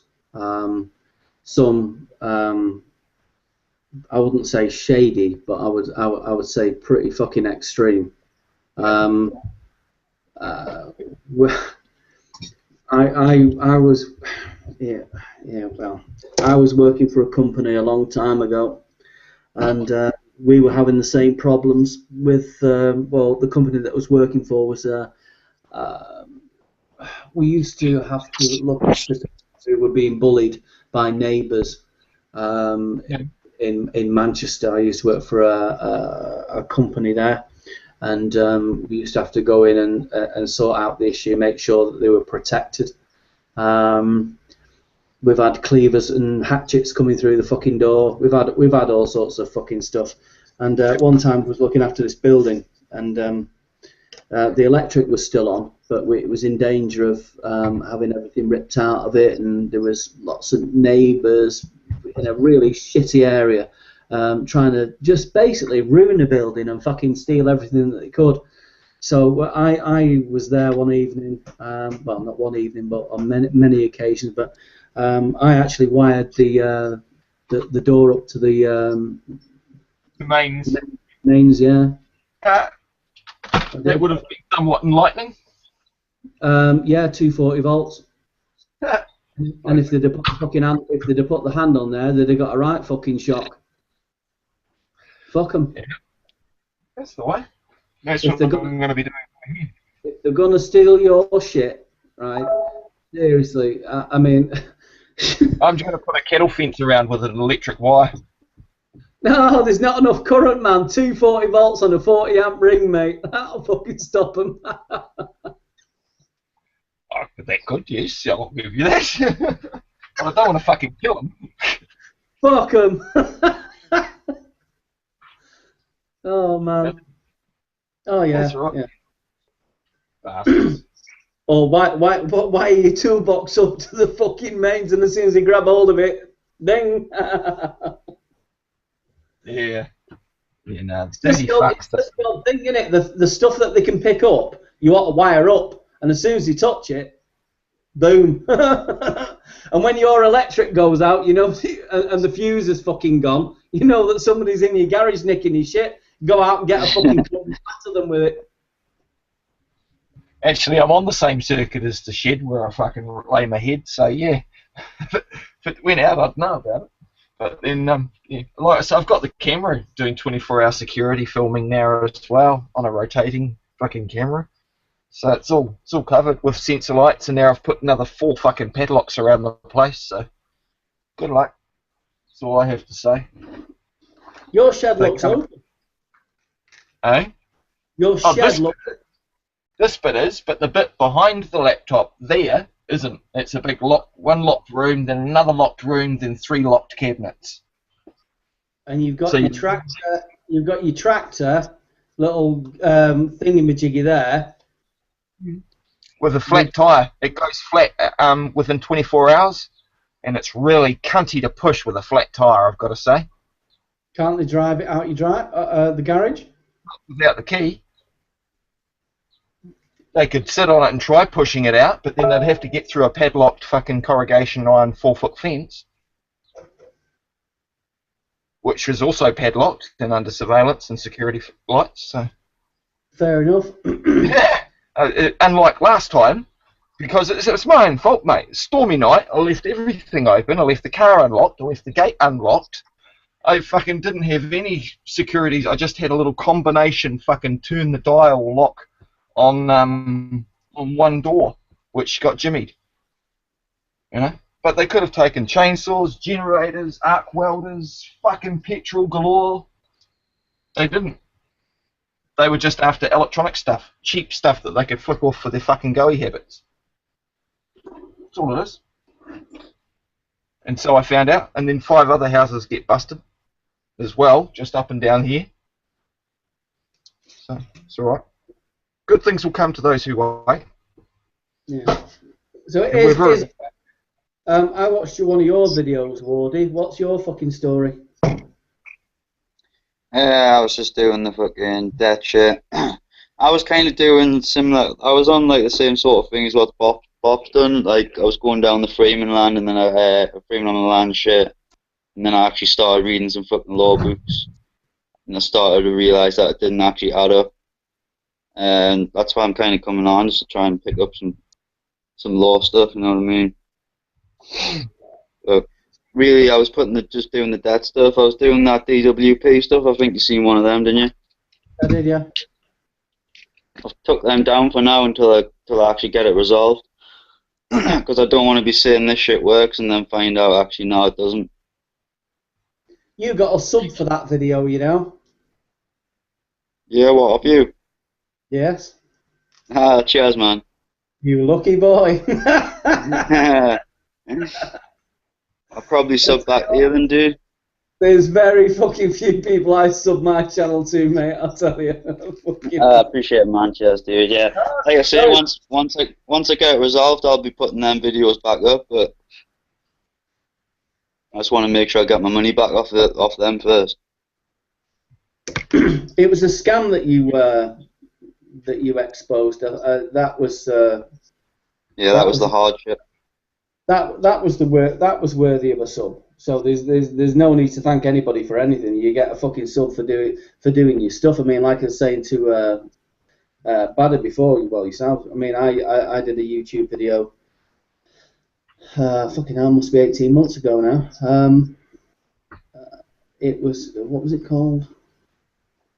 It was one called TV Licensing Detector Vans Are Fake 2013. After about, I put it up around about 6 o'clock in the evening, no, about 5:30, 6 o'clock in the evening. By about 8 o'clock, it was locked, 301 locked. The following day, it was 3,000 and fucking odd hits. I was getting that many fucking emails, and because it was all different then. They didn't have the Google Plus and the shit, so it was just coming through to me email. And my email went fucking meltdown. And I actually thought I'd done something completely fucking wrong, and I was going to get in serious trouble for it. Because it was basically a fucking guy saying that detector vans are fucking, they don't even work. And it didn't go viral, but it was all over the Facebook page. It was all over fucking. It was everywhere. I mean, Ban the BBC's got it on his channel. I think he's got about 20,000 hits on his. The world and his fucking wife had my fucking video up on there. But yeah, I thought I'd get into trouble. But so I deleted my fucking channel, and I shouldn't have done. It was the wrong thing to do. I was pretty naive then, to be honest. Why you don't have more? You have more than one channel, like 3 or 4. I've got, I learned yeah. that. Do what, mate? I learned that one the hard way because I had everything on one channel, and then they fucking shut me down. So now I've got one channel, and then I've got another channel that I can test the suspect things on. That if it gets shut down, I don't give a fuck on. I'm not going to lose my main one. I've got. You know? How many channels have I got? I've got shitloads of channels. I've got. Yeah, I've got about 5 YouTube channels. That's alright. Quite the collection. Yeah, because I mean I've got one. Because I mean we all know what's gone on in the UK about TV licensing. Yeah, I'll give you a fucking link. You have a bit of a fucking laugh. Let's fucking bring this up. One of them. Yeah, I don't have to sign in. Actually, I'm already signed in. If you put in,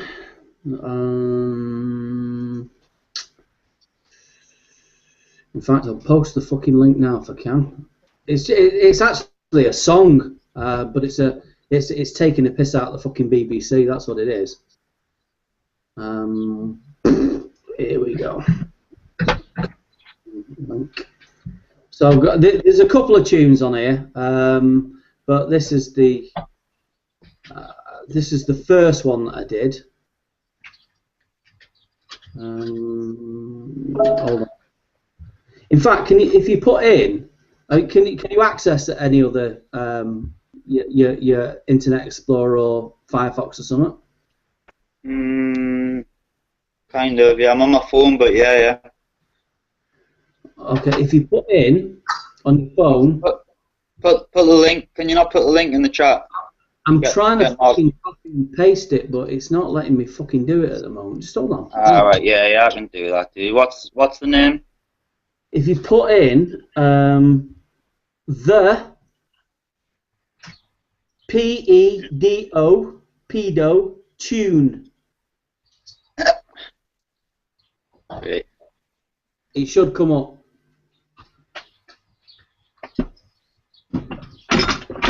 You'll see a thumbnail of some guy holding a guitar. Yeah, man, I see that. Yeah. That's my tune. There's a couple of tunes on there. But I you know, like I said, that's on my my Goon Beater channel. Like I said, I've got a few others apart from that, but I try to put certain things on certain channels so they kind of stay separate. Yeah. I'll put this link in the chat. Mark and share it. Have you heard of the Bag People? Yeah, I've subbed to Steve. Yeah, man. Well, all my videos are on there. There's loads of stuff on there of mine. To be honest, when I subbed, I didn't go back through any of the old videos. I've just been watching the ones that come up on my feed. Yeah. There's too many to go through, man. Yeah, there's fucking shitloads on there. You'd be on there forever in a fucking day. You know. But yeah, it's that was my thing. TV license. I shut my channel fucking down, and when I shut my channel down on the following day, and then I think it was following day I had something like 50, 60 subscribers in one fucking day. Yeah. I mean, it's only fucking demographics, isn't it? At the end of the fucking day, it doesn't mean anything. You know, it's like people like your fucking videos, so they subscribe to your channel. They never even fucking come back after they've watched your fucking video. You know what I mean? Half the time. Well, I mean, I've seen videos that you know other people that have got like 1,000 fucking views or 1,000 subscribers or 2,000 subscribers, but when they're uploading a video, they're only getting 200 hits. Yeah, I get that, yeah.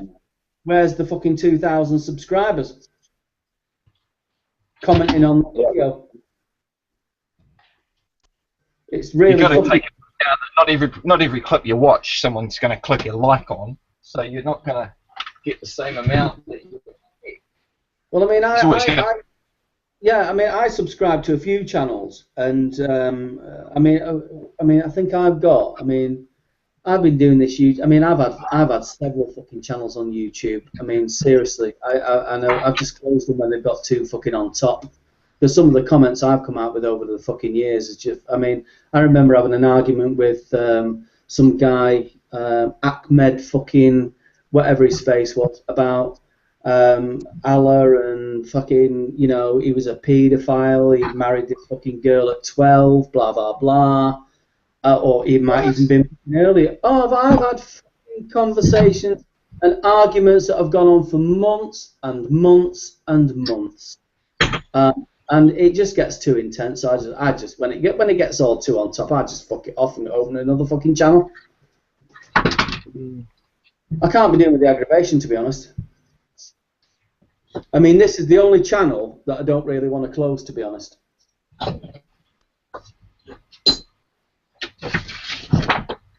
You can have a new one. Man. Too many channels, too much of a good thing. Whose is this video, by the way? This hangout? Mine. Mark. It's yours? Yeah. Mark. The ugly fucker sitting there holding the law book in the picture there. There's me. It's just my other account. Why is it still live? Because the Mark a Man account, the one with the law book, is the host inside. I'm on my laptop on my second account, so I can fluidly walk around the yard and take my laptop with me while still the host runs inside. Right. And if people misbehave, I vanish, and then someone gets ejected. People generally know when there's an argument going on, and I fucking disappear. It's Storm off. go and eject them. Storm off into the distance. Yeah. Right. So yeah, but I always, because my commonly known as Mark account, the one you see me talking on now, is my main account that has like 470 odd subs and shit. But the Mark a Man account, which is my secondary one, hasn't got a copyright strike, so it can host. Because my commonly known is, I think it's February 2015, it all comes back to kosher again. But I got a copyright strike over a volcano fucking clip I posted. For some fucked up reason, and that stopped me, you know, the 15-minute fucking limitation, and I can't host Hangouts through that account, which is why the other one does. Is there? Why I'm hearing beeps going on in the background. Oh yeah. Yeah, that's Mark. Yeah, I've got Hangouts, the little pop-up Hangouts, the text Hangouts. That's just someone posting in one of the 2 or 3 that are open down the bottom bay. Yeah. I can close them, but then the next time someone posts something, if I'm a member of the group, it just pops up again. Right, because I don't get some of this, because I mean, like I say, I'm new to all this fucking Hangout stuff. Well, if you've got a YouTube account that's got a copyright strike, you can't host Hangouts. Right. Okay.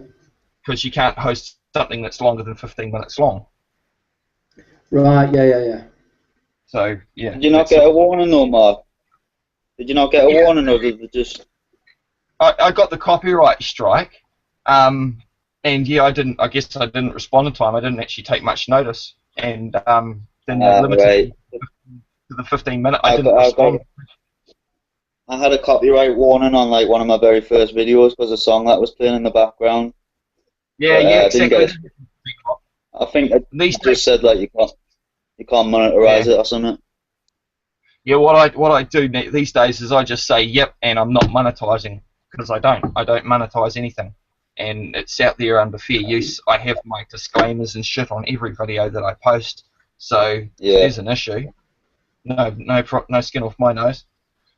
So But that was obviously someone else's footage that you posted though, was it, that volcano? Yeah, some news report or something. I was just doing uploading a whole heap of volcanic eruptions, and one of them clearly had some copyright issue. But yeah, I mean, I didn't go to look to see if I'd had a copyright strike because it's a fucking eruption. Yeah, exactly. I wouldn't expect that. Not like somebody made it, but then obviously someone filmed it and had claim. So I'll tell you what really pisses me off about this copyright stuff.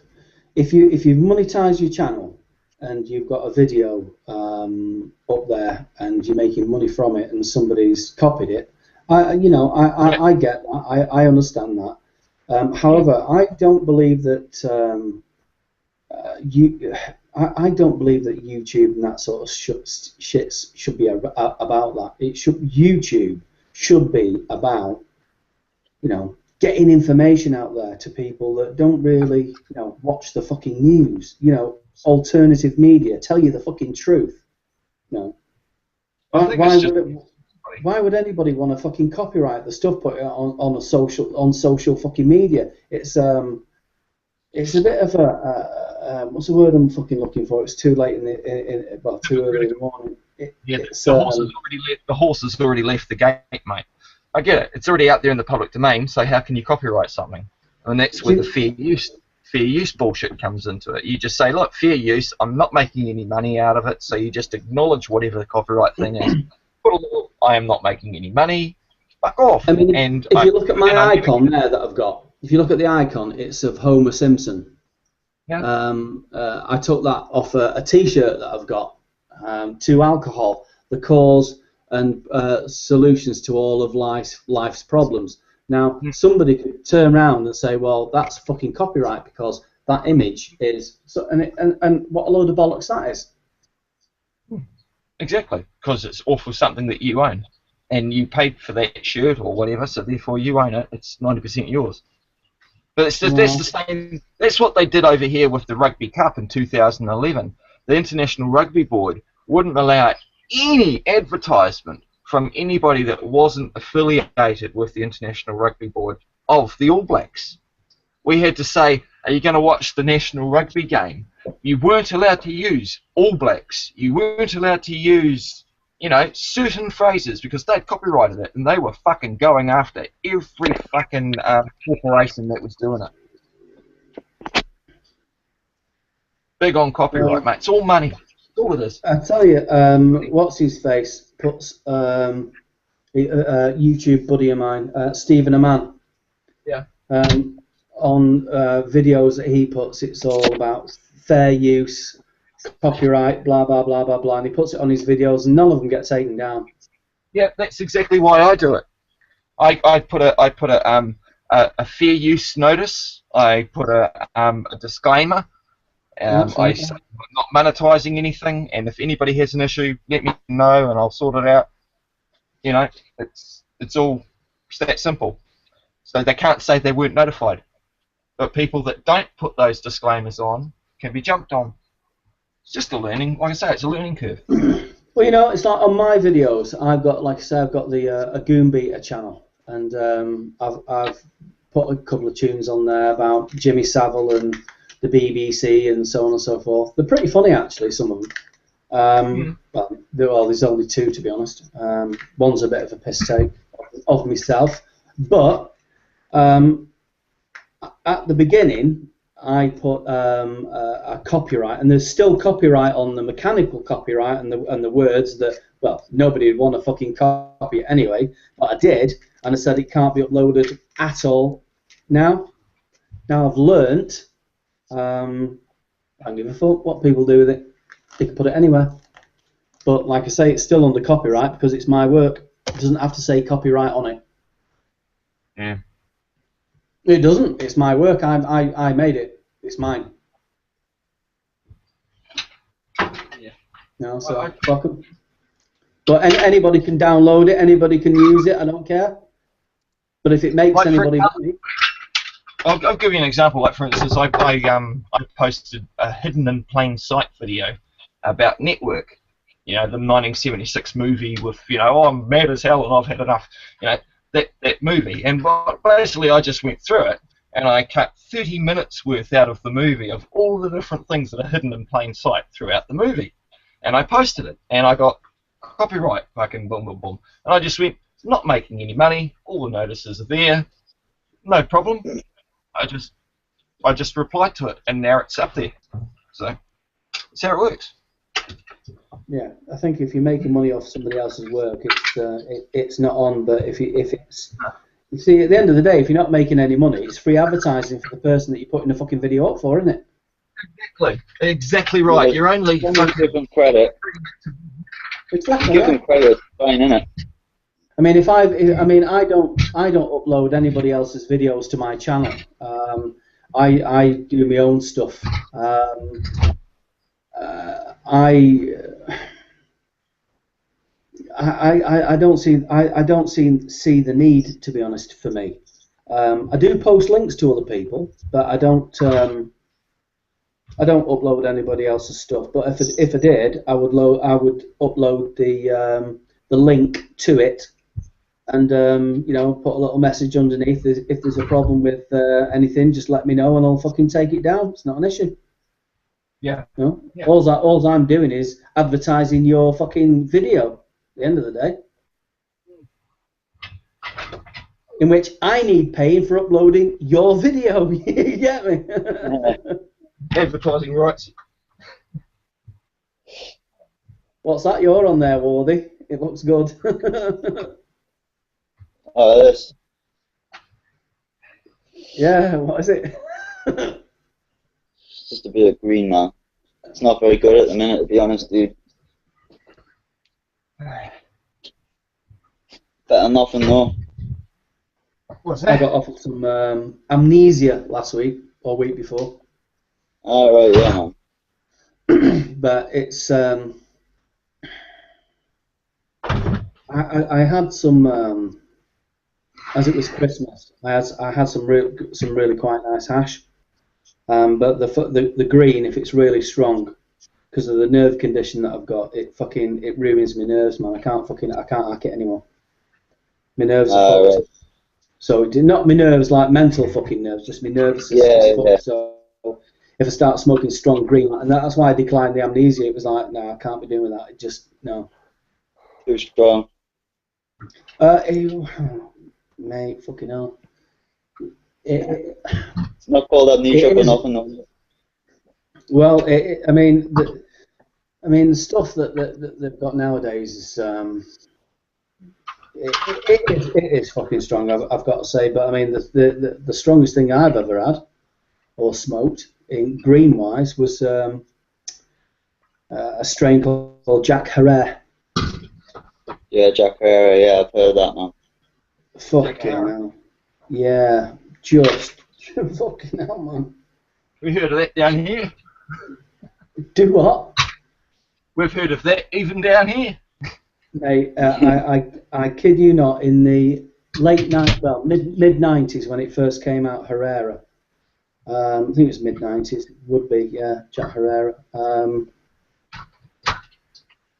I mean, even now the write-ups are saying that, you know, this is earthquake stuff. I mean, you know, don't smoke this lightly. If you're gonna smoke it, be prepared to, you know, hold on to the chair and wait for the earth to move. You know what I mean? But yeah, I grew that for a while. I did that on a couple of occasions, and it's absolutely just fucking unbelievable. Unbelievable. That's the strongest thing I've ever smoked.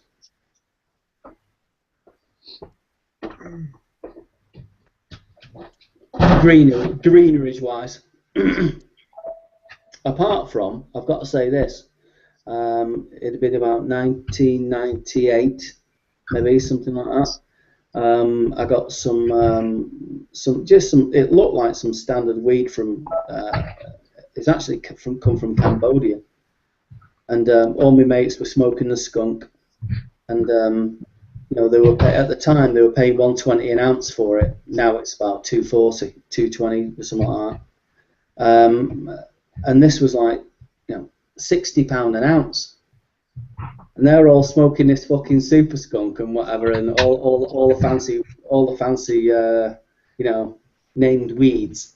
And I was smoking this fucking Cambodian. And I'll tell you what, they all changed their tune when they saw the state that I walked in, and it was like, no way is that fucking strong, mate. Mate, it was that fucking sticky. I mean, it wasn't even bud. It looked like, it almost looked like somebody had covered this vegetable matter in treacle, and you pulled it out. Honestly, you put it in a fucking bong, and your mind was just like, well, it was just disintegrated. You weren't even there for about half an hour. You know, and so I mean, it doesn't have to be one of the modern strains to be really fucking strong. You just have to get a really good crop. Yeah, it's all about the grow, man. You know, I mean, like I say, I wish. Well, I don't wish, but you know, in kind of a weird way, I wish that I could fucking, because I used to love smoking weed. I used to love it, man. Love it, love it, love it. Everything from Northern Lights to haze to fucking purple haze, fucking super skunk, fucking Herrera, Northern Lights, fucking Hindu Kush, fucking hell, man. Oh yeah, Black Demeanor. Oh yeah, yeah, fucking love it. But not anymore. I just can't. And like I say, the last I had some hash at Christmas, but that's the first time I've had any weed. Well, I had some on my birthday, which was just before Christmas. But I had some on my birthday, I had some at Christmas. But that's the first time I've had anything in about 5 years. No more. 7 years. Which is a long time. Man. Yeah, it is, man. I've been there, you see. I've been there, seen it, done it, grown it, sold it, blah, blah, blah, blah, blah. And like I say, my nerves won't fucking handle it anymore. So I don't envy people, but I remember just sitting there, you know what I mean, and with some really nice pollen. And I don't mean the shit that you're getting today called pollen. And there's no such thing as pollen weed, but you know, I remember having fucking stuff from like Marrakesh and fucking Morocco. I mean, proper stuff that's come over the Atlas Mountains and shit. And you know, things that I even had some weed one point that had I finding hairs in it. And I was speaking to the fucking guy that was, and he said, "Yeah, that's fucking donkey hair." You know what I mean? So they've been fucking farming the weed, making the hash, and because they've been touching the animals that they were fucking getting out of the mountains with, they got hair in the fucking stuff, and it wasn't actually loaded with it intentionally. It was just the odd fucking strand. You're thinking, what the fuck's this? And it was actually donkey hair, and it was and it was palm, Polm, and I think palm means cake-like, which is springy. So when you squash it, it actually fucking springs back. Oh, it was beautiful, mate. Absolutely fucking beautiful. Beautiful. Some of that's probably, apart from the Nepalese temple balls or the charas that we used to get many, many years ago, that's probably the nicest hash I've ever had. Absolutely beautiful.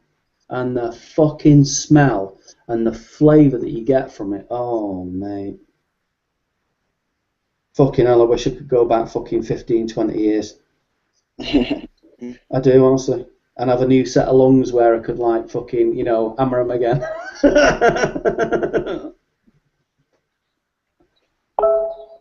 Hash isn't that good around here now. Like, the hash used to be good here, but it just went downhill. It's all about the green now. I think because the thing is with green, you can tell if it's looking good or not. You know what I mean? You can see if it's crystally, you can see if it's looking dry enough and that. With hash, it's just a brown block. You don't know until you get it. Yeah. The problem is, I mean, it was a few years ago now. Like I say, it's probably 8, 9 years ago.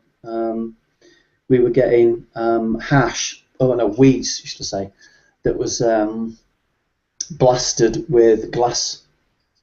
Yeah, there was that one around here as well, man. Was it? Yeah. Yeah. They used to. I found out. Well, I believe that I found out exactly what it was. I mean, I did some research on that, and it was when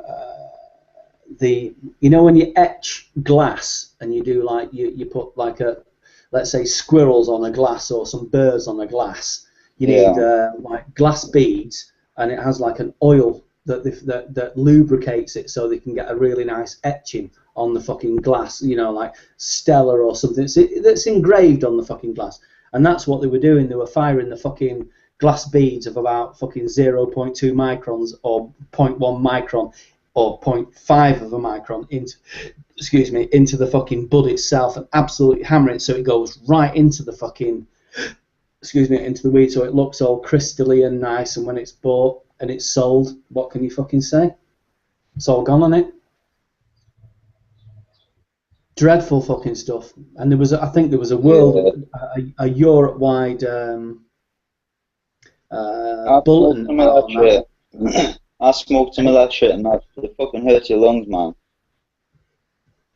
Well, I never used to smoke joints. I used to smoke it through a bong, a water bong. So any particles of anything heavier than, you know, gas, if you like, or vapor that came through the pipe, just used to get separated out into the water. So you never got that.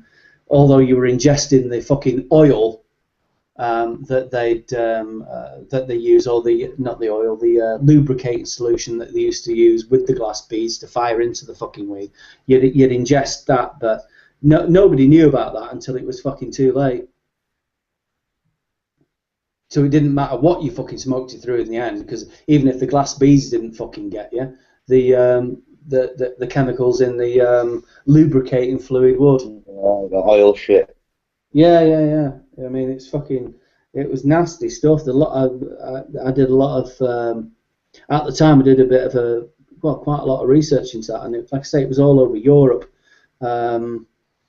Big thing, don't fucking smoke it, it's full of glass beads. You can even Google it today, glass beads in cannabis, and you'll come up with it, and it's there, and it's, you know, the information's still available. Nasty fucking stuff. But it's all about the money, innit, at the end of the day? Yeah. No? That's why it needs to be legalised, man. So it can be fucking controlled. They'll never legalise it. To a decent standard. You've got more chance of flying to the moon on a fucking carrot. You have, mate. It's never going to become legalised, because you've got the pharmaceutical companies who have interests in it. Won't allow that to happen. It's never going to happen. Never going to fucking happen in the UK. And if it does, it will come off the back of the American initiative, where it's medicinal cannabis use on a particular, let's say 10 grams or whatever, blah blah blah. That's still a step in the right direction, though, man. Like, even if people just got issued with cards, do you know what I mean? But even then, thinking about it, you know, Workfare came over here. What else was I reading today that had come over here? Oh God, it'll come to me tomorrow. Anyway, yeah. So even with the American influence, because we do follow America, fucking, you know, down the wrong fucking path in my view. But even with that influence, I don't think that's going to be the case. However, there is a case for European citizens to follow the European issue that every European citizen should have the same rights. So if somebody in Amsterdam can smoke cannabis, why can't we in the UK? As a European Union citizen, you should be able to do exactly what somebody's doing in France, Germany, Holland, or fucking... Well, you should be able to, shouldn't you? No, that is true, but I'm thinking if that got put forward, there would be more chance they would say, yeah, you're right, let's stop the weed in Amsterdam, rather than, yeah, you're right, everyone should be smoking weed, you know what I mean? I don't think that would be a good thing for the damn that. Well, not only would it not be a good thing for the people in Amsterdam, it would be a bad move for the pharmaceuticals, because I mean the pharmaceutical industry are looking at cannabis now. I mean they've been looking at it for the last fucking 20 years. You can get on prescription synthetic cannabis for pain relief and blah blah blah, but no, it's not the fucking same. It doesn't work the same. It's not got the same chemicals in it. It's a watered down version of it. And you know, like I say, the reason for that is because we all know that, you know, within the cannabis, and it depends what strain, but there are chemicals in there that are anti-cancerous. I'm not saying that smoking it is good for you, but there are chemicals in there that are under investigation by pharmaceutical companies that don't want this to be fucking grown legally in this country, because if they are spending that much money on research and then eventually putting a patent on something, well, how can they do that if it's legal? How can they do that if you're growing it in this country? Can't. It's not going to happen. It's never going to happen, because there's too much money involved in it. Too much Never money. say never, man. Well, I mean, you know, I mean, I've been, like I say, I mean, I was doing this in the 80s and the fucking, you know, 90s and into, you know, I mean, I was doing this shit for like 20 fucking years, man. And, you know, we also, it'd be legal soon, be legal soon, be legal soon. Never. Not gonna fucking happen. So you're right, I think. What was that, Karen?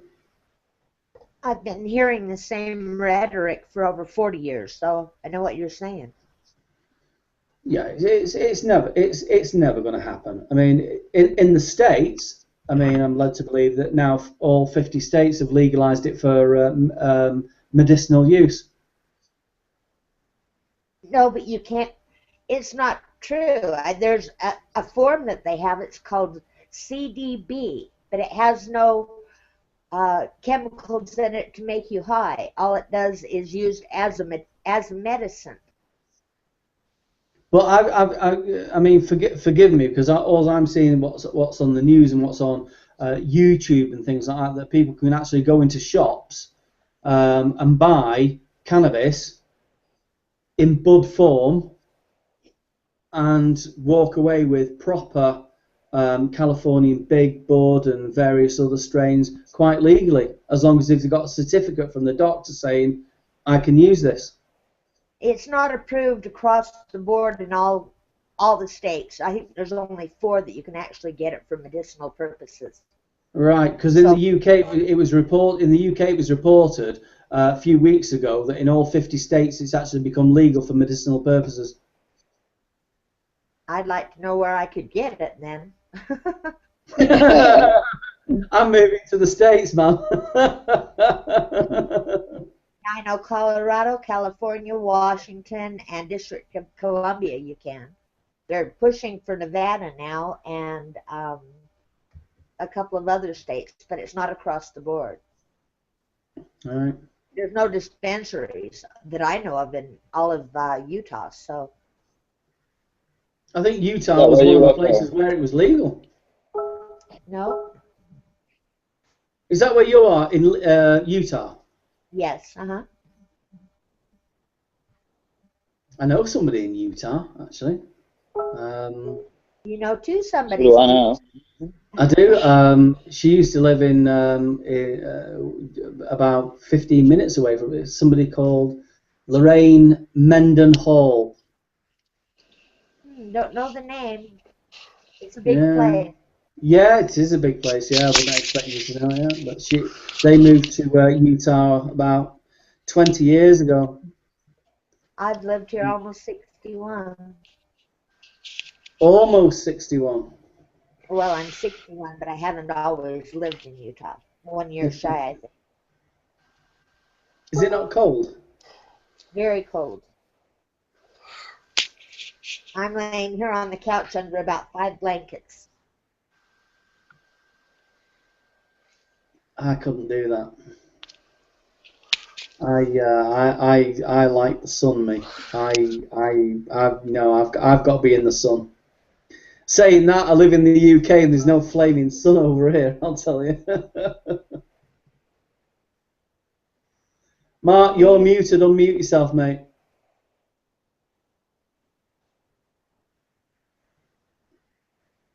You'll have to unmute yourself, Mark. I've muted you. Oh, thanks for that. Yeah, the lawnmower gets a bit noisy. Oh, you got the kids all out there again. Yeah, he's out having a go on the lawnmower. Don't crash the thing! That'll be right. Off he goes. Heard that the revs go up, he's off. What you should be saying is, don't run over your brother and make him mincemeat. No, they know they're not allowed to engage the blade. They just take it for a ride. Right. Scares the fuck out of them, eh? Because I've had them both, sit on my lap while I start the blades. They do not want their feet anywhere near those spinning things, so yeah. Yeah. Scared the fuck out of them. They don't want to be near it. So, I've got a question to Mr. Wardy. You were listening today about Badder there. What's your opinion on that? How do you mean? Well, you listened to it. Or better? No, I wasn't. I don't. Yeah, very fucking funny. Sorry. I wasn't here when. I wasn't here when he was there. Mark, that was a shit joke, mate. Yeah. Go on, mate, Wardy, mate. Yeah, no, I was just saying, I wasn't here when Diddy was here before. No, not about that. I mean, what he was saying today, what you heard. You've been on these hangouts a lot longer than I have, surely. Ah, right, yeah, man. Yeah, Badder's all right, man. He's just when he's got a point to make, he shouts it. You know what I mean? But he's all right, man. I just think that's the thing. Like him and Teacup are really knowledgeable on the law. And I don't know what the conflict is, to be honest. I don't know what the history is. So it's just about, to me it seems a matter of who's right or wrong, and not accepting that you both can be right and you can both have difference of opinions, and depending on what you're talking about, I really, to me it seems like a pissing contest. It's always a battle as to who gets to say the last word and who wins and who loses. That's There is no exactly what I'm going to say. There's no winner, there's no loser, there's just a difference of opinion. I mean, like I said, I can't say, and I can't make it. I can't give an informed opinion, shall we say, because, like I say, I know fuck all about the law. But you know what, right? I've got to say this, and I know that everybody's going to be watching this and listening to it tomorrow. If Teacup and Badder were to sort out their differences, they'd be absolutely fucking dangerous. They'd be unstoppable. They'd be fucking dangerous. Seriously. From what I've heard, like I say, it may be a pissing contest, but I think if they could put their differences aside, I think that would be a bit of a formidable team, to be fair, I've got to say. From what I've heard over the last couple of weeks. I think you're absolutely right. Because they both seem to know what they're talking about. It depends, on what side of the fence you want to jump. The difficulty is knowing not which side to jump to. Is, well, should I actually sit on the fence and take a bit of both? You know what I mean? Don't know. Yeah, but it's hard to understand their point when they're both screaming at one another or trying to talk over one another. If they would have a meeting of the minds, it would be amazing. Yeah, I agree, and you know, I certainly think that I think, is it the right word? Is it, no, I think I'll hold off on that comment. To be honest, I'll just keep that to myself. certain things we shouldn't. No, definitely not. But yeah, I do think if they could put their fucking differences aside, I think that yeah, they could be pretty formidable, to be honest. But I don't think that's ever going to happen, to be fair. And I think for the people that are getting in on these hangouts, you know, I mean, like I say, I've only been on them for the last couple of weeks, and I'm pretty confused, I've got to say. Pretty confused on what I should believe in, because I've looked at the free man stuff, and it doesn't wash. And like Teacup said, that, you know,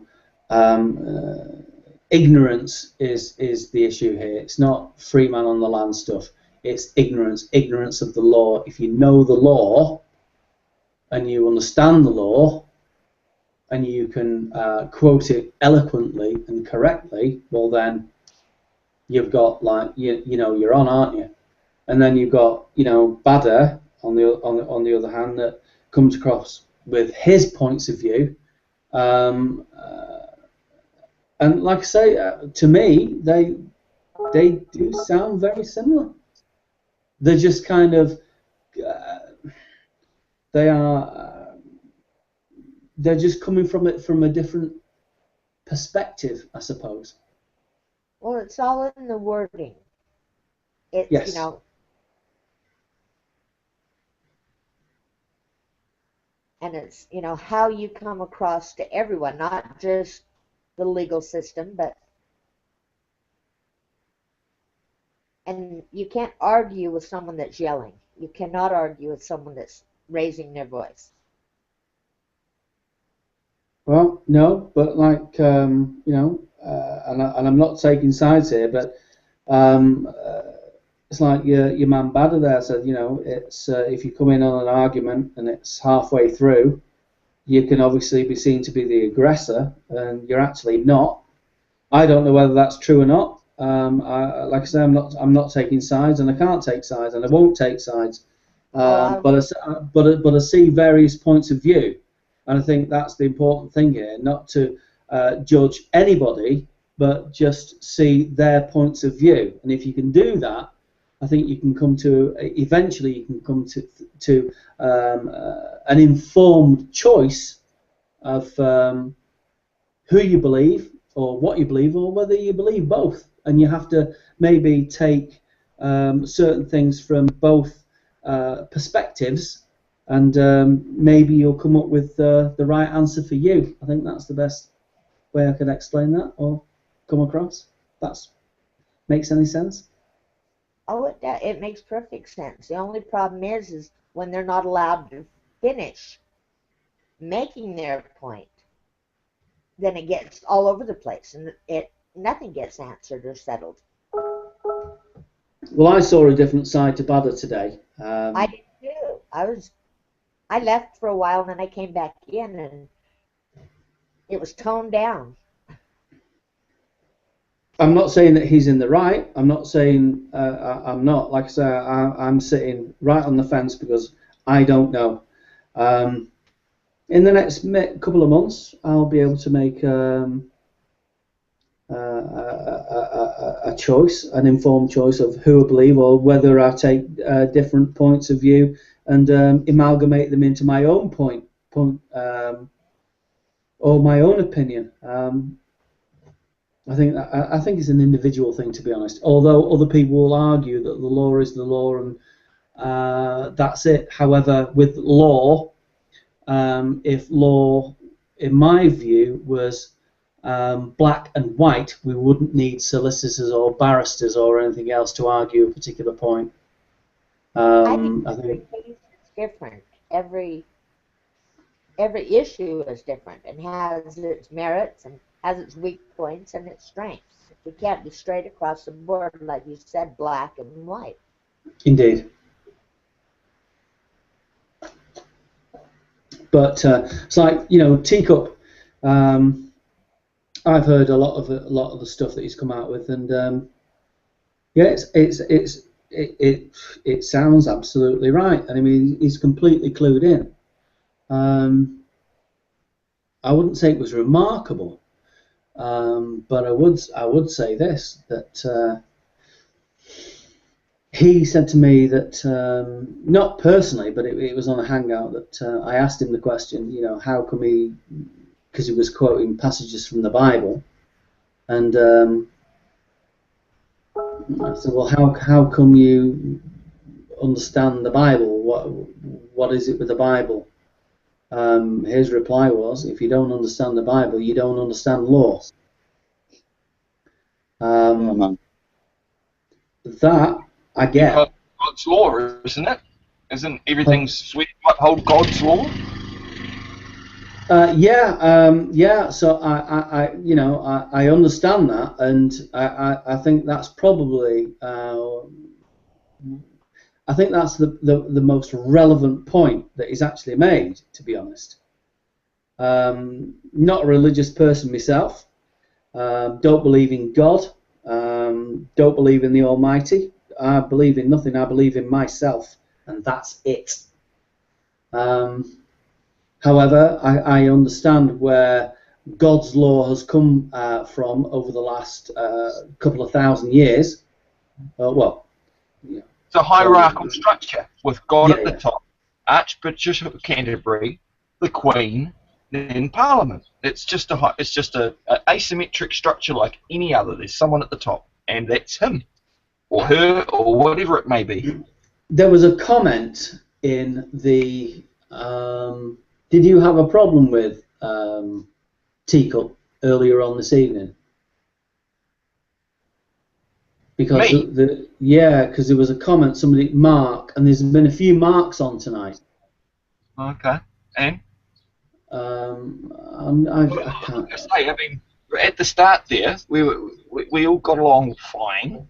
Better jumps in, then Teacup does the whole musical sound effects over the top of Batter while Batter was trying to do his first bit in.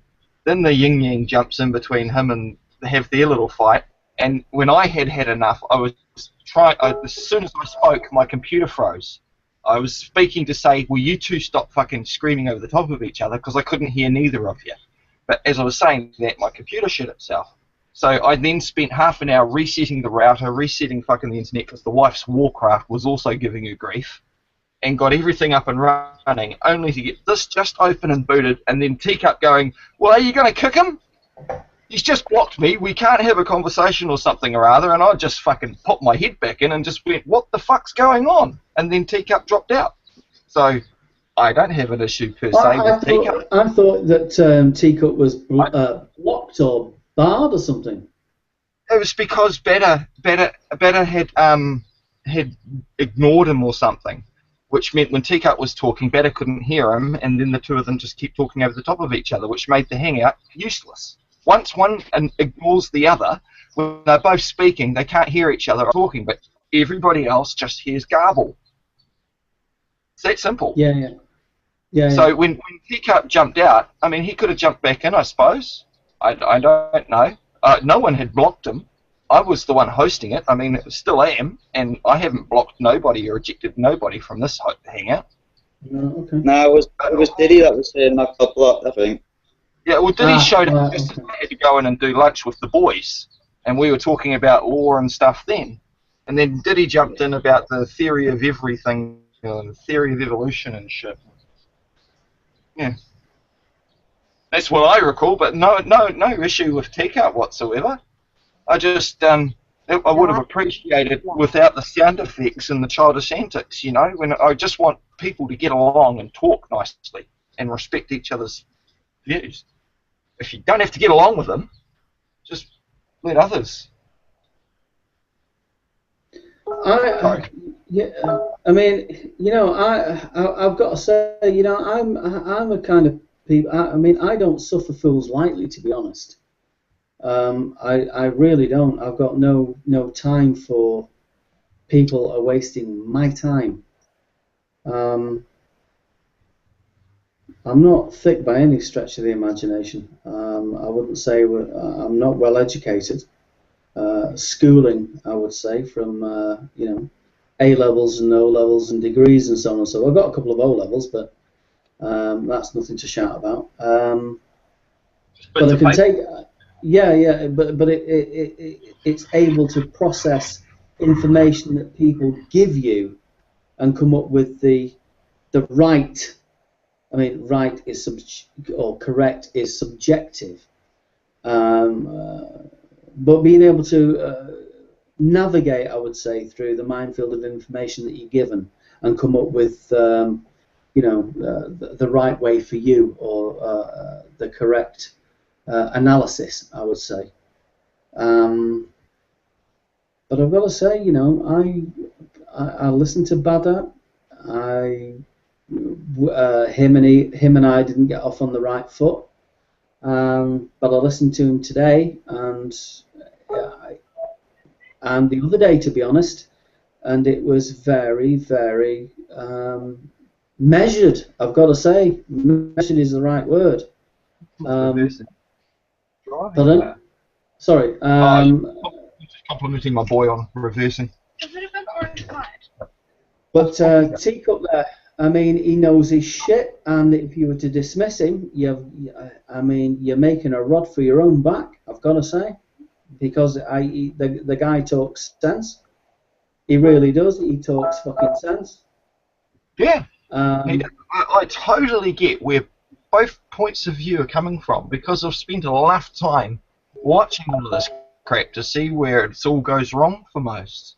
And I'm still learning myself. I, by no means, to the stretch of the imagination, have any solutions. I'm just throwing shit at the wall to see what sticks. Because it's only little civil infractions that I'm playing with. I'm not out there saying I'm growing 10,000 fucking plants and selling it commercially. I'm not. I've got a family to worry about. I'm not going to go stupid things like that and fuck it all up. Because I know that even though I'm a man, that there's others around there that believe they can fucking force me to do shit, no matter what I believe. Was that not a skirt I saw you wearing in the garden before? I don't know. Skirts are quite comfortable on a hot day. They allow things to breathe. Yeah, go on. I'll wear a fucking toga. But, yeah. On a hot day, who can blame you? You're lucky it wasn't just a towel rack around that fell off. Going commando, are you? Pardon? Going commando, are you? I still missed that. Say it one more time, Karen. Commando. Commando. No underwear. Yeah, well, it depends. It depends whether Tom and Harry are fucked off with me or not. Whether they need to cool down. Do you know what? I've got to say, I've not worn underwear now for about 20 years. You're aware this is long? Okay. Never. I fucking underwear. Are you having a laugh? Curious. What is the sort of what's the barrier that you utilise during hot curries? I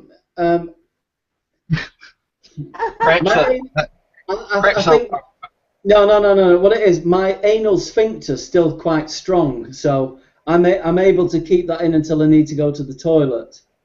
So I'm pretty sure I gave myself an anal hernia probably about 5 months ago. Carrying a fucking couch up a flight of stairs to my daughter's bedroom.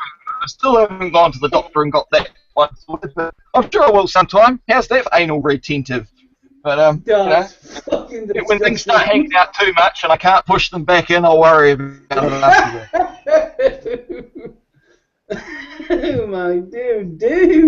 No, that's too much information. I've got more pressing things to worry about in my life, like keeping the family fucking.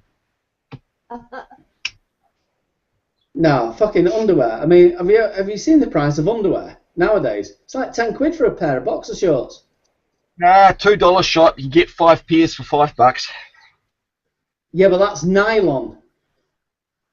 Yeah, you just get an extra size up and make things free. Nylon underwear? Are you having a laugh? Yeah. Oh my god. Mate, nylon is not for underwear. It's cotton or silk. Cotton? Silk. Nylon? Yeah, but nylon, I mean, come on, man. I don't know what the fuck. I think it's usually 90% polyester and cotton these days in the $2 shops, isn't it? Well, I don't bother with $2 shops. I don't buy fucking cheap underwear. And besides You that, don't if you buy buy any cheap underwear at all? well, no. But if you do buy cheap underwear, it just chafes your sack, won't it? Wouldn't know. Oh, Karen, I mean, come on. You wouldn't buy nylon underwear, would you, love? I don't wear them either, so I can't say. Hey! So you go And commando as well. Why I asked Mark. What? Go skydiving, Karen. You what? I said, have you ever gone skydiving? Just curious. I've glided before. Have you? Commando?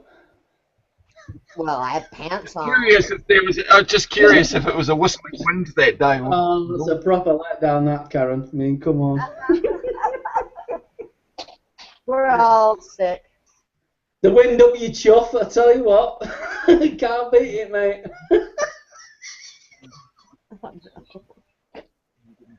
Oh. There were none at the supermarkets that I went to. But Mum's got... Leave the kid alone, Mark. What time is it there, Karen? About 7:30, almost 8 o'clock. In the evening? Uh-huh. Yeah, we ordered a new one the other day. It's 10 to 3 in the morning here. Looking for sellotape, just sellotape refills, which I didn't buy yesterday. Yeah, it's 5 to 4 in the afternoon over here. Tomorrow for you guys. Do you know what? I went to bed. Giant datura tree in the background. Yeah, huge.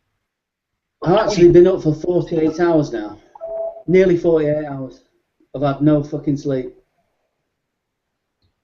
To what How's end? that do?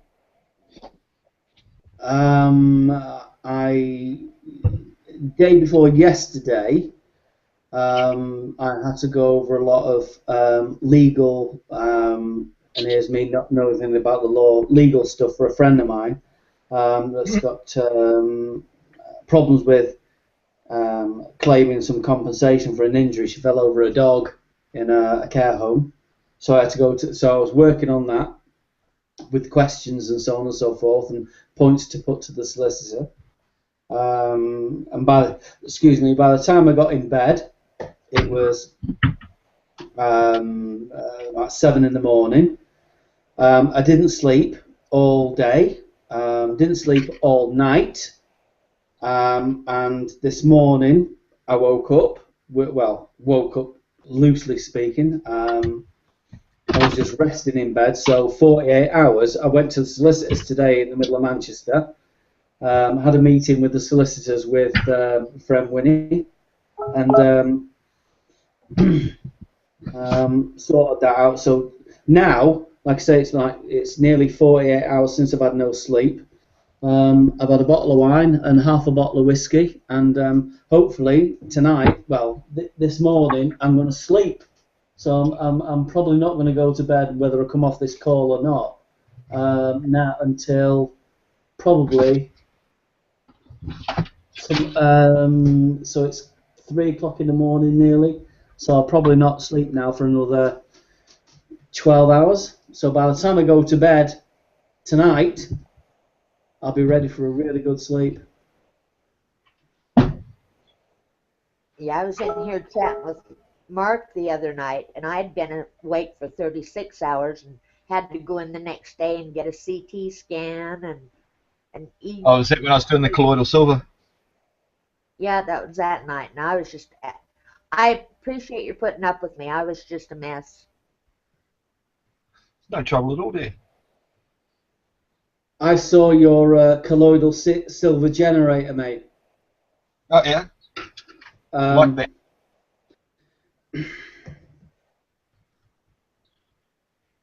Yeah. The problem with your generator that I can see is that it's not a variable speed. And if you were to get I can't remember you want me to? I know what you're talking about. I need to fit a potentiometer or a variable resistor in line on the speed of the spindle motor. Yeah, I get that. That's for the mag. I'm glad, right, that you took the advice that you should use a magnetic stirrer. However, that it needs to be a lot slower. Yeah. What I found also is I put it in a deeper jar. I've got it in a deeper jar now, so the actual centrifugal force, the whirlpool, doesn't get right to the bottom anymore. But the faster the whirlpool goes, the increase of the conductivity. It for some reason, and I don't understand it myself. It goes up.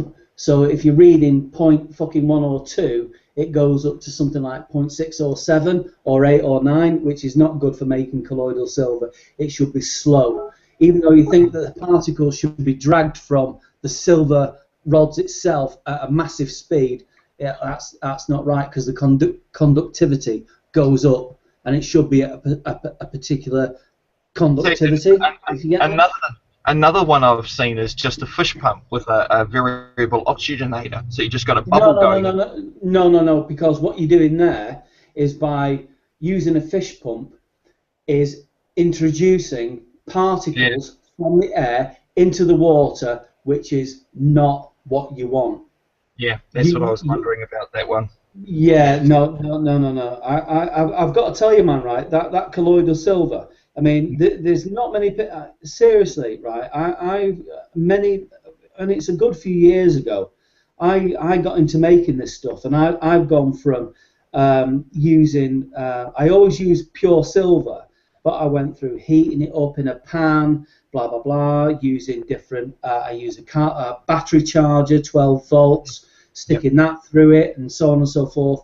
And then I stumbled upon the magnetic stirrer. Now, my mate works at a university, and he told me that when you're using any kind of, if you try to use a colloid or make a colloid of any kind, well, not any, but most kind of colloids, if you don't want large particles, you need to use a magnetic stirrer.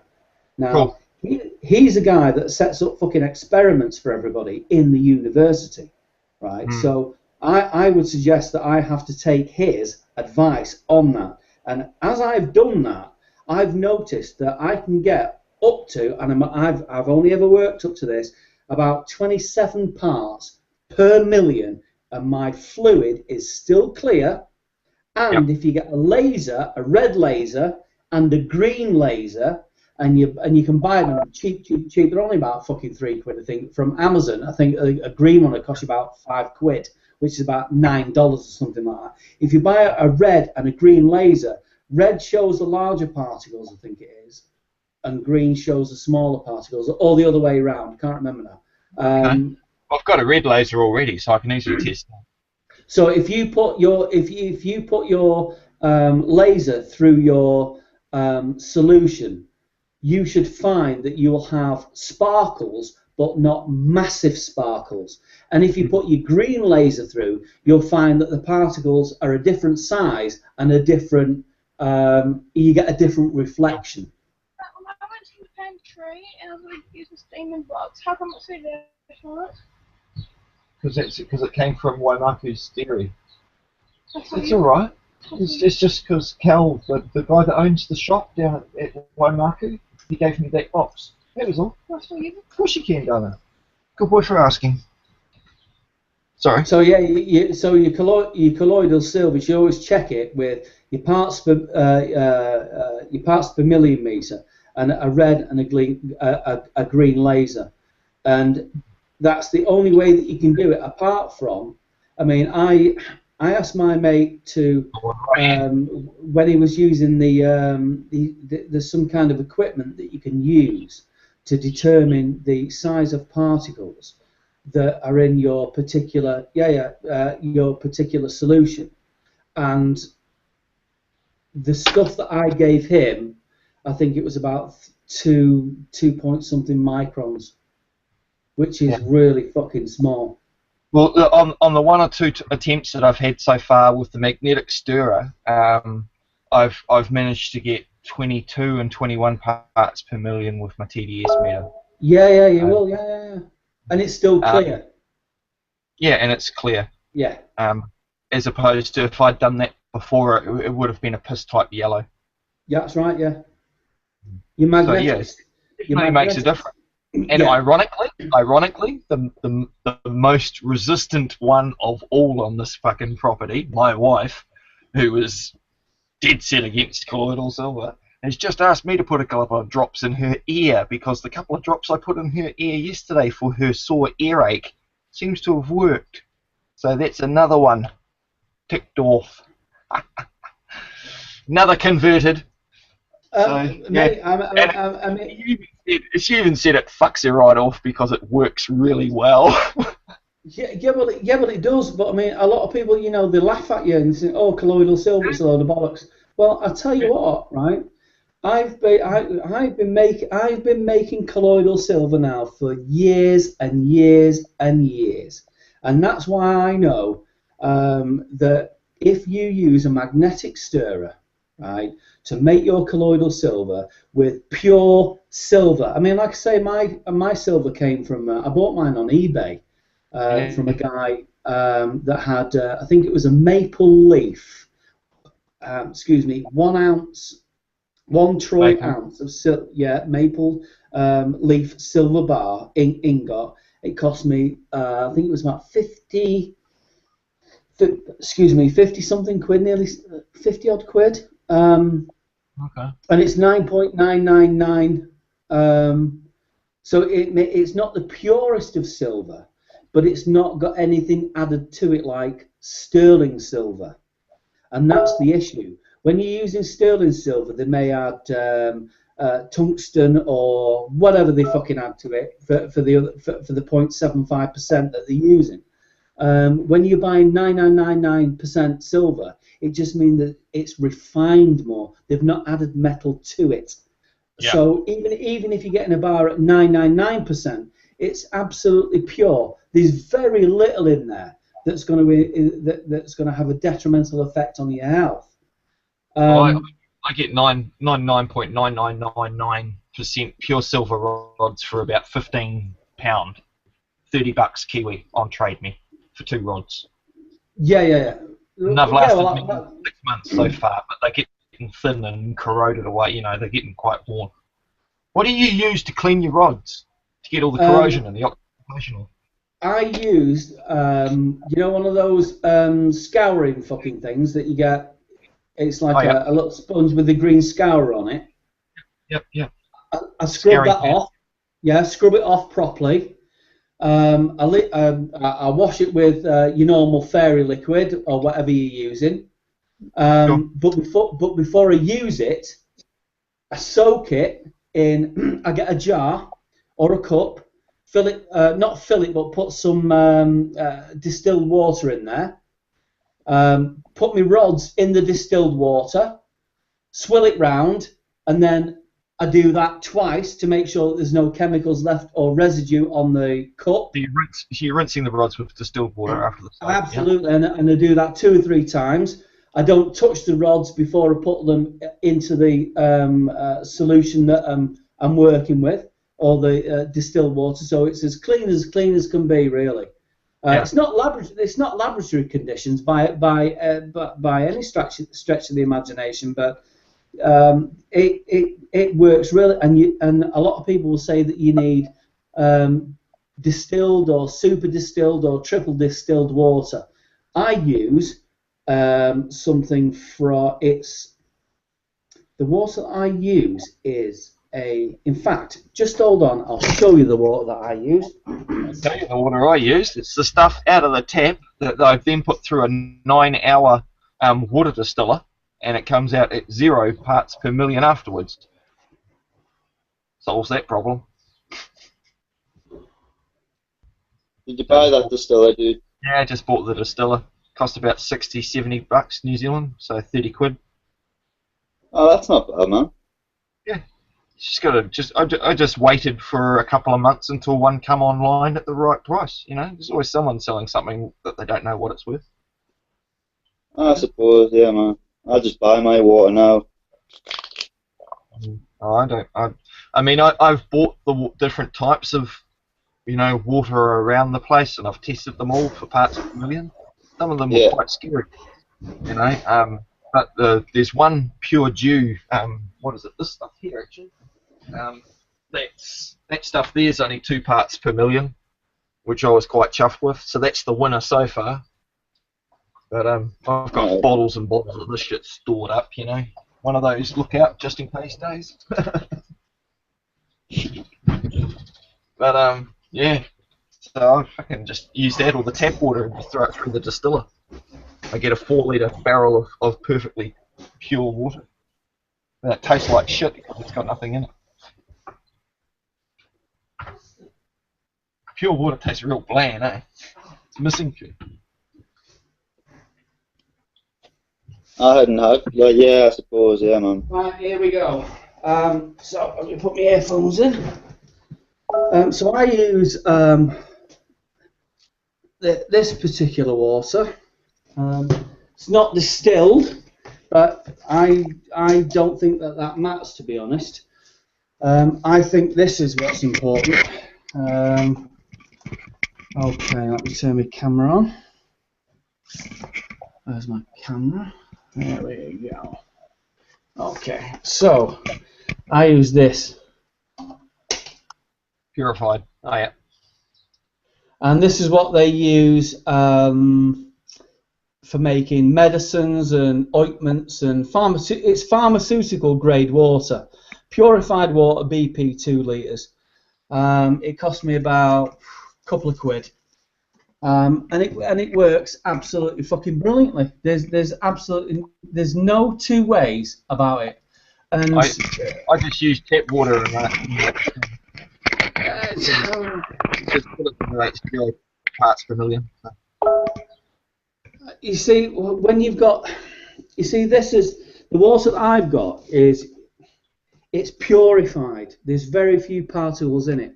You'll find that people that are making colloidal silver are putting salt in it and lime juice and all the rest of it, and you know, it's fucking science 101. If you put anything in your water when you're making a colloid, you are going to make a, for example, if you put salt in there, which people think, oh yeah, that's going to make it.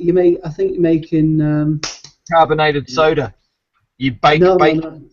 No, it's not. Yeah, people put baking soda in there, and no, you don't want to do that because you're making a nitrate, I think. Not a nitrate. Yeah. It's not a nitrate. Carbonate. You're making a carbonate. Yeah, if you bake the bicarbonate, you're taking the bi out of it, you're just making a carbonate, and then you add the carbonate to it. But then you can use corn syrup. Reducing agents as well. It's not good. You shouldn't put anything. It should be an electrical current through pure or the purest water that you can get, and your silver's got to be 9.999. It doesn't matter about the voltage, and it doesn't matter about the ampage. It's simply about the purity of the silver and the water that you're using. It's good for cold sores, it's good for fucking ear infections, it's good for athlete's foot, it's good for shitloads of stuff. It's even good for fucking herniated rectums. I have to look at that. I wonder. Do what now? I wonder if it's good for herniated rectums. I'll have to test. Don't be making a video about that, Mark. No. Don't want to tutorial on that, mate. I won't be posting. I could just do a still shot and say, do you recognise what this is? Listen, mate, if you've got grapes or something hanging out of your butt, you don't need colloidal silver, mate. You need a fucking doctor.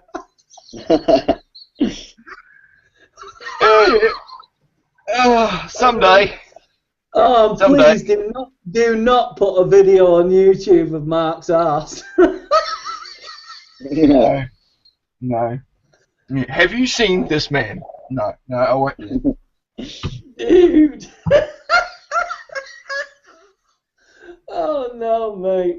But the colloidal silver, yeah, you've got to use the purest water that you can get and the purest silver that you can get. If you've got sterling silver, don't fucking bother because you'll poison yourself. Well, I have my own distiller, so I just get my own pure, and it's pure.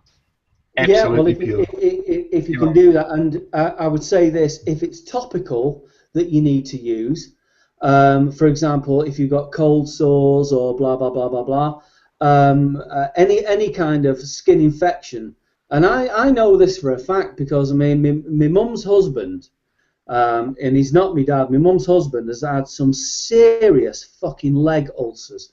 I mean, they've literally, yeah, they've gone down to the bone, man, right? It's even on Facebook. It's an absolute mess, right? They've tried all sorts, maggot therapy, they've tried antibiotics. I mean, this has been going on for the last, what, over 12 months now. And they, about a couple of months ago, they started using, I mean, I tried to explain to my mum that she needs to use this colloidal silver that I'm making, and she wasn't convinced because she's nearly 70. Excuse me. So she's of the old school. Doctors know best. Yeah. Well, when the nurses were coming round, exactly. So when the nurses were coming round, and they've tried all these treatments and they're not working. And she said to the nurse, "Well, what do we do if they don't work?" And the nurse turned round to her and said, "Well, there's one treatment that we can use." And my mum said, "What's that?" And she said, "It's silver dressings." And the nurse said, "Well," my mum said, "Well, what do you mean silver dressings?" And she said, "Well, it's a dressing that's impregnated with silver. You might have heard something called a colloid of silver." And my mum said, "Oh yeah, my son makes that." And the nurse said, "What do you mean he makes it?" "Well, my son makes it. He's not had a cold or flu or a virus in the last fucking 5 years. I've been using it for 5 years, and I've not had a cold or flu or anything. I take it on a regular basis, right? And I've got no problem with viruses. Apart from my nerve condition, which I've got heightened immune response, even with that going on, I've still not had viruses or infections or anything, and that's because I use colloidal silver. And I make my own. And pharmaceutical companies are actually trying to put patents on silver products and the manufacture of it. So, you know, that's going to be making its way into the market. My mum couldn't believe that I've been telling her the truth about colloidal silver. Yeah, well, I think we're all at that precipice now with all of this good shit about to come flowing down the waterfall, mate. You know, the corrupt shit's about to go bye-bye, the monetary system's about to get fucking sorted, and a bit of good shit's about to come to mankind, I reckon, personally. Well, at least I'm hoping. Well, I'll tell you what, I hope the monetary system doesn't go shits up, because I've got a fucking shitload of money in the bank and I'll need to pull it out and put it into something else. Yeah, but it's not your money if it's in the bank, mate, it's their money. Why you had to ask them to have it. Yeah, you take it out, monetize it. Make it something that you can guard with a weapon. I've been taking my money out the bank slowly but surely, right? No, I don't leave anything in there. Nothing. As soon as it's there, it's out. I started taking out, and this is, in fact, you can't even see this. Let me just. Okay, this is all live. I don't want everybody fucking knowing my business. But I took my first pile of money out the bank 2 days ago, and that's my. Ooh, where's my fucking cash? Here. There's my camera. Yeah, but you need to go and change that fungible proxy. That's mine. Change it, mate. Change it into something that's metal or something that you can that's worth value, because in a short period of time, I reckon. Well, there's £1,000 there, mate. There's £1,000 there, and I've got fucking shed loads of thousands to come out of the bank, and I've got to do it fucking slowly. The fucking they need to change the face on that there. She looks far too young. She's fucking an old, haggard old bitch now. Doesn't need to look so fucking nice on that. But I'm taking all my money out the fucking bank, slowly but surely, because I believe that it's actually all going to go fucking tits up. So but what I'm saying is, don't keep it as cash. Yeah, that's it, man. Yeah, but the point is, if you buy silver, right, you're not guaranteed of getting your money back. I mean, I've not got lots of money. I've got about I've got about 8,000 quid to take out the fucking bank. Go in and close your account. No, because you can't. If you do that in the UK, you close your account. It's easy to open a bank account, but they hold a retention on that money for a certain period of time before they let you have it. Oh, really? I would suppose they would. No, it's not actually that. It's simply in the UK. I mean, I don't know how it works all over the world because I don't live in the fucking in the rest of the world. Like I said, I mean, I ain't fucking rich by any stretch of the imagination. I've got a healthy amount of money in savings, but that savings can be easily wiped out by all the shit that's going on, around the world. And I'm rich beyond my beliefs, mate. I've got a great family, impressive knowledge about many things, and a great fucking lot around me. That's worth more than any amount of money. Everybody doesn't seem to realise how much they actually have of value around them. I think most people are blind. Most people are blinded by the fact that they need the money. Money is the god, and I like I say, I'm taking my money out of the bank slowly but surely. I mean, I've just shown you £1,000 there. £1,000 isn't a lot of fucking money. But it's the first amount. It's the first wodge that I've actually decided that I'm taking out the fucking bank. Other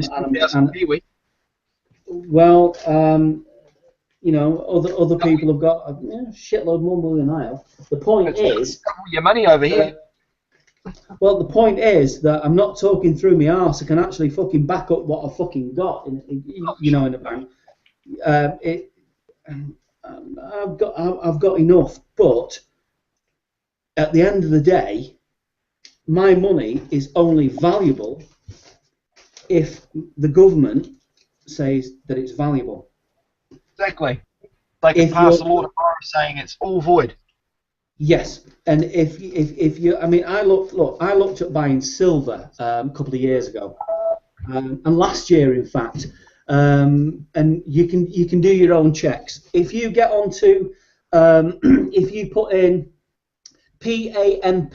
PAMP Swiss, you can buy silver ingots for about, I think it was when I was looking, about £800. If you go and get a metal ore gold silver bar, a kilo, that will cost you about £690. It depends on the stamp that's on the bar, metal ore, PAMP Swiss, or there are various others. There's the Canadian maple, shitloads of silver or silver bullion dealers. But here's the thing: if you buy silver or gold in raw form, you buy it at let's say, and we'll use a kilo because it's easy, and we'll use it base 10, so £1,000 a kilo. If you buy the bar £1,000 a kilo, you've paid X amount percentage over spot price. Spot price means they've put their money over it, so they've said that silver's worth £950 per kilo. We're taking £50 off you because that's our percentage over the spot price. If you go and buy, invest in silver in the bank, and this is where it all gets a bit weird. If you go and buy silver from the bank or invest in silver, and it's not actually in hard silver bars, you can buy it cheaper and make more money. So what's the point in actually buying a silver bar when you're paying 5% or 3% over spot price? So when you come to sell it, you're getting less than you've actually paid for it because you've got to sell it at scrap. You get me? Because you don't have possession, the bank does. Exactly. But you get it cheaper by doing it with the bank than you do by owning the metal. But how do you get it from them if the banks go belly up? Yeah, but that's the way that they work it. If you want to have it and own it, you pay more for it. But if you want the bank to have it and you want to invest in silver, well then, yeah, the bank may take a commission, but it's not as much as you would pay over the spot price for actually owning a kilo of silver. That's where they've got you over the barrel. What are you showing us there, Mark? These are my even there was a movie called Krull many years ago. Yes, about a fight with the. Well, there's my Krull blade. I also have a 3-point one as well. Throwing blades. Cool. Only for ornament. Have them in the UK. No, there's many things you can't have in the UK, like a life. I think the last thing they were trying to do is, you know, your knife and your fork.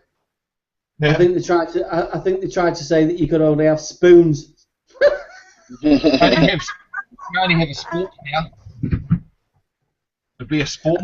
And then you know the handle of the spoon that had to be rounded like a spoon, so you couldn't prod anybody with it. No, it had to be plastic. Crazy. Well, guys, I love you, leave you, but I've got to go to a barbecue very shortly, and I'm pretty sure I'm going to have to go and spend half an hour with the missus before, seeing I haven't seen her all day. Well, you lucky barbecue. Enjoy your dinner, my dear. Pardon? I just said enjoy your dinner or lunch. I hope to. Oh, it'll be about dinner, but yeah. So it means I don't have to cook, so I'm chuffed. Yeah. I get a night off cooking. Sweet. Dude, you have a nice one. I'll speak to you soon. I'll leave the hangout running live still. I'll be signing off here. Yeah, no worries, Mark. All right, fella. Yeah. Later, Catch you later, Mark. Night, Mark. So where are you, Wardy? Are you in the northeast? Yeah, man, Northumberland. I've got a mate that lives in Hartlepool. It's a bit further away than I am.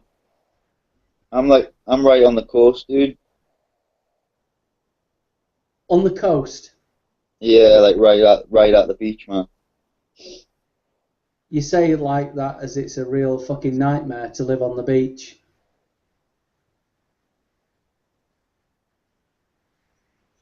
Right, man.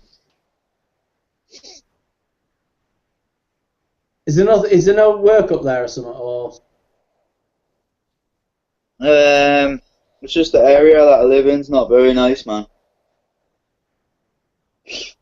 But yeah, there's not much work here. You'd have to like travel into Newcastle. I'm probably about 15 miles out in Newcastle. Where is it from, Whitley Bay? No, Blythe. Right Spent a next bit to of Whitley time- Bay. Next to Whitley Bay. Yeah, man. Wow. Like 3 miles from Whitley. Have they still got that corkscrew there? No, that's been shut down. That Spanish City. That like the amusements are there, but the rides are gone, man. They've been closed for a couple of years now, if not longer. That's sad, that, man. Yeah. Well, yeah, we were up at a few years, well, a long time ago now. Have you ever heard of a place called Otterburn? Yeah, I've heard of that. I was stationed at Otterburn for a while, and our local haunt was Whitley Bay. We used to get absolutely fucking plastered in Whitley Bay. You'd be disappointed, man, because loads of them, like the clubs and that, have closed down up there now. There's only a few left. It's not what it used to be for drinking up in Whitley. It was the nightlife at Whitley Bay. It was really charged. It was proper. In the late 80s, mid 90s, Whitley Bay was, well, that was a place to be, man, I tell you. Nightclubs were vibrant. Everything was going off, mate. It was proper. That's a shame. That's a shame. That I remember doing a stint.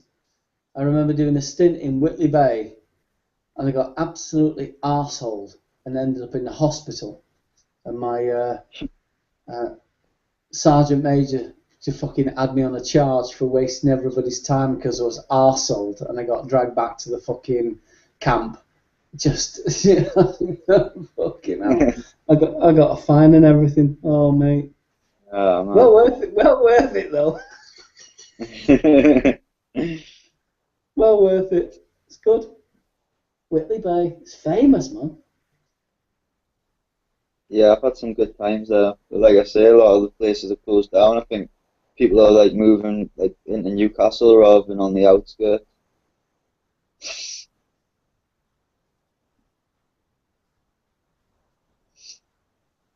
It's amazing, isn't it? You have fond memories of places, and then you find out that it's all gone to the dogs, and it's pretty saddening, to be honest.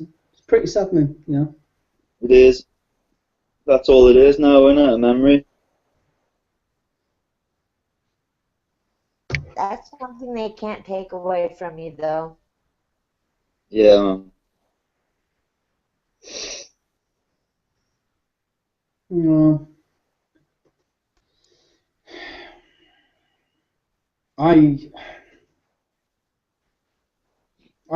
have fond memories of Whitley Bay. Very fond. I remember meeting some. Get this, the name was G for George, R for Romeo, O for Oscar, T for Tango, Z for Zulu. I remember going out with a girl called Sharon Grotz. Hi. Where was she from? Whitley Bay. Yeah, Whitley Bay. Yeah. Fond memories of, I won't go into any detail, but yeah, fond memories of Whitley Bay. Yeah, man, I'm just glad you didn't say my mum's name. Do you know what? Right, I was in one of the local supermarkets today, and my mate said to me, "Oh, there's such and such a body's mum." And I said, "How old is she?" She said, she's in her mid-40s." I went, "Right." I said, I thought, fucking hell, I hope I'm not his dad. And she went, and he turned around to me and he went, how old are you? I gave him the age and he went, you're probably his dad. And he didn't, he didn't. There's no way I can be his dad. He looks fuck all like me, man.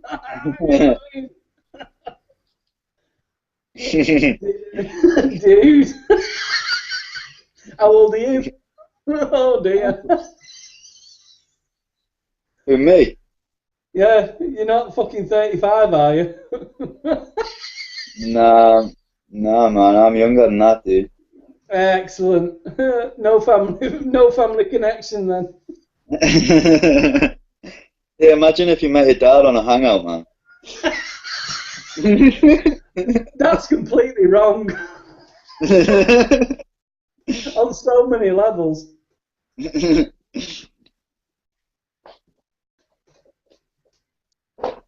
So Karen, yeah, carry on, man. So Karen, are you married? Not anymore. I was for about 23 years. You wore him out? I did.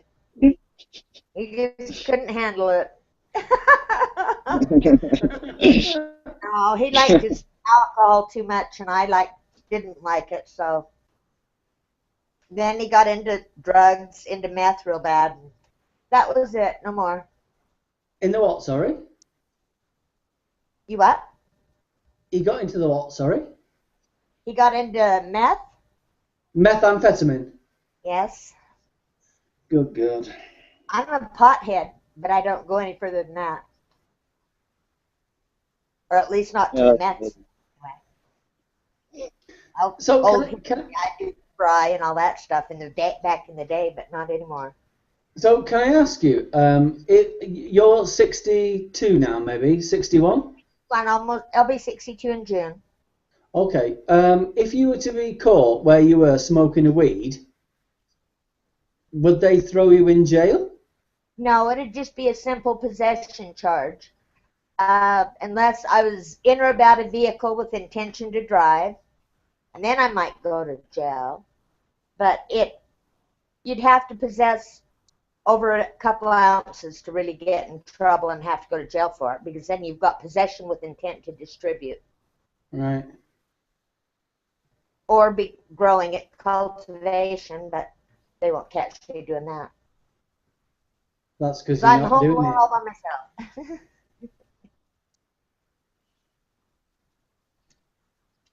Unbelievable. In the UK, I've not done this. Like I said, I've not done it for a long time. But somebody's saying you can get away with so many plants. Is that right, Wardy? Yeah, you can have a certain number of plants before it's classed as like a commercial size. I don't know what the number is though, to be honest. When I was doing it, it was if you had, for example, I mean, like I say, it's a long time ago since I was growing and stuff. I've not grown for a long time, so I don't mind talking about it on the net. I was growing it in the late 80s up until about 2003, 2004. If you had 2 plants and you had a cuttings room, a veg room, a flowering room, and a cuttings room, or segregated into those 3 departments, you were done for dealing. That was it. Cultivation for intent to supply, you were going to jail.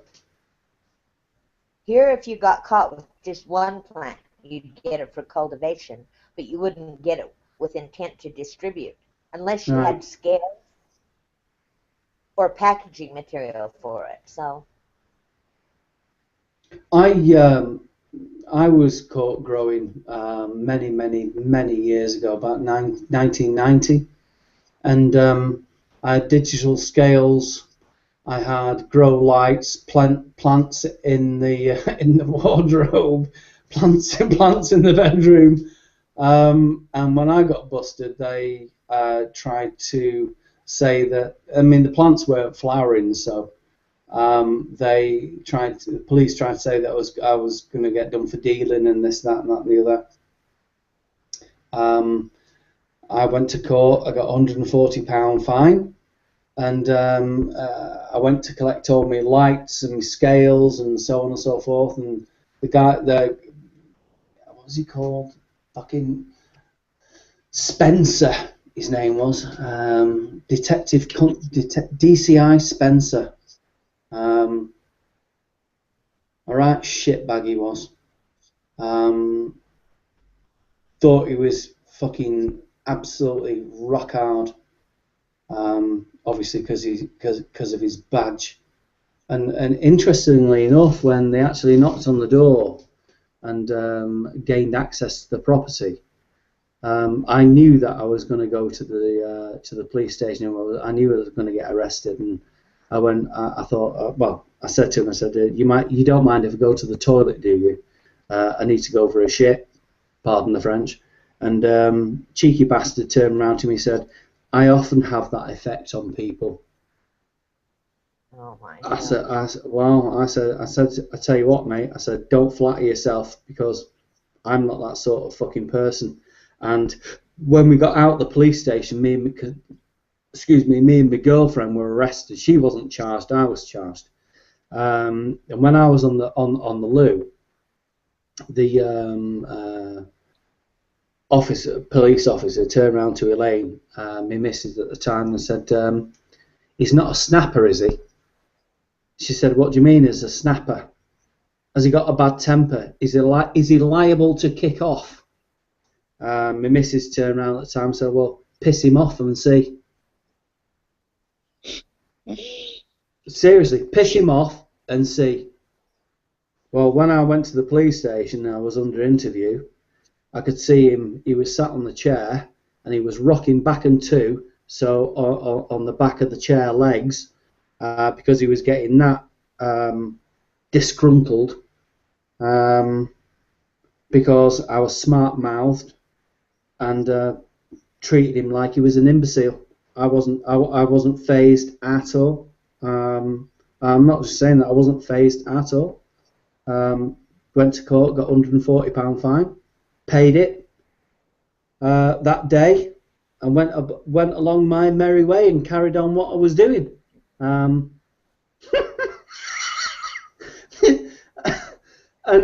yeah, they all knew about what I was doing, but what can you do? Can't fucking prove it. You get your equipment back and that. I did, yeah, because there was no confiscation order made. I went to the police station. Yeah, man. I said I want my stuff back. He said, what do you mean your stuff? And there was people in the police station at the time, and he said, you can't have it back. At the top of his voice, this was, you can't have it back. It's to do with drugs. I went, yeah. You mean cannabis? And he said, yeah, cannabis. And he's literally not fucking shouting, but really, really loud, thinking I'm going to be embarrassed about it. I said I want my stuff back, my lights, my scales, and so on and so forth. Wouldn't give them it back, so I went to my solicitors, got a letter. 3-4 days later, I went back again. Police station was full, and I said I want my stuff. He said he can't have it. It's to do with drugs. Drugs, it was. Drugs. You're absolutely not having it back. Drugs. I went, are you sure about that? He said, yeah. I said, I'll tell you what. I said, you better come over here then. And I pulled out this letter, shoved it through. He read it, and he looked at it. He almost turned white. So I said, off you pop. Go and get me stuff. Seriously, off you pop. Go and get me stuff. Bring it back now. Because it's to do with drugs, isn't it? And everybody else was fucking looking. Everybody else was listening. 5 minutes later, 10 minutes later, my stuff came back. Wasn't him. It was another copper, because he couldn't actually face bringing me back my stuff because he didn't have the fucking balls to face me and give it me back. What a shitbag. Can't even stand there in front of me, right, and say, here's your stuff, blah, blah, blah, blah, blah. Just didn't have the fucking nerve, didn't have the face, didn't have the balls to do it. So I got my scales back, my strip lights, my fucking sodium, got everything fucking back, man. Because no confiscation order was made. I got a fine, but no confiscation order was made. And if there's no confiscation order on my stuff, can't keep it. Yeah, definitely. The judgment had been made as well, so. Yeah.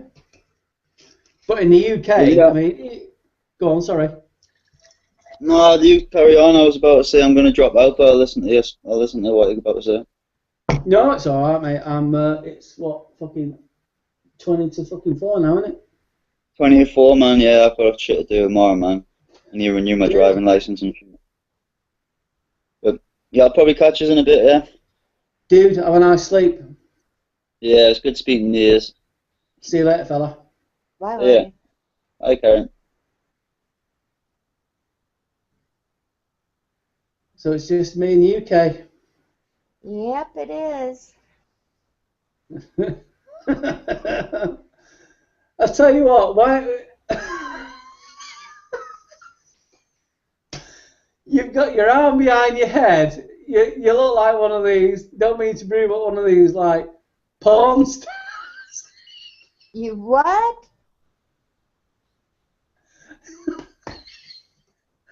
Honestly.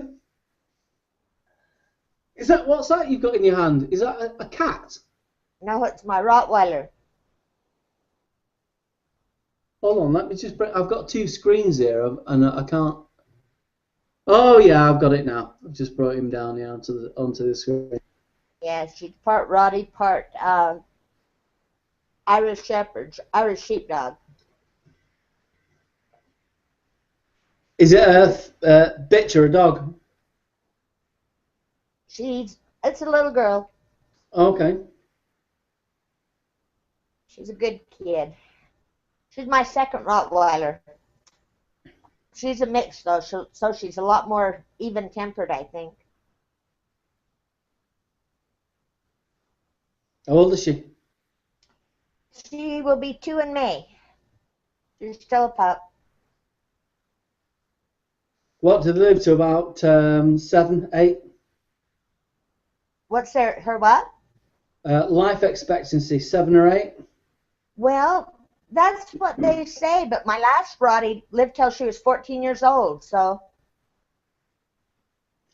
I think that she'll probably live to the same if she's not a purebred.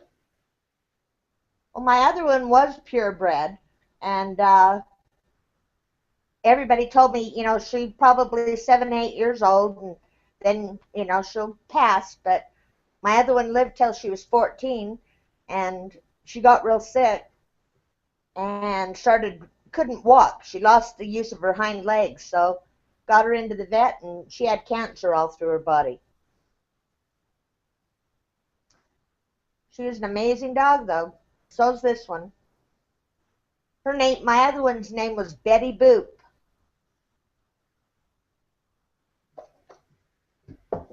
I've got a picture of my dog here. I'll just put this on here. There you go. In fact, yeah, there we go. I'm just trying to find the camera. There we go. You see that? Beautiful. What kind of a dog? Shepherd? Yeah, German Shepherd.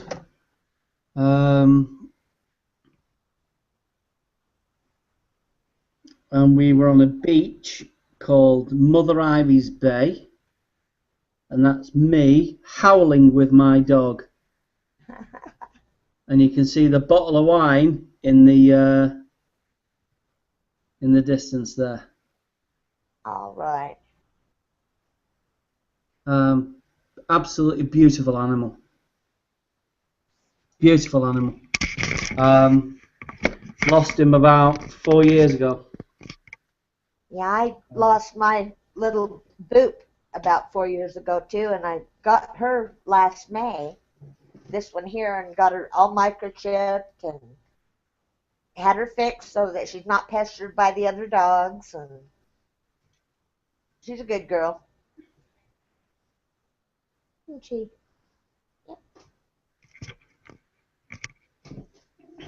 So how old are you? Nearly 50. Are you? Yeah. You're young.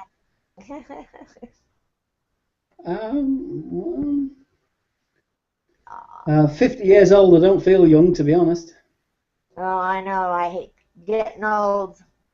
I guess you're only as old as you feel, but boy, lately I've been feeling pretty old. Had to go in and have a CT scan a couple days ago, and they determined I've got cancer in my lungs, so don't know what we're going to do. You got medical insurance? No.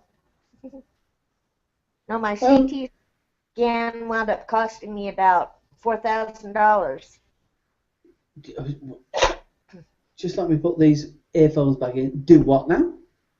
I had the CT scan, and I don't have insurance, so I had to come up with $4,000 real quick. Right. What about Obamacare?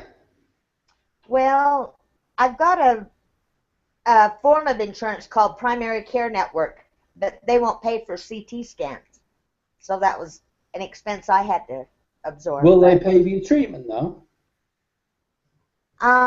Yeah, probably. I don't know. I don't know enough about it. I just barely started using it. But I felt fine. I went in because I've got arthritis, and my hands, I wasn't able to use them very much. And they did all kinds of blood work and found all kinds of crazy abnormalities. So they had me do a CT scan and an EKG and an MRI, and oh boy. I just paid off my second mortgage on my house, so I guess I'm going to have to do that again because I'm unemployed right now. You know, for the cancer of your lungs? Yeah, that's what they determined. They've got some dark spots in there, and they're probably going to try to go in and do a biopsy and find out. But there's some dark areas. You know, look, I'm not suggesting that for 1 minute that you turn your back on traditional medicine, shall we say. However, I would suggest that if you've got some money, buy buy some pure silver rods, make yourself some colloidal silver, and then stick it through a vaporizer where you can take it into your lungs. You've got nothing to lose.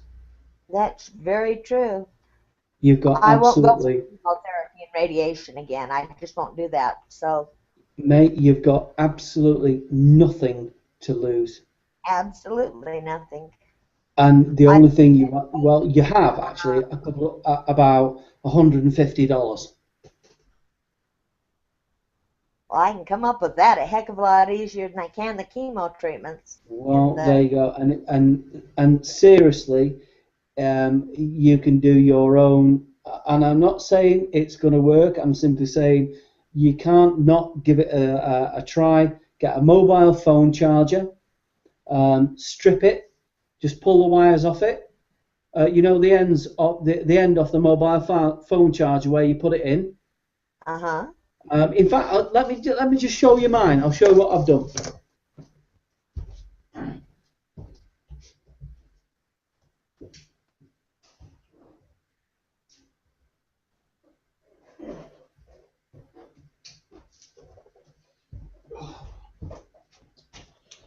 Right. Okay. Let me just put my earphones in again. I do have a friend here that Right. makes. So what I've done, I bought this silver bar on the internet, eBay, and this is my colloidal silver kit. I've got a TDS meter. I've got two silver bar. I've got a silver bar. This was a 1 ounce bar. And you can see the shape of what I've done, right? See that there? Right, that was a very small bar. I got a hammer and hammered it out, made it long, right? You can see the dirt where it's dark on one side and not on the other. Can you see that that kind of there? Yes. Right, that's where it's been dipped in the water, right? So that's 1 silver bar chopped in half.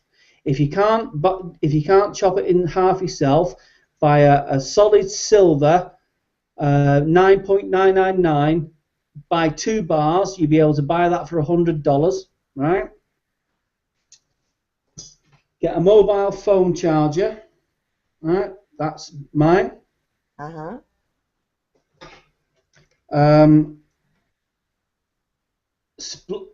Take the end off it and apply crocodile clips. Can you see those? Alligator clips, yeah. Right. So you strip it. You've got 2 wires. Once you take the end off it, it's all tangled up here. Right. So those are the 2 wires that you get when you take the end off the connection. Right. So you can split it into 2. You attach 2 crocodile clips to it. Put that on your silver rods. I'll do that for you now. I tell you this because if you've got cancer, like I say, you've got nothing else to lose, right? You dangle those into a jar of distilled water, which you can buy from your supermarkets. Make sure that the crocodile clips don't go into the water. Make sure it's just silver plates, and make sure, right, that they're about that far apart, and like I say, the crocodile clips don't touch the water, right? Even if you haven't got a magnetic stirrer, it's still worth a try. You can even buy colloidal silver from the European markets. I don't think it's available in the States anymore. I think there's a law against buying it. But it's a mobile, like I say, mobile phone charger, 2 silver ingots, put them in some water, distilled water. Even if it turns yellow, it doesn't. I would suggest that, you know, it maybe not, but I would suggest that you use that and then put it through a vaporizer of some description. You could actually get the water, warm it once you've made it, warm it up, and then put your head over it like you do to steam your face. You could do that. But there's plenty of evidence on the YouTube or on the net to say that colloidal silver does actually kill cancer cells.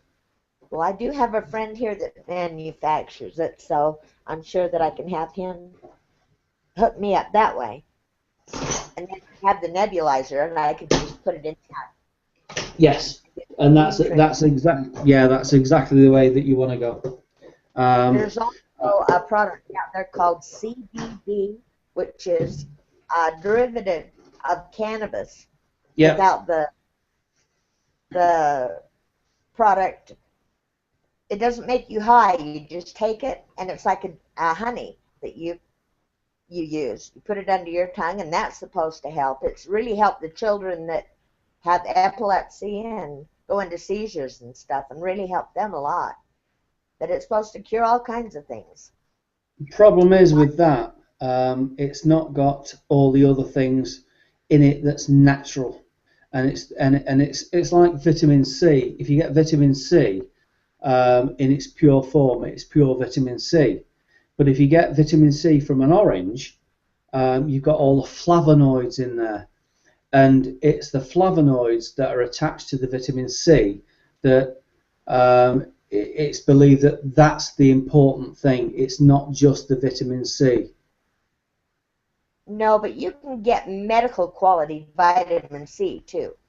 Yeah, you can, but the point is that when you get medical quality vitamin C, even though it's pure, right, it's pure vitamin C, that's what it means, pure vitamin C. There are no flavonoids in there. And the flavonoids are the ones that are supposedly give you all the health benefits because it's attached to the vitamin C molecule. It's like to attach, when you want to take on vitamin C, what you should be doing, or iron, should I say, are like out of spinach. What you should be doing is eating spinach at the same time that you're eating an orange, because the vitamin C helps you absorb the iron into your body. If you haven't got the vitamin C there, the iron is very, very difficult to absorb. That's good to know too. I You know know what I there's a mean? young man by the name of Michael that goes into Five's chat room. I don't know if you know Five Dinners, but Five dinners, yeah. she goes in there and she's really a proponent for the vitamin C treatments for a lot of things. And she's given me Yeah. a lot of advice that way too. I'd have to do it intravenously, but I have no problem with that. I can hook myself up that way, but I don't know. I just found out, so I'm just kind of got a lot of stuff in my head. I don't quite know which way to go. Well, I would tell you this, right? If somebody turned around to me, and I've got to say, I went to the dentist about just before Christmas. I think it was maybe November. I've got to go for a biopsy of my mouth because my dentist seems to think that I may have cancer of the mouth. That's none of my family know about that. You're the first person I've mentioned that to. So I've got to go for a biopsy very, very shortly at my local hospital. I got a letter through the other day over there. And if that's the case, I can't say that I'm not going to opt for traditional, as we say, chemo, but that's going to be, I've got to say, it's going to be last on my list. Well, I'm just not going to opt for it, period. I went through it. I had thyroid cancer, and I went through it with my thyroid, and I'll never do anything like that again. It made me sicker. I finally just had him remove the thyroid. But it made me sicker than I ever felt having the problem thyroid. So I just won't go that route. But I go in Friday for the biopsy. We'll see what happens. You know, if it comes back benign, I'll be happy as can be. And see whatever they can do to remove the dark spots on my lungs. But something's giving them an indication that there is a problem with it because of all the blood work that they did. I've gone in and had labs done 7 times in 6 days.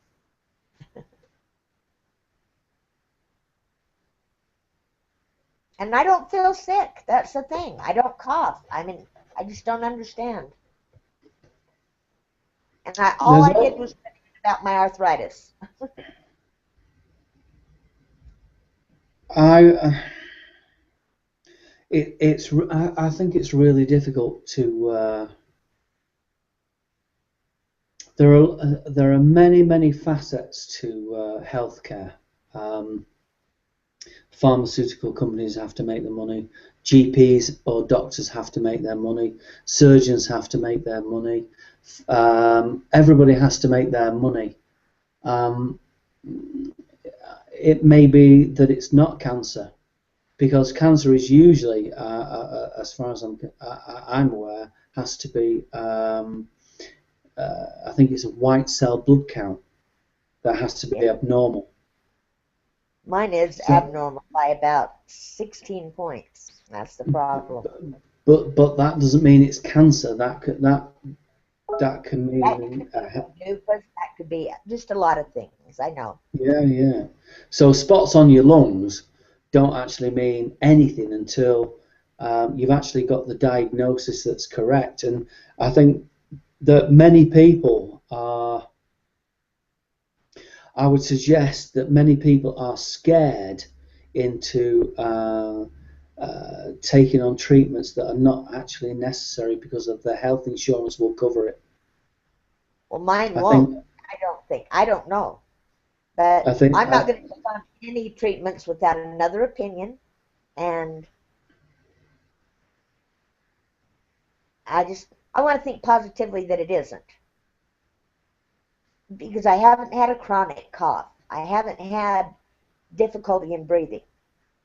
I know when I've gone in and they test your pulse oxygen level, they make you breathe, and my oxygen level hasn't been where it should be. I have to take 37 great big deep breaths to get it up where it needs to be. But I don't get winded when I go hiking. I don't get winded when I go skiing. So I don't understand. You'd think I'd be winded or get tired or something, but I don't. Like I said, I'm not medically qualified, so I could not, and would not, and should not give advice. And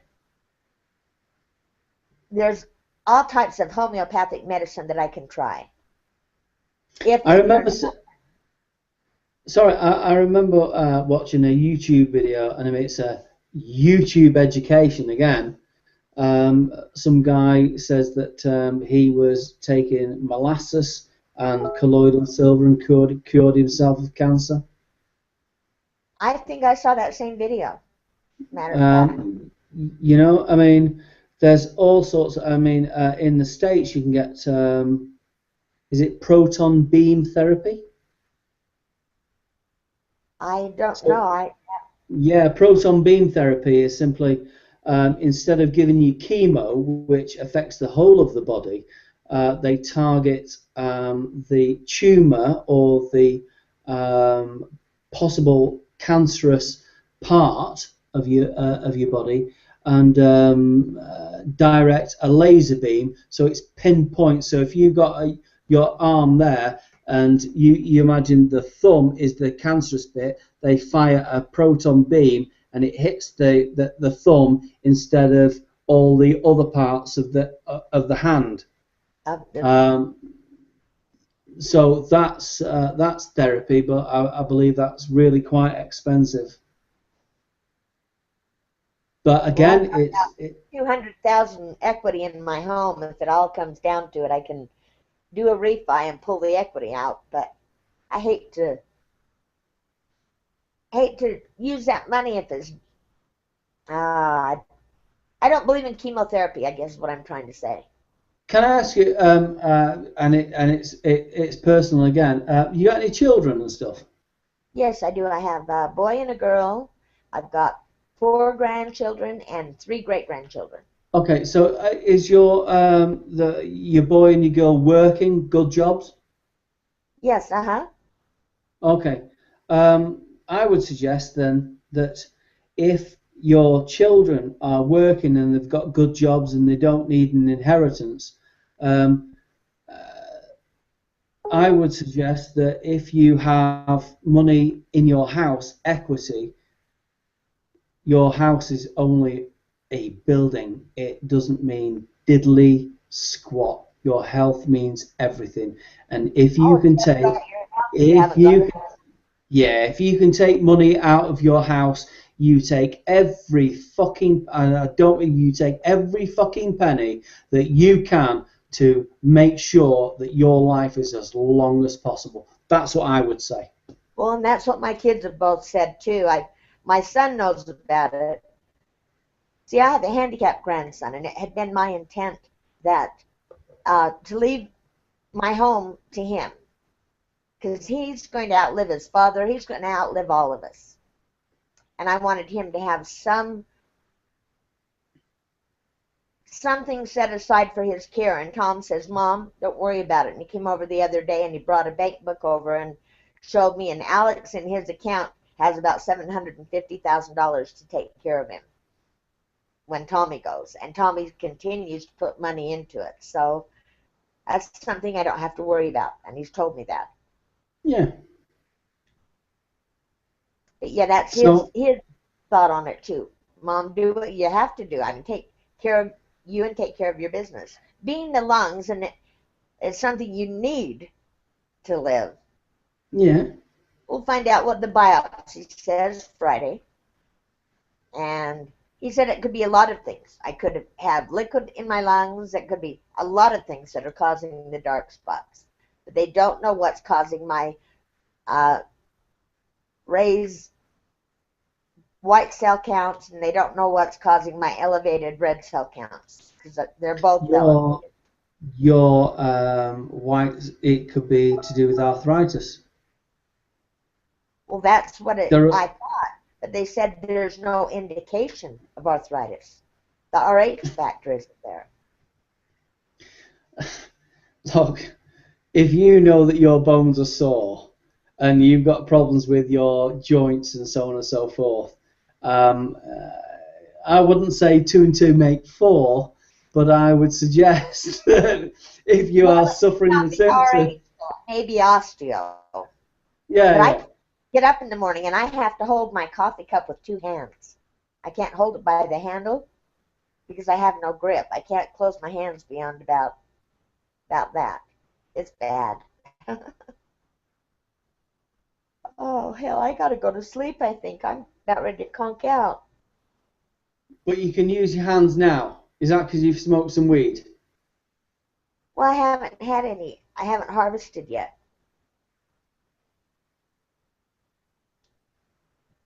I can move them a little bit, but I mean, I can't make a tight grip. I can't pick anything up. I broke more glasses in the last 6 months than I have in my whole life, I think.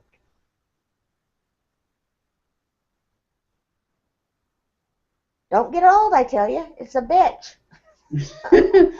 You're telling me I'm nearly 50, and I'm 12 years your senior, young man. And I've been healthy all my life. I still snowboard and snow ski, and I just don't understand it. Yeah, like you say, old age is a bitch. Many years ago, I was diagnosed with a nerve condition called CRPS or RSD, and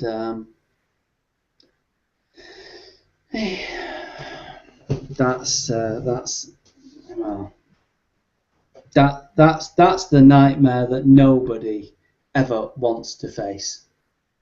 And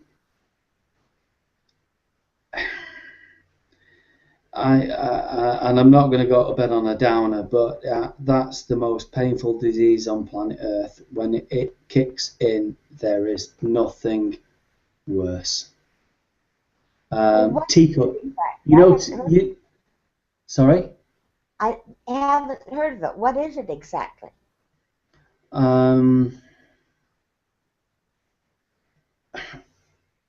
That would take too long to go into in depth, but it's simply there are many symptoms to it, but the main symptom that everybody experiences is pain. There's a thing called the McGill Pain Scale. Hospitals adopt it all over the world as a given. The McGill Pain Scale says that if you were to get a knife and cut your own finger off without anaesthetic, that would probably be about 21, 22. Break a leg, 19, 20. Giving birth, 21, 22 maybe.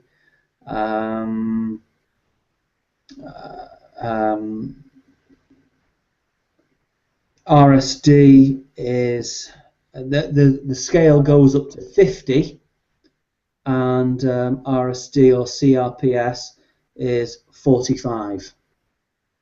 Nothing has ever gone past 45. So when it kicks off, big style, and I've got to say I'm really lucky. I've only been I've not been to the 45 thing, but I've certainly been in the late 30s, early 40s, and you literally feel as though You get jabbing pains, stabbing pains, aching pains, dull, throbbing, cold pains, electric pains, burning pains, and sometimes, I mean, I've had the, not for a while now, I've got to say, so hopefully it's, but I've had pains that, you remember the French woman called Joan of Arc? Yes, And they burnt her on a bonfire? Well, if you can imagine being sat on a fucking fire and somebody burning you alive, that's what it feels like. And does it radiate through your whole body? Yes. In my case, yes. Other people, it's just their arms or a leg or a foot or something. I get kind of referred pain, what they call referred pain. You'd find you get burning pains on your back or in your face or in your legs or your feet or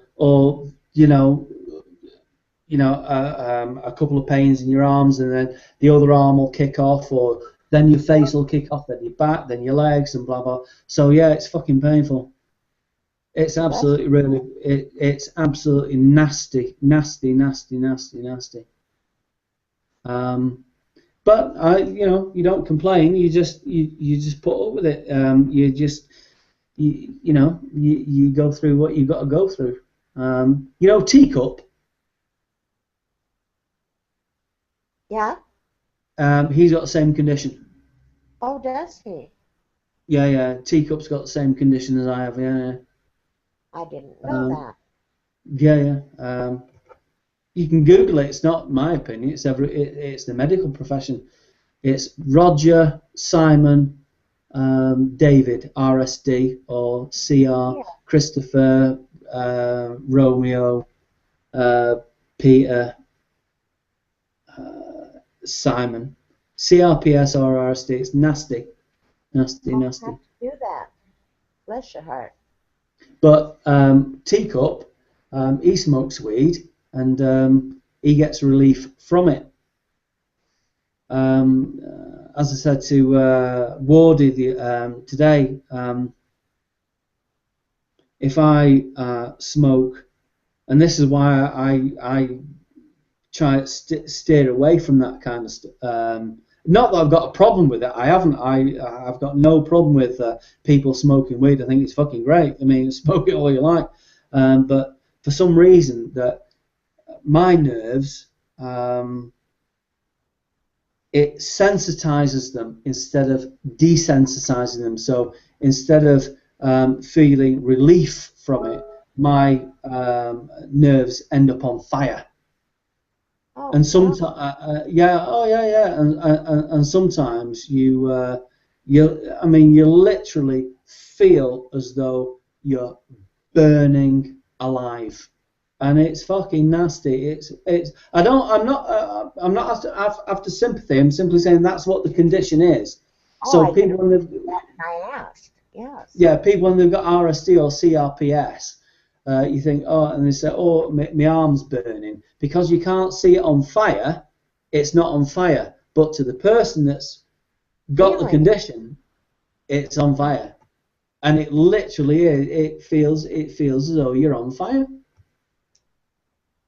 It's not good. So where Teacup there can get some pain relief, doesn't work for me. I mean, I had some hash on my birthday and this Christmas, and one evening, about a week ago, something like that, I'd started smoking the hash. About an hour later, I could feel like burning patches on my arm, and then my back started, and I think it was Christmas. I finished it, and I've not had the same burning pains. I've had similar symptoms, but not the pains that I had when I was because it just exacerbates everything. So no, it's not for me, I'm afraid. And it's a shame.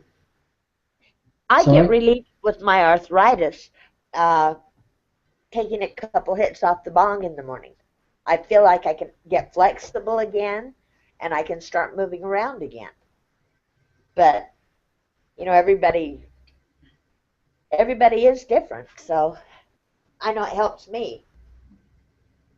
Doesn't help me. What kind of arthritis have you got?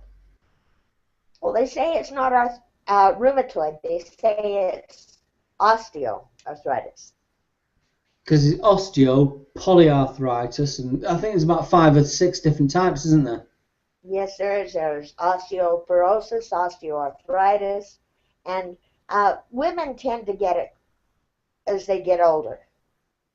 It's where your bones thin out, and I've got holes in my knuckles as a result of it.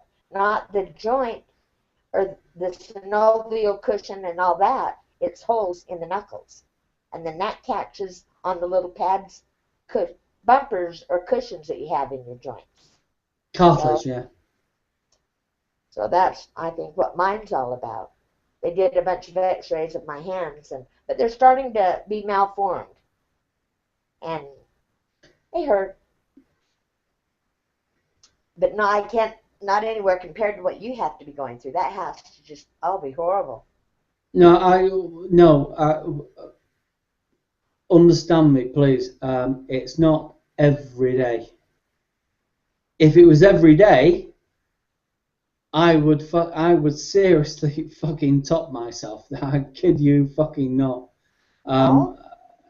I would do myself in absolutely, yeah. There's no question.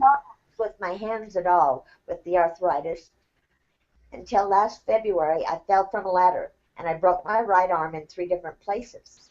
Well, because I didn't have insurance, the doctor was hesitant in seeing me, the orthopedic surgeon. And so they went ahead and they just put a brace on it for 10 weeks. Well, when I took the brace off, I couldn't move my fingers.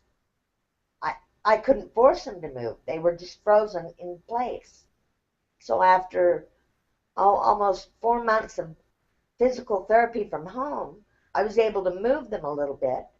But my right hand was the one that was affected, but now I have no use in my left hand.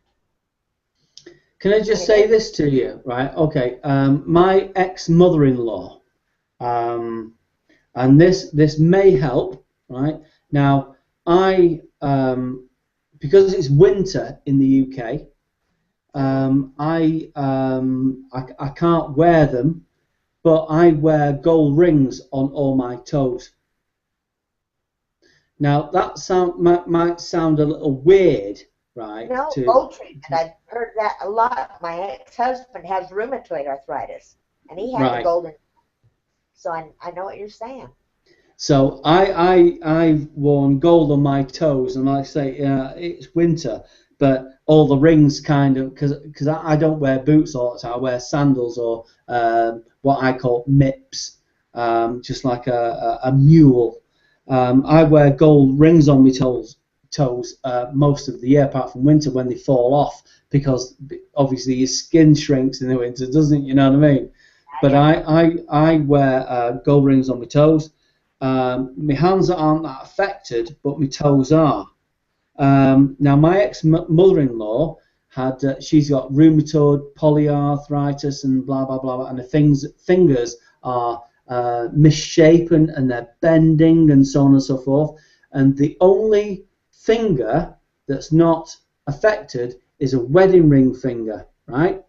And you know what she's got on there? 22 karat gold. Well, I went to the recyclers and recycled all my silver and all my gold, and to come up with 2 house payments. And I was able to recycle it all for $2,700. So I don't have any gold and silver left, but I got almost 6 house payments behind because of not working and not being able to go back to work. But my community has stepped in and they've helped me a bunch. I paid 2 house payments and they made 4, and they're just amazing people. But I got to get on the they've paid your mortgage for you? Yes, my community did. That wouldn't happen in the UK. Yep, they saw that I've had food in my house, that my dog has had dog food. They shovel my walks every day when it snows, and they paid my mortgage. And that's $1,200 a month that they paid for me. And at Christmas time, my dog alerted me that someone was in the yard. But when no one knocked on the door, I just kind of ignored it. And later on in the afternoon, went out to get my mail, and on my front door is an envelope. And there was $600 in this envelope. 2 days later, the same thing happened. So this time, when nobody knocked on the door, I went down and opened it, and there was an envelope with gift cards of over $300. Like credit cards that I could use anywhere. They're amazing people. They got my car legal, and I hadn't had plates on my car for 2 years. And they got out there and got a mechanic working on it and went down and got it registered and got it legal for me. Are you in a gated community? No. Nope, just a subdivision with a lot of houses. Nope. A little Boy Scout came to my house. Normally every year I'll donate to their fundraiser, and they'll put a U.S. flag out my front yard on special holidays. Well, this year I couldn't afford it when he came, and I started to cry. I felt really bad. Well, he left. Now I'm going to cry. Give me 1 minute. He went home and told his father, and his father got the community together and came over and talked to me and helped me out. And they've been helping me out ever since July.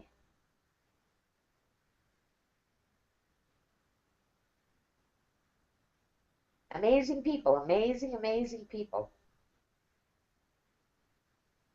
I am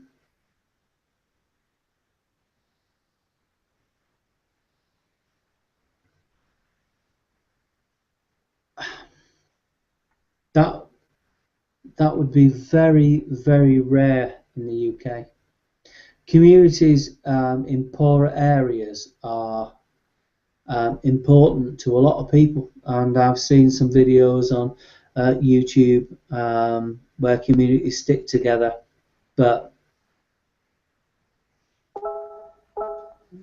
I would suggest middle class community. I mean, it isn't. They're not wealthy, but it's not an impoverished community either. But it amazed me because when I moved in here, I bought this house myself in 1989. I qualified and I was able to buy it. And I made it a point to know my neighbors.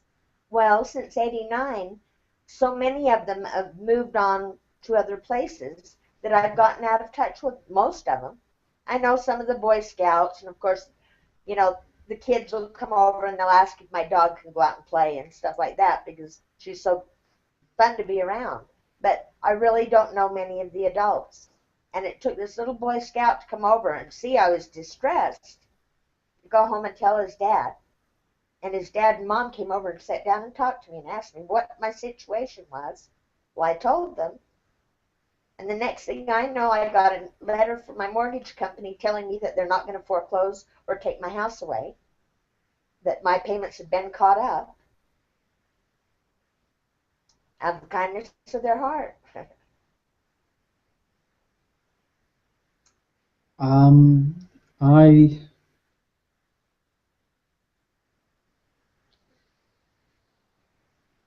I think that's very, very special. Not everybody has that. They don't have that support. Well, and I know that I would have it. my point is that it just goes to show that, you know, and it makes me smile that other people would actually think about somebody else's distress and, you know, help them. That's outstanding. Renewed my faith in my fellow man. It's just, and I've always been one to pay it forward. I mean, if I know that there's a family struggling, I'll take them groceries over. Or if I know that there's someone that's at their home and they're ill, I'll go over there and I'll do their dishes for them and stuff like that. So, I mean, I've stayed in touch. People, I guess, in the community know that I've always tried to help. Well, they sure stepped in and helped me. That's outstanding. That's it saddens me to see the situation that you're in, and I've got to say I was really quite moved at that, and yeah, I was not fighting back the tears, but I quite emotional about that. But you know, if your community is willing to do that for you, with anybody, but because it's only been the past couple weeks that I found out myself. But and I don't want to go out and say anything to them, but they know how hard I've been struggling to try to find a job, and people just are having a hard time thinking that a 61-year-old woman still has much to offer. I've worked all my life. I've been the most independent woman I know. But I've been having a hell of a time finding a job. I don't know. They've been amazing, I can just say that. on a lighter note, have you ever thought about becoming a call girl? Yeah, I could stand out on the corner and get a quarter or two, probably. Oh, I love it. So how did you come up with your name? Mother's Pudding. I like cooking. I thought about I'll go on YouTube and make cooking videos. And then I got sidetracked into UK TV licensing. So I kept the name. I've closed a couple of channels. Excuse me. I've had Mother's Pudding. Then it was separated, Mother's Pudding, and the idea with Mother's Pudding was there's only one person that can cook food that you like, which is your mum. Yeah. So it was Mother's cooking, and what's nice, my mum's pudding. So it's Mother's Pudding. And it was, to be honest, it was. I thought about making videos for YouTube on anything, making things like your mum used to make.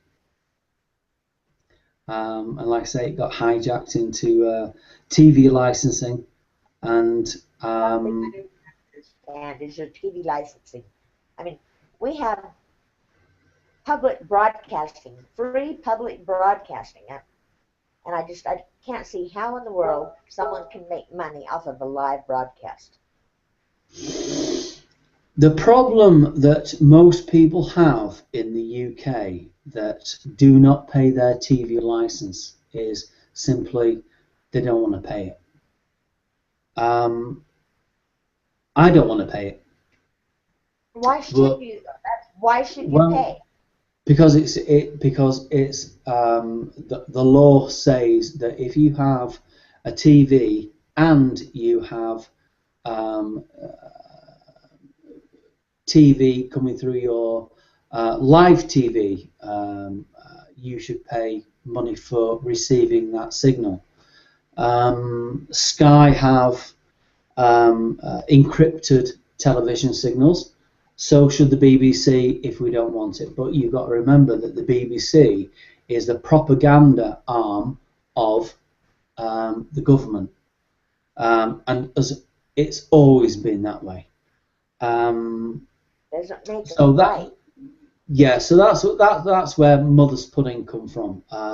It was basically make videos on anything the way that your mum used to make cake or food, the way that you would like it to be made. Then I got drawn into the TV licensing thing. Then I've closed a couple of channels because it all got too hot. So yeah, so Mother's Pudding has stuck really, and I really don't want to close this channel because there's lots of people have asked me in the last few weeks why was it Mother's Pudding? Well, I think You know, that's I mean, my reason. I think it's a great name. Instead of being really trendy, it's yeah, I think Mother's Pudding's a really good name, to be honest, because it is what your mum would make.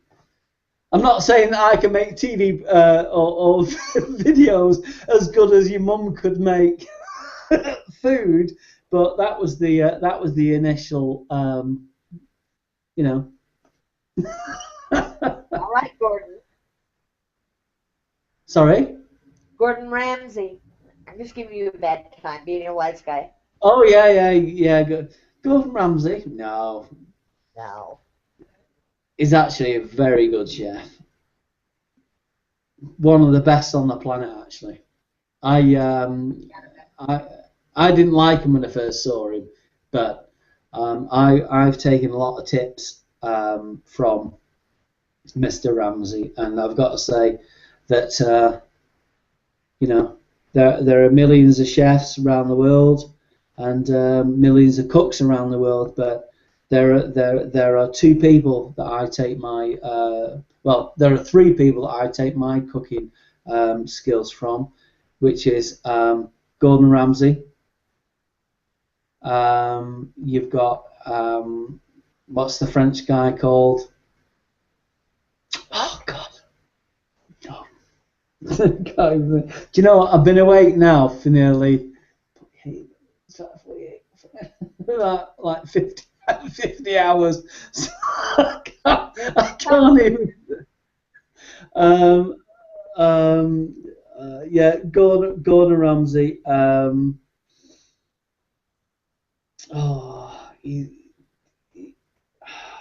It's not Wolfgram, right? No. Do you know? I can't even think. If you ask me date of birth, I'd have a problem at the moment.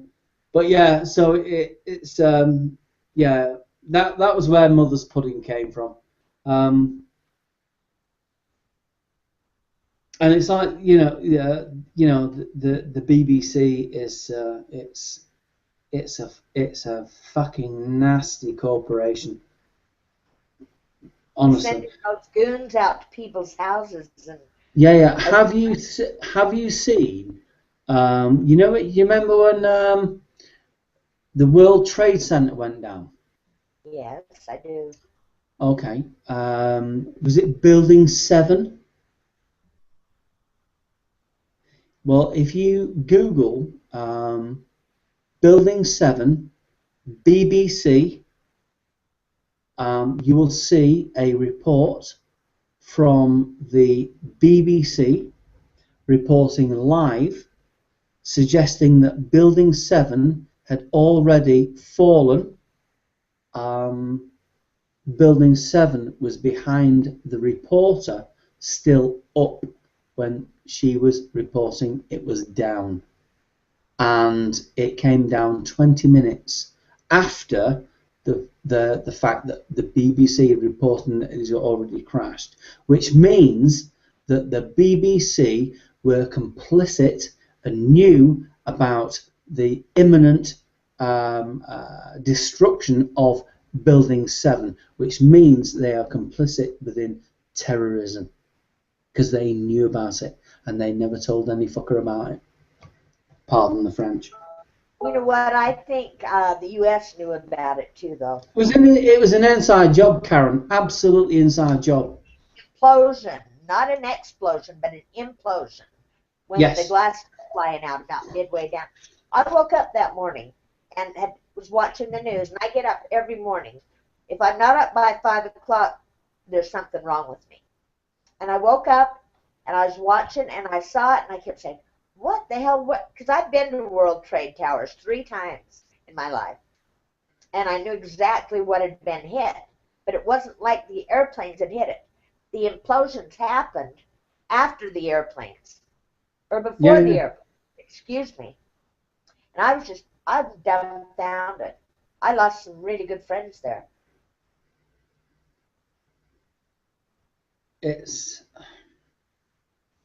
I think if you believe it, I mean, I always say this to anybody, right?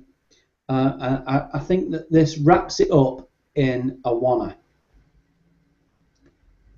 Your government wants to make you happy. Your government wants to look after you. Your government loves you. Your government wants to make sure that your life runs as smoothly as possible. Your government wants to make sure that your life is meaningful and full of hope.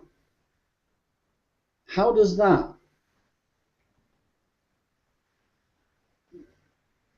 work with you? Do you think that those things that I've said to you is true? No, I don't. I think what you Exactly. said, they want it all to be people's. That's the point, though. Government says, we want to love you, we want to work for you, we want to stop you from, having all these terrorists killing you. We want to look after you. Is utter bollocks. Oh, I agree. Right? If you believe your government, you are fucking non-savable. You're exactly. I almost became a van dweller about a year ago. I do what now? I almost became a van dweller about a year ago. I was going to sell my house, get a motorhome, and just live anywhere I wanted. I'm tired of the taxes I pay on my property, which go up every year. And this year, my taxes on my property will be close to $3,100. That's a lot of money. Every year.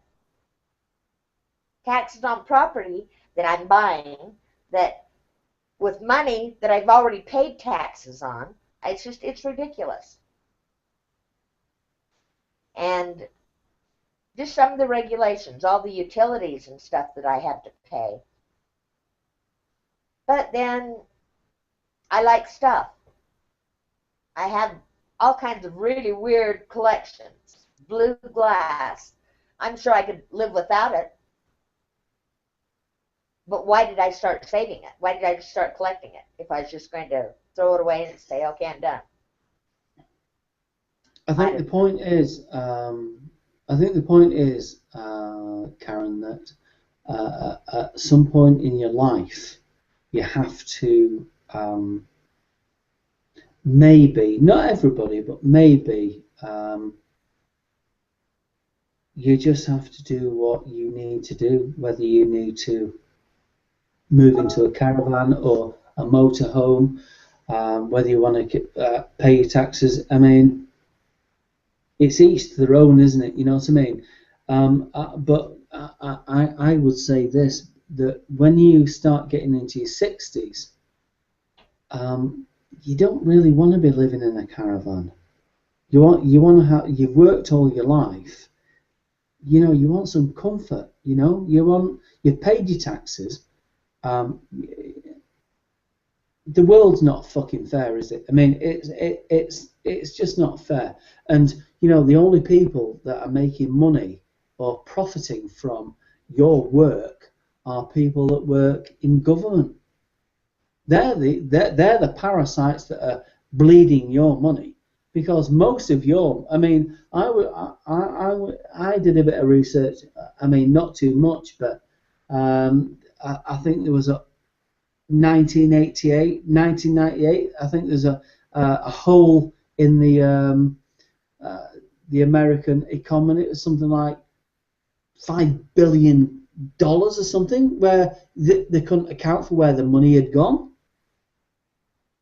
I mean, hold on, where's that money gone? Well, and that's a very good question, and none of us will ever know. Where's it gone? Military, underground bases, new planes, new rockets, blah, blah, blah, blah, blah. Why? Why they're perpetuating the wars, is because they've got such a stockpile of all this ammunition and all these new warfare weapons. Here's a question for you, right? Okay. So you're not part of the mainstream American thought. You smoke pot, therefore you can't be part of that. You can't be part of the American thought process, because you're on the fringes of that. So it's not taken into consideration, because you're kind of deemed as outside of reality. You can't make that informed choice. Only people that are not taking drugs, whatever, can make informed choices. How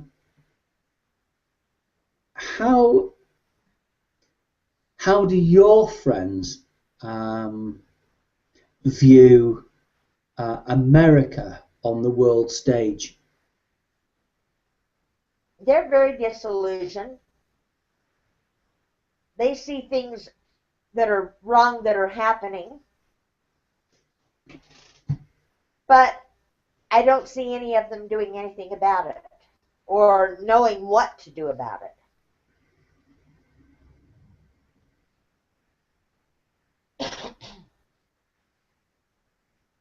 You know what, my dear? You need to go to bed. You need to catch a few winks of shut-eye. You're tired. Mate, after we finish this call, whatever it is, I won't be going to bed now for another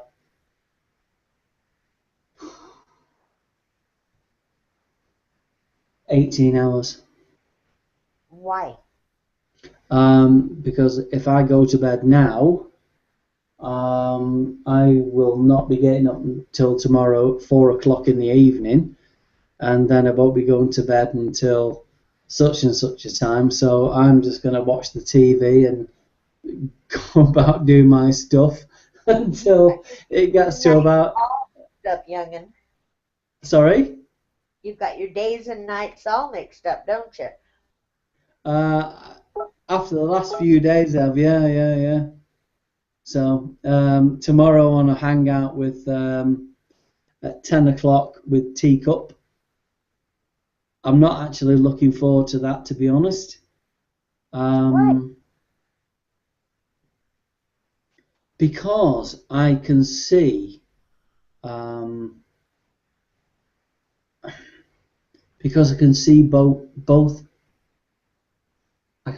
both points of the same argument with Badder and Teacup. But just presenting it in two different ways. You know, you hit the nail right on the head when you said earlier the two of them together would be trouble. I mean, they could come up with solutions for a lot of things if they were definitely, absolutely. You know, I mean, Teacup. He's had. Right. This is the thing with Teacup, right? He's got a very analytical point of view. He's been in the army, and because of his injury, he's transferred that kind of attitude to his legal knowledge and application of that legal knowledge. Myself, I've been in the army. I don't kind of get exactly but I understand where he's coming from. He's also got the same nerve condition that I've got, so I understand exactly where he's coming from. So even though we might not agree on everything,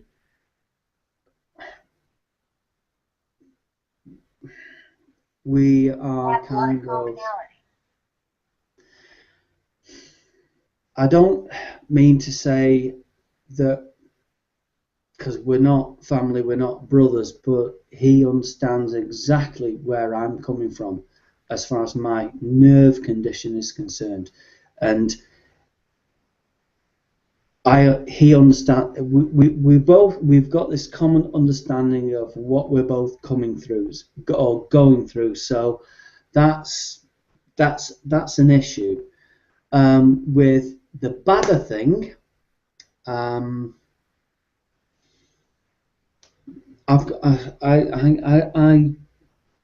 got to say what I listened to today. Not knowing law,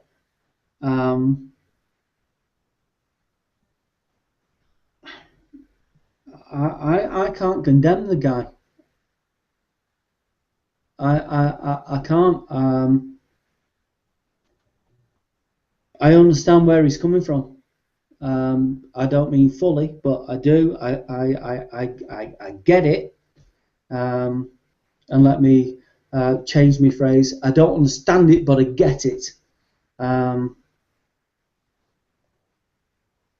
But I think if they could put their differences aside and work together on gaining common ground, I think that those two could be absolutely dangerous.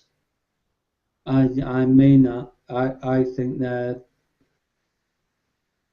just dangerous. I would suggest that. Brilliant in their own right.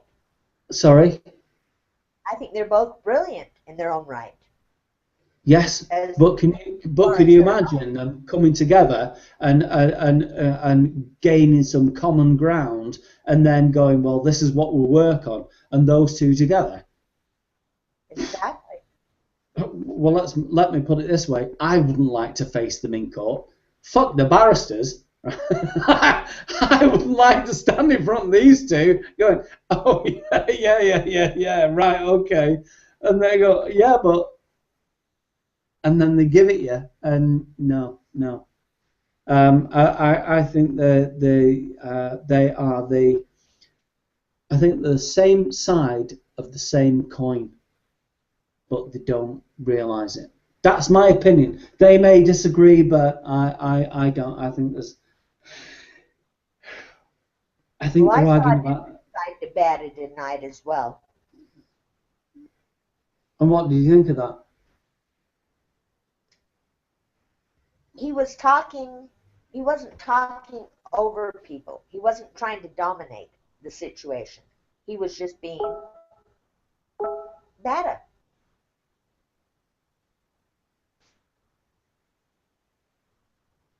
Can you see what, Karen? Can you see what messages are coming through there, babe? Yeah, Bob's posting Knife Party Centipede. Just a lot of links on YouTube.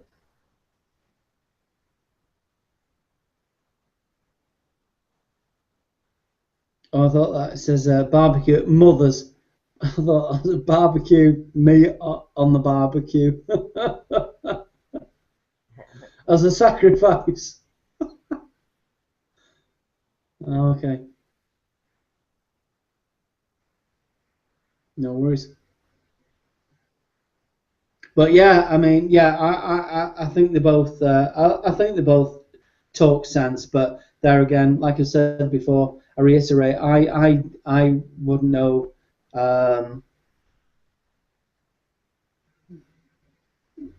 Badder or Badder's opinion on the law, or Teacup's part of the law, as to be, finite and absolute. But I've got to say this, right? Teacup, and this is the thing with Teacup, right? And this is where he scores points. He will always quote a law. He'll back it up. Where Badder doesn't. Badder is always, it's an argument that is within a particular boundary of law, but Teacup always quotes law. I think that would be right. Well, and he'll support what he's saying with links or with objectivity. He'll like you're right. He will cite cases. He'll cite instances. So let me ask you this: where would you come down on that? Is it Badder or Teacup, or is it in the middle? You've got to say in the middle. You've got to say in the middle, Karen. That had left a real bad taste in my mouth when I very first met him. I didn't like how aggressive he was. I didn't like how dismissive he was. And I didn't like how he was unable to take questions or criticism. Where Teacup, you can question why he says what he says, and he'll back it up with something. Bada kind of has the impression that he's above that. He doesn't need to. It's because I say so kind of thing.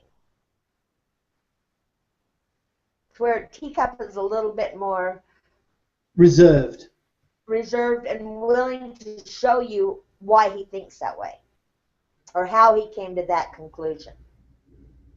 And Bada still is, this is the way it is, I'm right, you're wrong, so.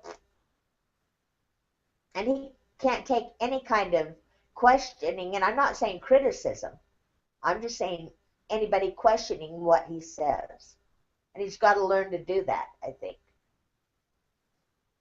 He makes good sense sometimes. But there's also points that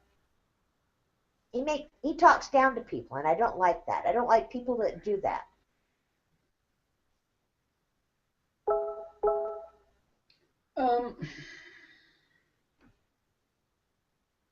I think it's sometimes it's very, very difficult to become subjective about people's opinions, especially if you're not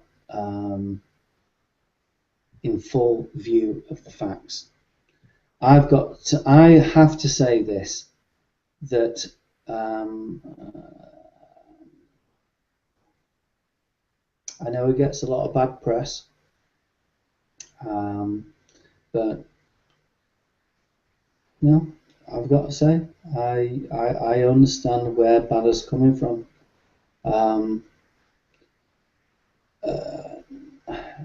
But I've seen people ask him a question that he gives them an answer, and then when they ask him where he's coming from, okay, show me some context to the answer you gave me. He thinks you're questioning his knowledge, and you're not. You just want to understand a little bit better. I noticed that with Mark tonight. He wasn't trying to be abusive or or mean or anything. He just wanted answers to some questions he had. And I think tonight, Bada was on his best form. He gave him answers that Mark was asking. And I appreciated that. Yeah. It wasn't dismissive. I mean, he did tell Mark he was dumb for doing this and dumb for doing that, and you shouldn't have done that. And the cop was right. How would you feel if somebody was chasing you down the street? But Mark had him in because he wanted some answers, and he was willing to listen for those answers. Do you not think that? I mean, this is my issue. Bada turned around to me and say, I've got certain videos on my channel, and it's the beginning of the law and the way that you want to approach it, so on and so forth. And that's my problem. It seems to me that there's an awful lot of prima donnaism going on. I would suggest, and I wanted to say this when I first started listening to them both, this is lesson 101. I will take you through it. This is what we do. Like you would at maths in school. 1 and 1 is 1, or 2. 2 and 2 is 4. This is the way that the law works. However, there are nuances and ambiances that you have to take into consideration. That goes off in that direction, that goes off in that direction, but this is the way that the law works. Not Teacup or Bada, as far as I'm aware, until I look at his videos that he's said that he's got on his channel, have done. It's all, oh, I'm arguing about this and I'm arguing about that. Well, excuse me, if you're trying to educate people, you should start at 101, which is how to deal with police, how to deal with this, how to deal with that. When they ask you this question, you answer it with this. When you want to go into court, do you know what I mean? Yes, I know exactly what you mean. Don't go off on a tangent about something without clarifying. I'm letting people know we're rookies here. We're asking the question because we want to know, not because we are critiquing what you're saying, or not because we're... I think he generalizes too much. Bada does. He knows the answers, or feels that he does, and he thinks everybody should. And when they have a question for him, he takes it as a criticism.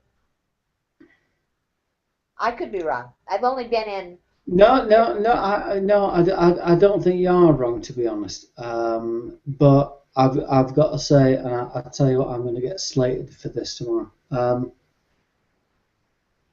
I don't think Teacup does it either. I think he's...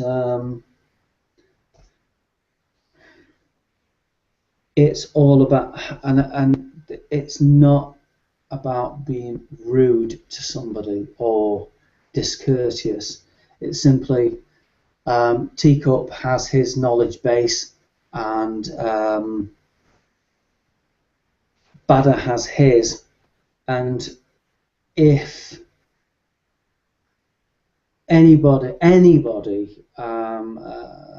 chooses to disagree with that, you're going to end up in an argument.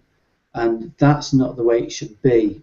The way it should be is simply, if I disagree with it, even though I can't get my point across because perhaps I don't even know what I'm talking about, whether it's Bada or Teacup, it's simply, well, you should know about it, and this is it, and you make what you will of what I'm going to say to you, instead of being an explanation on a particular point. You know what I mean? Now, and this is where it should be. What it should be is Teacup's room of law, Bada's rule of law. This is what I'm going to teach you. This is what I'm going to teach you. It's like martial arts. You learn a particular form of karate, Shotokan, blah, blah, blah, whatever. There are many, many different forms of karate. So not one is right, not one is wrong. Do you? I know what you're saying. You know, I'll tell you my opinion on it, and take from it what you will. You know, there are different forms. There's different forms of teaching. There's different forms of helping someone. But fighting and arguing between each other doesn't help anybody. I quite frankly have left the live chats because Bad has been in the room. Because he can get so disruptive. But lately I've been giving him more of a chance, going in and listening. If the two of them are in the room together, I'm out. Because that's all it is, a constant argument. I won't stay. If I wanted to listen to people argue, I mean, I'd have still lived at home. Well, you know, I've been on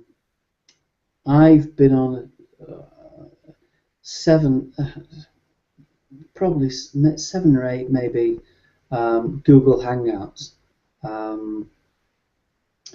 and I have never ever hosted a Google Hangout. Maybe that may happen in the very near future. But when I host a Hangout, it won't be an argument.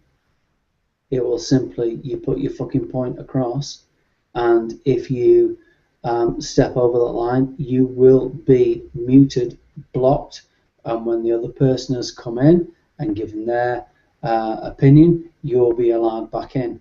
That's what it will be for me, because I actually believe that Badder has got some relevant points. I'm not suggesting that I know anything about the law. I'm simply saying that, you know, as far as I'm aware, that you've got some relevant points of view, not whether they're right or not, and Teacup. And isn't it difficult to understand where Teacup's coming from and Badder's coming from? Because they are very, very much alike, and they have equal conviction and they have equal presence. How is it that the layman determines how they're going to respond and how they're going to act on the information that they've received, from both? Well, you can't. I think it's really difficult. It is. If you have them both in the room, they're arguing about things that haven't even been discussed. I think it's just one-upmanship. I think it is. They're too much alike. They both have so much knowledge, but they don't know how to share it constructively. I don't know. I just find it hard to be in the room with both of them. I've got to say, the other day when they were both kicking off, I turned on the TV, watched the TV, turned down the speakers, come back to the PC, turned up the speakers, and it was just the same. It was though I hadn't moved. I know. It's like they're butting heads with each other, and they don't need to. But what I did find today and the other day is I listened to Teacup, no Badder. I listened to Badder, no Teacup. What a difference. I know. That's what I'm saying. It's a massive difference. Oh, it was wonderful. Teacup got to a point where he wasn't even going to go into any more of the hangouts because he felt like the minute he got in there, Badder would come in and just get combative with him. And it makes no sense. They don't have to fight between themselves unless they think it's entertainment for people. It isn't. Have you made your opinion clear? To them, or? Yes, to them. I haven't one-on-one with either one of them. But more so, I think, with Teacup in chat rather than in the Hangout. More, one-on-one that way. And he seems receptive, and, he communicates very well. I haven't seen that with Bada because I haven't had a one-on-one with Bada, whether it be in chat or in the room. Teacup is military trained. He is designed by the military to give orders and make sure that every, not orders, but every order or request is understood and understood to its max. Bada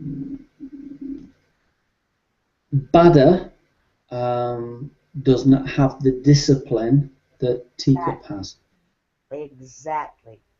He doesn't. And that's the word I was going to say too. He doesn't have that discipline. He doesn't have the. To where Teacup, I think, has an ability to be a leader. Bada wants to be the leader.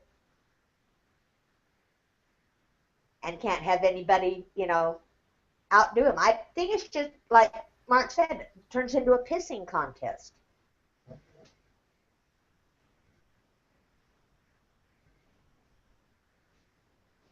I find it sad, to be honest, that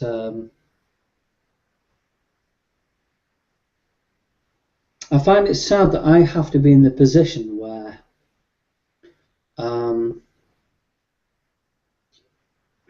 I may have to, and I've got to say to you now, Karen, I will not choose between either one. I am telling you now, there's no way. Even though you shouldn't have to. You shouldn't have to choose because they both have very good points. They just don't put them out there the same way. I think it's to do with I think it's mainly to do with, how do I put this? No, I'm not going to say anything. I would suggest this, that if anybody was watching the Hangout tonight, or in a week's time, take what you can from both sides and make your own opinion. But like I said, the only problem I've got with, and this is the thing, is with Bada, is the lack of law quoted in a book. And that's what law is. It's always written down in a book, and it's always referred to. Teacup, on the other hand, will always quote the law. That's as it's written, exactly. That's the yeah, but that's the problem, because I know that your man Bada is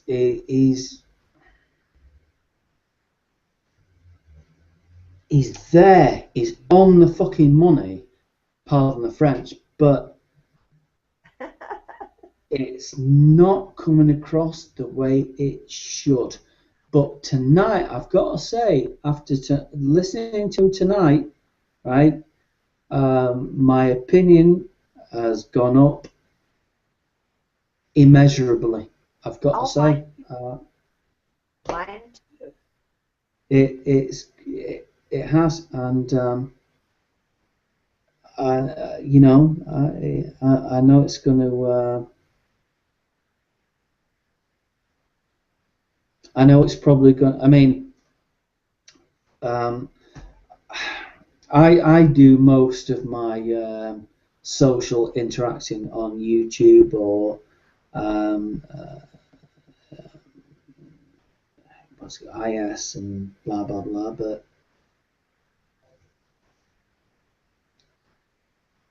I'm always invited onto Hangouts.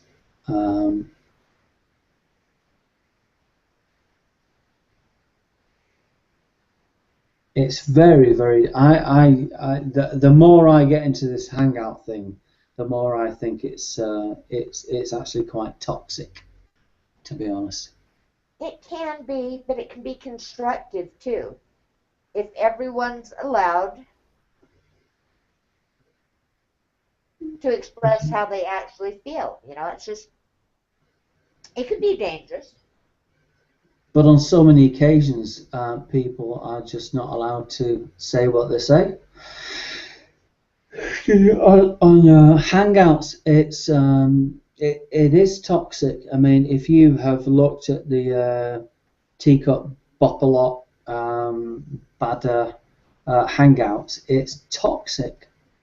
It's not, for me. I can understand that everybody needs to thrash out certain opinions, but it's becoming very toxic. I'm seeing that the more I go into that. I've gone into Stephen Bagman, and one time I do fives and I do marks. And those are the only two I really go into. What was that, honey? What did he say? The only two I really go into are marks and fives, hangouts. Okay.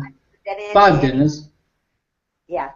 I've never been into any of teacups or bots or Badas hangouts at all. I've been in hangouts when they joined us, but and Steve-O Bagman invited me to one last week, and I went in, but Teacup. Those are the only three I've gone into. Teacup and Badder.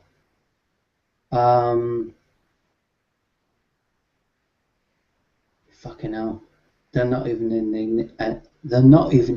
enigma. I mean,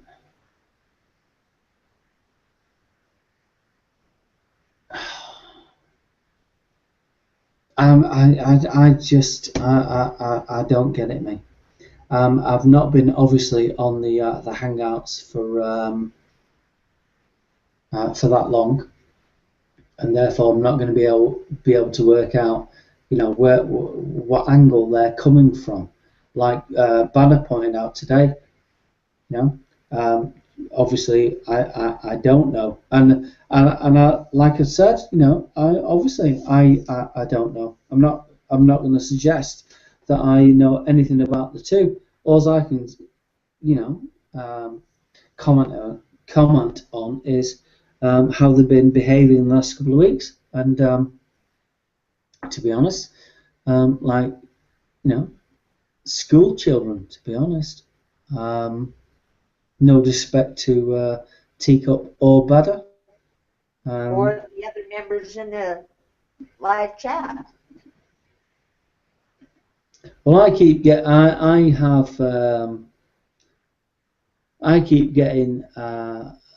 and I'm grateful for it. Invites from Teacup into chats and so on and so forth. And I'm like, I'm grateful for that.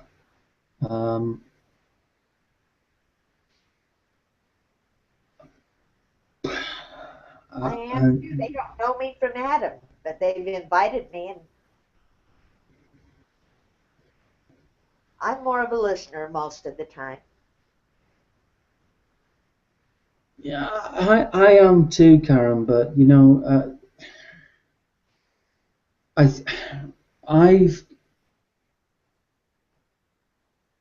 I'm really opinionated. I have what they call in the UK a really big gob, which means you're more than likely to open your mouth before you engage the brain. I've learned to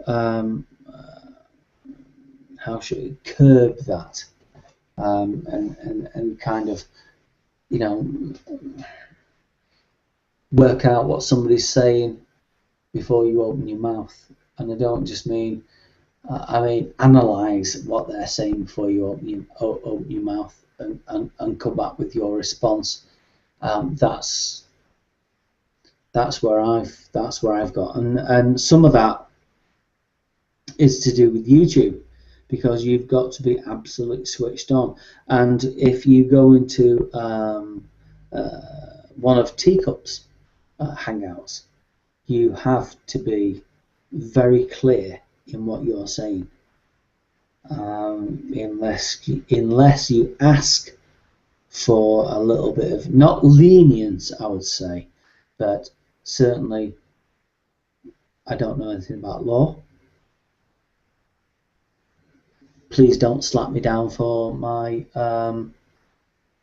non-knowledge, and I think that's fine. No problem there.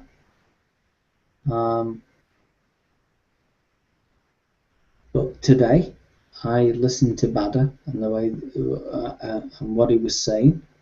It all made complete sense.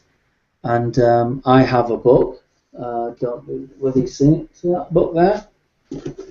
Can you see that? Yes.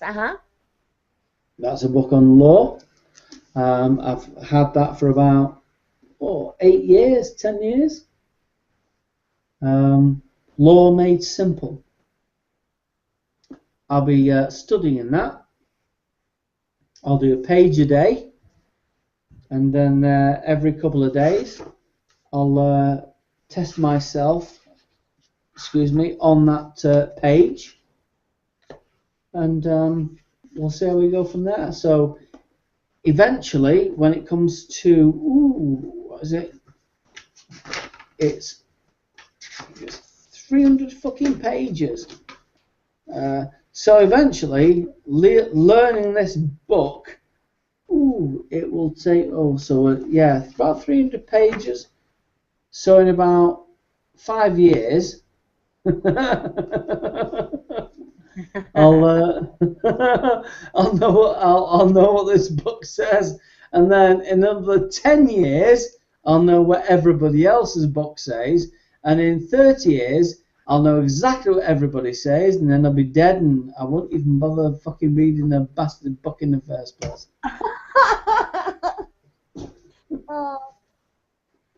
Well, my dear, I am going to call it a night, I'm afraid.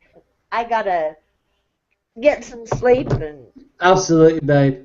Listen, got to take my dog out running for a minute. Karen, you've got my YouTube channel. Anytime you want to talk, just give me a bell and we'll have a talk, sweetheart. And you've got mine. I'll do it. All right, babe. Take care and get some sleep, young man. This is coming from a mother. Okay? A young man at 50 years old. I tell you what, the last time I was told young man was when I was about 16, 17. Well, okay. I called you a young man just now, and I meant it. If you're younger than me, you're a young man. I feel like a toy boy. Oh, toy boy. Okay, then. Good night, mothers. Babe, Karen, have a nice sleep. I'll speak to you soon, babe. All right, honey. Bye-bye. All right, sweetheart. See you later. Bye-bye.